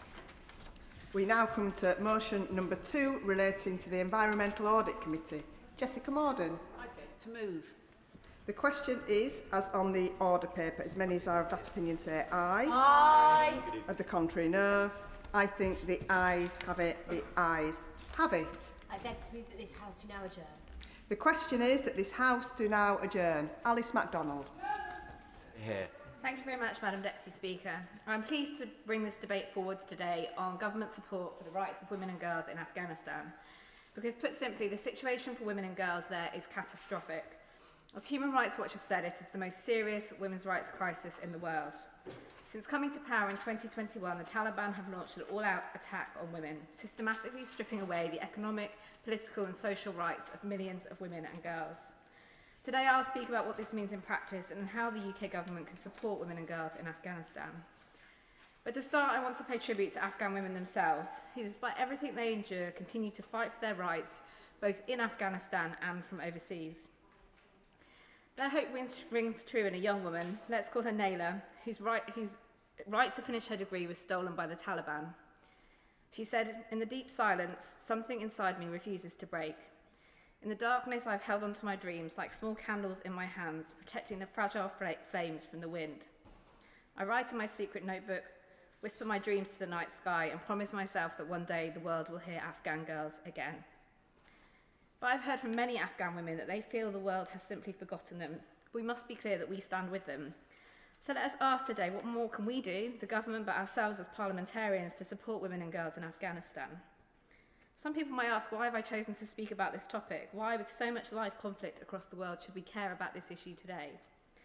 Because not only is this wrong, because if we do not stand with Afghan women and girls, if the world tolerates the erasure of their rights, we are sending a message that the rights of women and girls everywhere are up for negotiation. That the world doesn't care enough, that we will turn a blind eye when half of our population are under threat. That is a message that I refuse to send, and that I hope this whole House refuses to send. Because if you care about women's rights anywhere, you must care about women's rights in Afghanistan. As Fawzia Koofi, an Afghan politician and former Deputy Speaker of the Afghan Parliament, said recently at the International Development Select Committee, Today, millions of girls in Afghanistan's hopes are stripped away from them. It is not only us, we are the frontline defenders of this. It can reach anywhere, any country. So let me turn to the situation on the ground. The dystopian fantasy played out in many films and fiction is a real-world nightmare in Afghanistan. Women's and girls' rights are being systematically erased alongside their presence from public life. No right to education post-primary school, no right to employment, no right to travel by themselves. Of course, before the Taliban took power, there were huge challenges, with Afghanistan ranked amongst the lowest countries in the world for gender equality. But there had also been hard-won gains that are being systematically undone one by one under the cruel hand of the Taliban. I'll go there. Madam Chair, first of all, can I commend the Honourable Lady for no reason or for bringing this forward? I spoke to her beforehand just to give her an idea of what I was thinking about. As of late 2025, over 37,200 people have been resettled in the UK from Afghanistan through government-sponsored schemes, specialised safe and legal routes, including the ACRS and ARAP schemes. Targeted demographic is crucial for the Minister, and we must do more to ensure that these schemes focus specifically on vulnerable groups and especially women. So does the Honourable Lady agree with me and with others as well? There's more that we can do in terms of resettlement to protect women and girls by creating safe and legal pathways to ensure their safety from the Taliban. Thank you very much. Thank the Honourable Member for that important point, and he is right. Resettlement routes, and the government has set out new proposals in immigration which has a focus on safe routes, and it is important that we do stand with female human rights defenders from Afghanistan. Many of them came over here before. It wasn't easy for them. Many people worked incredibly hard here to make that the case, and I hope that we can have safer passages that are much clearer in how people can access them. I'll give way to my Grateful to Honourable Member for giving way. She and I are members and officers of the All-Party Parliamentary Group for Afghan Women and Girls. And on the point of education and access to healthcare for women, we hosted a meeting last year with Dr Faraz, a former Minister for Health in Afghanistan, and he spoke very movingly about the case for medical care for Afghan women. But one of his key asks was more support in Afghanistan for women to be trained as midwives to improve maternal outcomes. I'm anticipating potentially some of the Minister's responses here. I know how challenging it is, but does she agree with me that this is something that we should be able to take away to discuss from a bilateral perspective? Alice MacDonald. I thank the Honourable Member for her contribution and everything she's done as chair of the APPG, but also for a long time advocating for Afghan women and girls. I totally agree, and I'll come on to healthcare a bit later in my speech. But just to return to education, Afghanistan is the only country in the world that bans girls from attending school beyond the primary level, depriving 1.5 million girls of secondary education. Girls stripped of their right to learn and their hopes and dreams for the future. Secondly, employment. The Taliban have incrementally removed women from professional roles. Instead, they are confined to their home. Over the last 3 months, we've heard that the Afghan Ministry of Defence and the Afghan Army have reportedly prevented women employees from entering the UN compound and its premises across the country, forcing them to work from home, further isolating women and impacting on the effective delivery of aid. My honourable friend, sorry, first day back. I thank my honourable friend for giving way. Milton Keynes is proud to host 4 hotels full of Afghan evacuees. I had the pleasure of meeting many women who had completed their education, had become professionals, had finished university, had become judges and lawyers and doctors, who then could no longer work in their own country and were evacuated. But their fear amongst all were their younger sisters that they left behind, that are now under this cruel regime, that these young girls would never experience the joy of learning and the joy of practicing and the joy of being able to do their jobs. Does the honourable member agree with me that this is unconscionable in a world where women should be as valued as men, that these girls have no hope for the future? I thank the Honourable Member for her comment, and I completely agree. This week, girls in the UK are going to school. It's a right that we take for granted. It's a right in so many countries taken for granted. A country that bans education is also putting a brake on its own future prospects. According to UN Women, only 24% of women are part of the labour force now, compared to 89% of men. And amidst this worsening economic situation, we have seen child marriage on the rise again. 10% of Afghan girls under the age of 15 are now married. Thirdly, the right to travel and live with liberty. In August 2024, a Taliban edict banned women from leaving home without a mahram or a chaperone.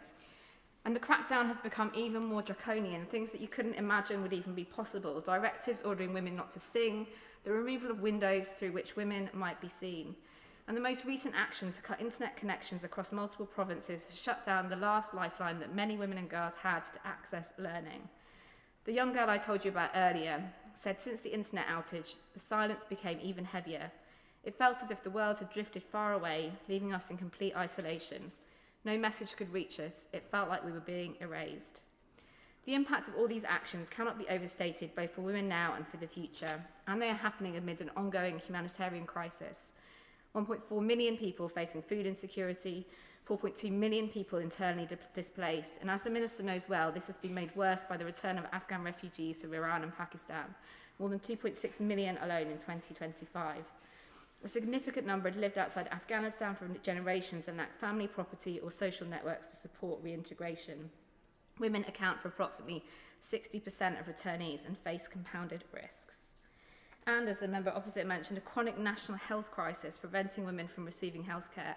UN Women estimates it will increase maternal mortality by 50% this year. And of course that is made worse by the ban on women training to be midwives and nurses. Yet amidst all this darkness, I do take hope from the courage of Afghan women and girls who continue to fight for a better future. I was fortunate to travel to Afghanistan in 2011 when I worked for the now Baroness Harriet Harman. I met many women then who were working hard for their rights and the rights of many others. I remember visiting a domestic abuse shelter. Sadly, I can't imagine that it can function anymore, and I often think about what has happened to the women there. More recently in Parliament, I hosted the screening of Rule Breakers, a film about the Afghan girls robotics team who rose to global fame. Led by Roya Mahboob, who I am pleased was present at the screening. Those girls triumphed against adversity to fulfil their dreams, and their story is a testament to the resilience and determination of Afghan women. As one Afghan woman said to me recently, women are seeing their souls die in front... Order. I beg to move that this House do now adjourn. The question is that this House do now adjourn. Alice MacDonald. Oh, okay. But still they fight on. Women-led organisations continue to lead the way in so many different ways, delivering humanitarian assistance, supporting survivors and helping communities, all while navigating life-threatening risks. I know the Minister cares deeply about Afghanistan and has huge experience there, and I urge him to continue to do all that we can to stand with Afghan women and girls. And I also wanted to welcome the appointment of Baroness Harman as the UK's global envoy for women and girls, who has made Afghan women and girls one of her priorities. Of course, we cannot solve the crisis on our own, nor should we, but it is imperative that we play our part, and importantly, we work with other countries who have influence on the Taliban and in the region. So I wanted to focus on three specific areas where the government, I think, could act, and they are acting in many of these. Aid, accountability, and the women, peace and security agenda. Firstly, aid. Just last week, the UN launched a $1.7 billion humanitarian appeal for Afghanistan, warning it will remain one of the world's largest humanitarian crises, with 22 million Afghans in need of humanitarian assistance this year. Yet, with major donor countries like the US turning away, whether that appeal is heard remains to be seen. Funding cuts have already forced the suspension of 218 gender-based violence service points, affecting over 1 million people, mainly women and girls. So can I ask the Minister, in light of our own cuts to aid, to speak to our commitments to Afghanistan, and particularly how we are ensuring that the money that we spend reaches women and girls and human rights defenders? The Honourable Lady for giving way again. She's speaking very powerfully about aid and contributions. If I can just briefly mention the Global Polio Eradication Initiative. Polio could be eradicated, Madam Deputy Speaker, in the next 3 years, which would be an absolutely historic milestone for the world. But to do this, the UK Government needs to commit £50 million per year for the next 2 years to this initiative. Given how little we can do to support Afghan girls at the moment, this is one tangible action the government can take. Will the Honourable Lady reiterate that call tonight? Alice MacDonald. Absolutely, and of course we were on the brink of eradicating polio, and it exists in very few countries, and to see it surge again in countries like Afghanistan risks so many development gains. I'd like to ask the Minister also if he can talk to how much is currently being spent on women's rights, how much we will spend next year, and commit to protecting this funding for the future. and ensure that this money does reach the women's rights organisations and women's rights defenders on the front line. But no amount of aid can address the human rights crisis in Afghanistan. For that, I turn to my second point, justice and accountability. Many Afghan women are calling for gender apartheid to be recognised as a crime in international law, a call that is now being taken up by a number of member states as well as international legal experts and lawyers, and I back their call. Can the Minister set out the government's position on recognising gender apartheid through the new Crimes Against Humanity Treaty currently under negotiation? We have also seen alarming steps by some member states to normalise the Taliban. Can the Minister assure the House that the UK will not normalise relationships with the Taliban?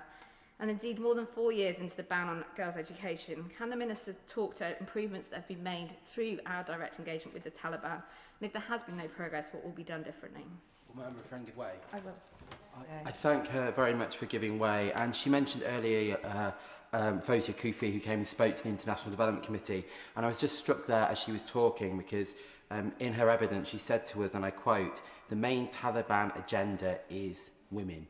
And so would she therefore agree with me that that's exactly why, and the points that she's making is exactly why the UK government and international allies have to stand and promote the agenda that she's talking about?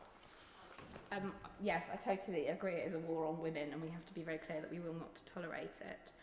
There have been some welcome moves, including the announcement by the prosecutor of the ICC in January last year that he had applied to the court for arrest warrants for 2 senior Taliban leaders. And I'm also pleased that the UK is supporting the case to hold the Taliban accountable for violations of the Convention on the Elimination of All Forms of Discrimination Against Women at the ICJ. So could the Minister speak broadly about how we will use our role at the UN and on the Security Council to demand accountability? As a recent witness at the United Nations Security Council meeting said in March last year, if impunity is the disease, accountability is the only antidote. And can I also make a broader plea to members and to the media? We must keep attention on what is happening in Afghanistan. As I've said, women have told me that they feel forgotten, that the world has turned its back. We must do whatever little bit we can to show that we have not. Third and finally, women, peace and security. The Minister will know 2025 marked 20 years since the landmark agreement of Resolution 1325 on women, peace and security. Yet 2 decades on, we are failing to live up to its promise.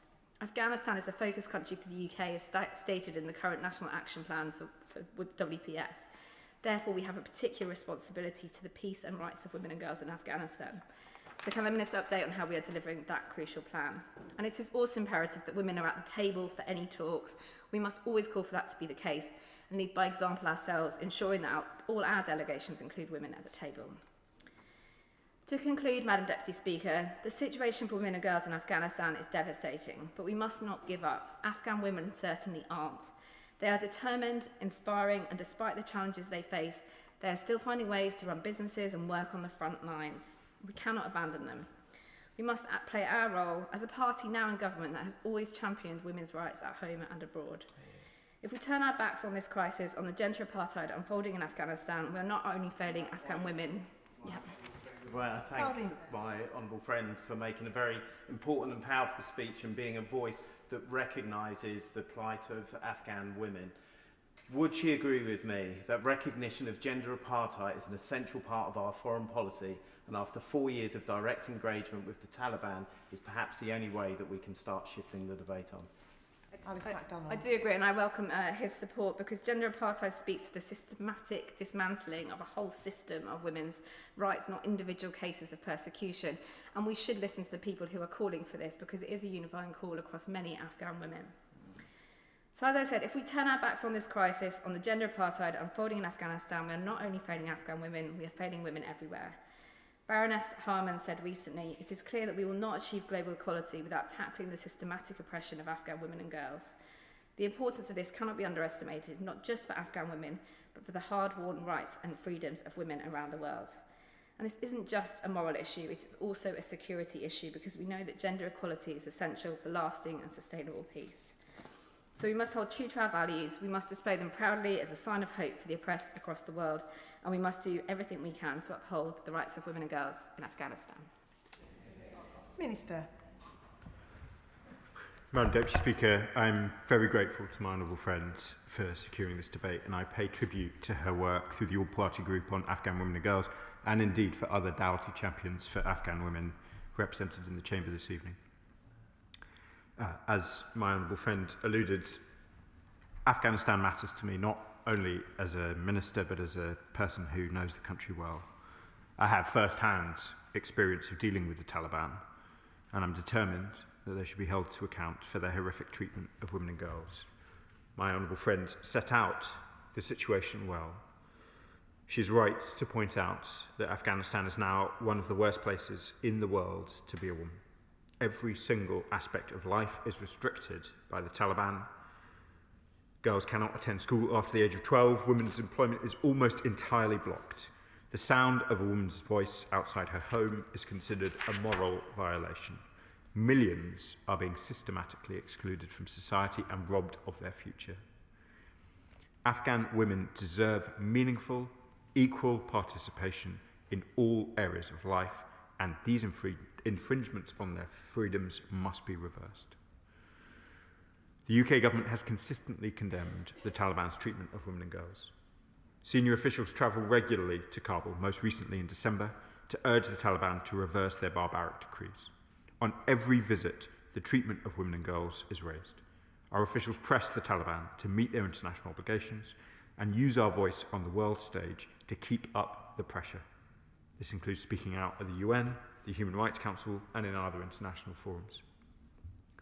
During my visit to the UN last January, I made clear that the Taliban's actions are unacceptable and that we will not allow the voices of Afghan women to be forgotten.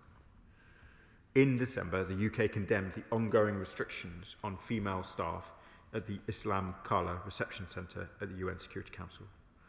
This is a reception centre near the border with Iran. We use our position as chair of the G7+ group to mobilise and coordinate international engagement on Afghanistan. We also support the initiative of key member states to hold the Taliban to account for violations of the UN Convention on the Elimination of All Forms of Discrimination Against Women. I recognise the powerful calls to classify the situation in Afghanistan as gender apartheid. It's a complex and emotive issue. We are still determining our position, but we're actively engaging with civil society and international partners to understand all perspectives. I will.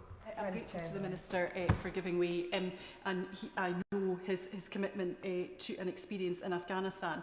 But before Christmas, again, the APPG, including the Honourable Member for Norwich North, met with the UNHCR Afghanistan representative. As we know, many people are returning to Afghanistan from Pakistan, Iran and elsewhere, and often they are from female single-headed households. So they're doing so with a degree of trepidation.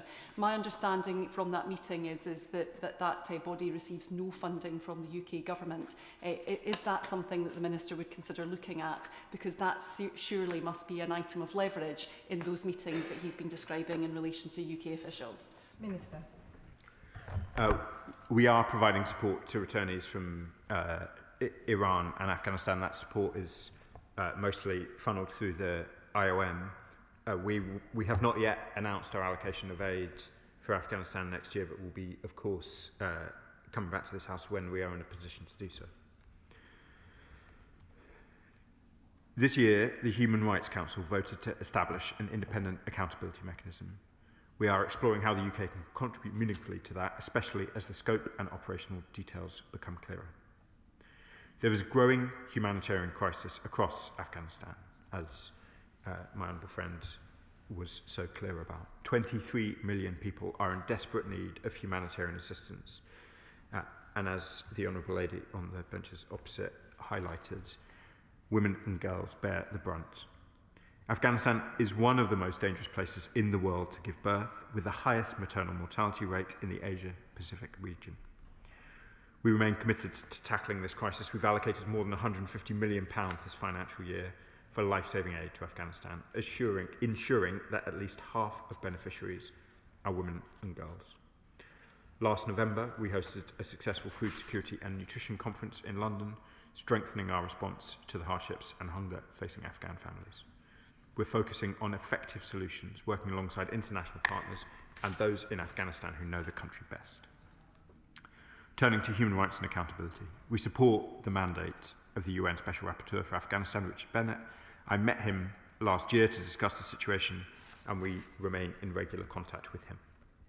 We also maintain regular engagement with Afghan women to hear their perspectives. I have met with them, and the Doughty Baroness Harriet Harman, our Special Envoy for Women and Girls, has held a roundtable for Afghan women in September, attending a parliamentary event in November on sexual and reproductive health. The UK Special Envoy to Afghanistan, Richard Lindsay, joined me today to brief parliamentarians. He regularly meets Afghan women both in the diaspora and in their home country. We seek their perspectives on how we can better support their cause and hold the Taliban to account. My honourable friend, the member for North Northumberland and the Special Envoy for Freedom of Religion and Belief, recently met individuals from the Hazara community. They discussed the discrimination faced by Hazaras, including the plight of Hazara women and girls. He and I remain focused on supporting vulnerable communities. In December, Foreign Office officials participated in the Hear Us conference led by Afghan women, demanding accountability for Taliban human rights abuses. Their courage and perseverance in the face of adversity are profoundly inspiring, and their resilience commands my deep respect. Our work on accountability is strengthened by our close engagement with Afghan civil society, both in the UK and abroad. Those responsible for international crimes in Afghanistan must be held accountable. The Taliban's systematic erosion of the rights of women and girls is the destruction of every kind of freedom. The Foreign Secretary's recently announced All-In campaign reaffirms our desire to tackle violence against women and girls. At its launch, Dr. Seema Samar, an Afghan human rights activist, was present and spoke about the appalling situation for women and girls in Afghanistan, making it a central focus of the campaign. I've been privileged to meet both as Minister and in my previous life many NGOs, activists, campaigners and politicians who want a better future for Afghan women and girls. Earlier today I hosted a briefing for parliamentarians on the latest situation, and on Wednesday I look forward to meeting achieving scholars from Afghanistan who are now studying in the UK. Some of these women had to be chaperoned out of Afghanistan to take up their studies here. Their studies, from psychology to human rights, health to construction, should put them in a strong position to shape tomorrow's Afghanistan for the better. Grateful to the Minister for giving way. He's rightly calling out the Chevening Scholarship Scheme. Can I also commend the work that the Linda Norgrove Foundation has done in relation to the 19 female Afghan medical students that it brought to the UK to study at Scottish universities. That was really groundbreaking work between the UK and Scottish governments in relation to funding for their studies and also the visas that allowed them to come. There are very small numbers of individuals who would like to do the same. Could the Minister take away that request to ensure that we have that pipeline so that hopefully in the future those women can return to Afghanistan and provide the care that's required? Minister. I'm very happy to take that away, Madam Deputy Speaker, and I'll revert to the Honourable Lady. In conclusion, Madam Deputy Speaker, the UK will continue to fight for the rights of Afghan women and girls and continue to urge the Taliban to reverse their barbaric decrees. As the Foreign Secretary recently said, there cannot be peace, security or prosperity without women playing their part, free from violence and free from fear. Thank you. The question is that the House do now adjourn. As many as are of that opinion say aye. Aye. The ayes have it. Order, order.